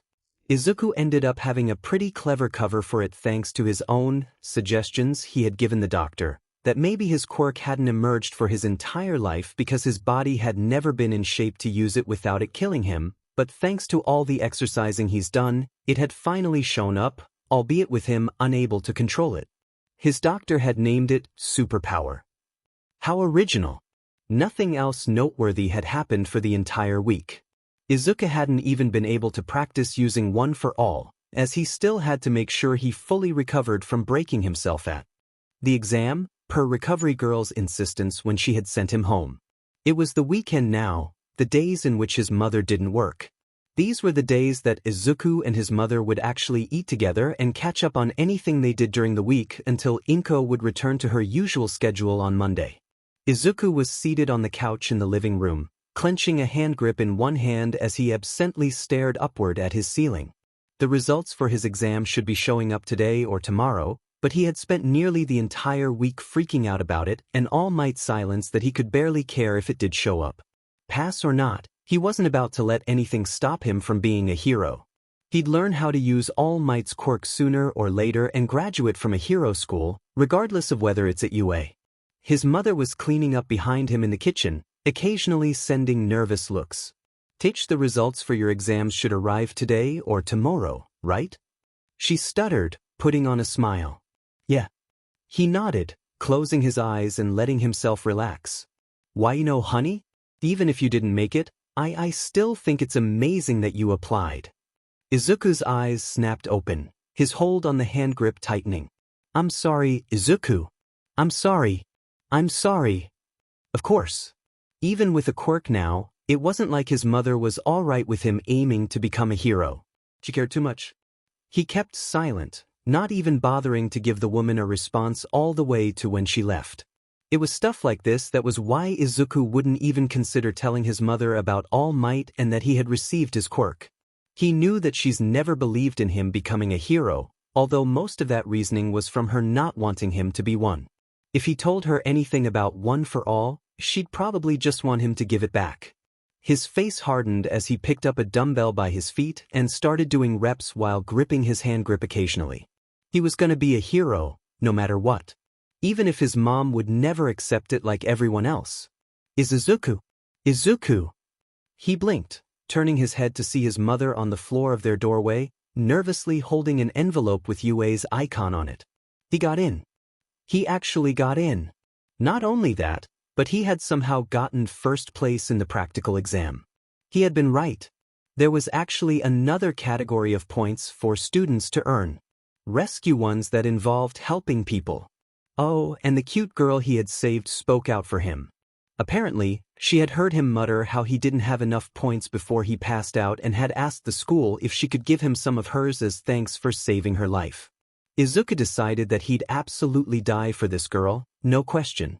And he had almost done just that during his exam, but hey, it had earned him 60 points. He passed with a total of 96 points, 21 villain points from the robots he had taken down, and a Whopping 75 rescue points from not just saving that cute girl but also tackling that one other brown-haired girl out of the way of that missile. To think that he, someone who had only just gotten a quirk the day of the exam, had ended up placing at the very top of it. And All Might had apparently been appointed as a teacher for UA, which Izuku was somewhat glad for since he'll be close by and could help him get a better handle on his quirk. Even if he didn't give the best advice. He'd wonder about that later, for the man had finally contacted him, asking him to meet at the seaside park as if he hadn't just ghosted him for a whole week. Yet, Izuku was actually happy to meet with him, knowing he no longer had anything to fear about the man being disappointed. But first, he had to get through the last day of the hellhole that was Aldra. I can't believe we have 2 students from our school who got into you today. Who'd have thought? Izuku kept his head down as his homeroom teacher, one of the many adults that didn't care for his existence, was smiling with a twitching eye as he looked from him and Bakugo. Izuku tried to ignore Bakugo's heated glare towards him but involuntarily shrunk as he realized that today he probably wouldn't be able to avoid another confrontation with the explosive blonde. Especially you, Midoriya. It's a miracle among miracles. Their homeroom teacher forcefully laughed, probably thinking the same thing as all the other teachers in the lounge eyeing him. How? Izuku kept his hands clenched at his sides, refusing to thank the man for treating him, well, during his stay in this nightmare. Well, congratulations on both of you for getting in. We're proud to have called you students of our school. Don't forget everything we've done for you. His former teacher said, directing that more to Bakugo. But something ticked in Izuku, and for the first time ever, he raised his head at his teacher with a leveled glare. I won't. His teacher's smile twitched at that, but Izuku didn't let him say anything, simply turning around and rushing out. That had felt good. Frankly, it wasn't much, just the only thing Izuku could get away with now that he was finally leaving this poor excuse of a school, but it had felt nice to finally give some sort of defiance to those who had always put him down. He had gotten into UA, practically giving all his former teachers and classmates the middle finger as he left them behind. He was finally free. Free from the school that had always tried to knock him down, free from the students that had treated him as some sort of joke, free from the adults that had treated him like an insignificant bug stuck to their walls. He walked outside the school building with his head high, deciding that he'd stop by Suzuki's shop on the way back to give her the good news. Only for a hand to grab his shoulder. Deku! Izuku's heart stopped for a moment before it started pounding in his ears. Sound became muffled as he completely froze, only able to feel Bakugo holding him so tight that he'd surely leave a bruise. The light in his eyes dimmed as he disassociated, his vision turning blurry and his body locking up as it waited to be left burned and beaten on the ground. But instead of coming back when Bakugo finished having his fun, Izuku was literally knocked back into reality when the blonde slammed him against the wall, causing him to cough up the air in his lungs. His vision returned, and his ears felt as if they had popped from the impact, but he found himself being held up against the school by his collar, Bakugo holding him up with one hand while the other popped like firecrackers threateningly. What dirty goddamn trick did you use to pass the exam? Answer me, you effing cheater. He can't answer, he can barely even breathe. Bakugo was angry. He was angry at him for defying his expectations. An angry Bakugo was one of the scariest things Izuku could ever face. I was supposed to be the first to get into UA from this second-rate school. Only me. You tore my glory apart and said all over it. He won't kill me, he won't kill me, he won't dash. Bakugo pulled him forward only to shove him against the wall again, to which the back of Izuku's head hit the concrete surface. I told you to go somewhere else, Deku. That last impact must have knocked something out of Izuku's head, for suddenly, all his fear was replaced with a fit of numbing anger. He's tired. He's so tired of feeling afraid all the time, so tired of just taking everything that was thrown at him. He finally has a quirk. He passed the entrance exam with the hardest difficulty among all hero schools, all from his own hard work. And Bakugo undermining it all by saying he had gotten in with a trick was infuriating. You can't be afraid of him forever. He raised his head at Bakugo, an unblinking dead look in his eyes. Are you gonna finish it or not? Bakugo stilled, the popping of his hands stopping as his eyes narrowed. The F you say? Izuku's body screamed at him to be quiet, but he could hardly care right now. Kaken. For once in my life, someone told me that I could become a hero. And thanks to my hard work, I can finally be one. The worst Bakugo could do was beat him to the inch of his life, and even then, he'd just get back up. Nothing new. I'm going to UA no matter what. And if you want to stop me. There must have been something in his eyes because Bakugo was staring at him in complete shock, almost confused that things were going this way. That the pathetic Deku wasn't acting pathetic anymore. The remaining words poured out of his mouth before his brain could process them. You'll have to kill me. And show the world what you really are. For the first time since they've known each other, Bakugo flinched. He dropped Izuku, to which something kicked in the back of the Viridian boy's head, for he was running before he knew it. He ran far from Bakugo. Far from the school he never wanted to ever so much as even glance at ever again. And when Izuku got far enough, he stopped, catching his breath as his nerves finally caught up with him. To which he proceeded to puke in the nearest trash can. Several hours later, Izuku meets All Might at the beach under the starry night sky, the man in his skinny form. Congrats on passing, kid. He grinned as Izuku arrived, holding a hand to give him a high five. Izuku was embarrassed to admit that it took him a second to realize what the man was waiting for before quickly clapping his hand with his. Thank you very much. All Might put his hands on his hips and proudly looked down at him, his tall height and Izuku's short stature making it that he had to. Just so you know, I didn't tell the school about my connection to you. Yeah. You're the type that would think that's cheating, right? Or that I pulled some strings to get you in. He clarified. Well, Izuku supposed so, but he didn't think he'd even mind getting into the hero course that way if it meant still attending. All Might and the school probably would have helped him get his new quirk under control. Thank you for your consideration. He says instead, softly smiling at his mentor's consideration for him, consideration no other adult had given him besides his mother and Ms. Suzuki. Oh shit, he still has to visit the latter and tell her he got in. Still, I was really surprised to hear that you're a teacher of UA now, with your agency being in Minato, after all. Guess I know why you're in Mizuta for now. Izuku sheepishly smiled. I wasn't allowed to tell anyone until the school announced it. All Might shrugged. Conditions and all that. UA had actually been the one to contact me and offered a job while I was looking for a successor. I couldn't pass up the chance. He beamed at Izuku, giving him a thumbs up. And since you managed to pass the exam, it's the perfect scenario for both of us. Passed, right? He had passed. Oh. Izuku cringed as the feeling of his arm exploding flashed in his mind, followed by when he had almost died. He looked down at the ground, ashamed and crestfallen. But I couldn't use one for all like you, All Might. One use of it broke my body. I don't have any control of it. He heard All Might sigh. That can't be helped for now. If you tried to get a guy who sprouted a tail to do tricks with it, he wouldn't know how to control it properly to do so. It's the same story here. Izuku agreed, faintly nodding his head. Only to freeze. That can't be helped? Izuku stared upward at the blue orbs of his mentor, eyes pried open with a thought he didn't want to believe. W'd All Might? Are you saying that you knew that would happen? You knew I could die and didn't tell me? The man had the decency to look embarrassed, sheepishly rubbing the back of his head. There wasn't any time to explain.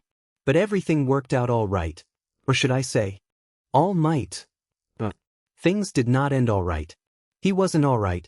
All Might had known. He had known Izuku wouldn't be able to handle using his quirk from the get-go. He had known that Izuku would at least be harming his own body just by tapping into the power. He had known and yet sent him into the heroics exam, giving him the quirk with the expectation to use it despite knowing the high probability of what it'd do to him. Once again, Izuku felt another piece of his image of All Might chipping away. He had trusted All Might more than any other adult he's ever met, and while he still trusted the man to save him as the top hero while actually treating him like a person, Izuku couldn't believe he had nearly sent him to his death because there had been no time for him to mention some life-threatening information of a quirk he hadn't even taught him to use. Izuku wanted to scream. He wanted to go off at All Might for sending him to the exam without a clear warning of what had happened to him. He wanted to ask him why he didn't just tell him to wait on using one for all until he learned not to snap his limbs like a glow stick. Especially when he knew what could have happened to him. He wanted to ask why he didn't have any confidence in him passing without a quirk. But Izuku didn't. As much as his anger and the feeling of betrayal were bubbling up his throat, Izuku didn't snap or ask. He had already exploded against Mizudafu's heroes once before, and he remembered how much he had regretted doing so. He had to keep following his rules he had always followed whenever he was in the company of kids and adults alike. Be polite, don't further aggravate anyone. Don't talk back, they always have to be right. So he wouldn't get angry. Not when it always made things worse. Not when he'd be bursting at the number one hero. Not when he knew he'd be nothing without him and his quirk. Why young Midoriya? Izuku finally blinked, snapping out of his dark spiral, only to realize that his vision had become blurry. He was crying and he hadn't even realized it. His eyesight was only visible enough to see the concerned and somewhat panicked expression his All Might had right in front of him. Are you all right, my boy? He couldn't stay, not when his heartbeat sounded like an alarm screeching in his ears, not when each breath he took practically scorched his lungs, not when All Might's words felt like bullets to his chest. I have to go. He blurted out, quickly rubbing his eyes and desperately trying to control his breathing. All Might's expression didn't change. If anything, he looked even more worried. He cares. And that's what hurts the most about it all. What? Young Midoriya, are you Dash? I'm sorry. Izuku would normally never cut off All Might when he was speaking, but he couldn't be around him, not right now. So for the second time of the day he ran. He ran off that beach while wiping his eyes, taking all his frustration and sorrow with him. Things will get better, he has to keep telling himself that. All Might cared about him, and the feeling was mutual, but it was clear that he was just too oblivious and unorganized for Izuku to rely on him when it came to his quirk. Especially when the man didn't even seem to understand how to actually help him. But his first day attending UA is just around the corner, and with it, new opportunities and a new life for him. Things will get better. He won't be known as the useless Deku, he'll have classmates who won't see him as a waste of space and teachers who'll actually care about him. And most importantly, he won't have to worry about getting hurt, whether in mind or body. Bakugo won't be able to torment him any longer, and if Izuku is lucky, the blonde will end up getting expelled on the first day thanks to UA's no-tolerance bullying policy, which, unlike Aldera, will actually be enforced. Things will get better. So it's fine if All Might can't help him the way Izuku had wanted him to. It's fine that the man had crushed his initial dreams and had basically forced him to change his plans when it came to how he'd become a hero. He had already done more than enough for him by giving him a guaranteed chance to change the world, and Izuku will always be grateful for it. He couldn't hold it against the man for not being too bright and not thinking things through despite his good intentions. Things will get better. And who knows? Maybe All Might will be the one to learn something at UA, being in the presence of actual teachers who have taught several generations of students how to be heroes. Things will get better. They'll have to be.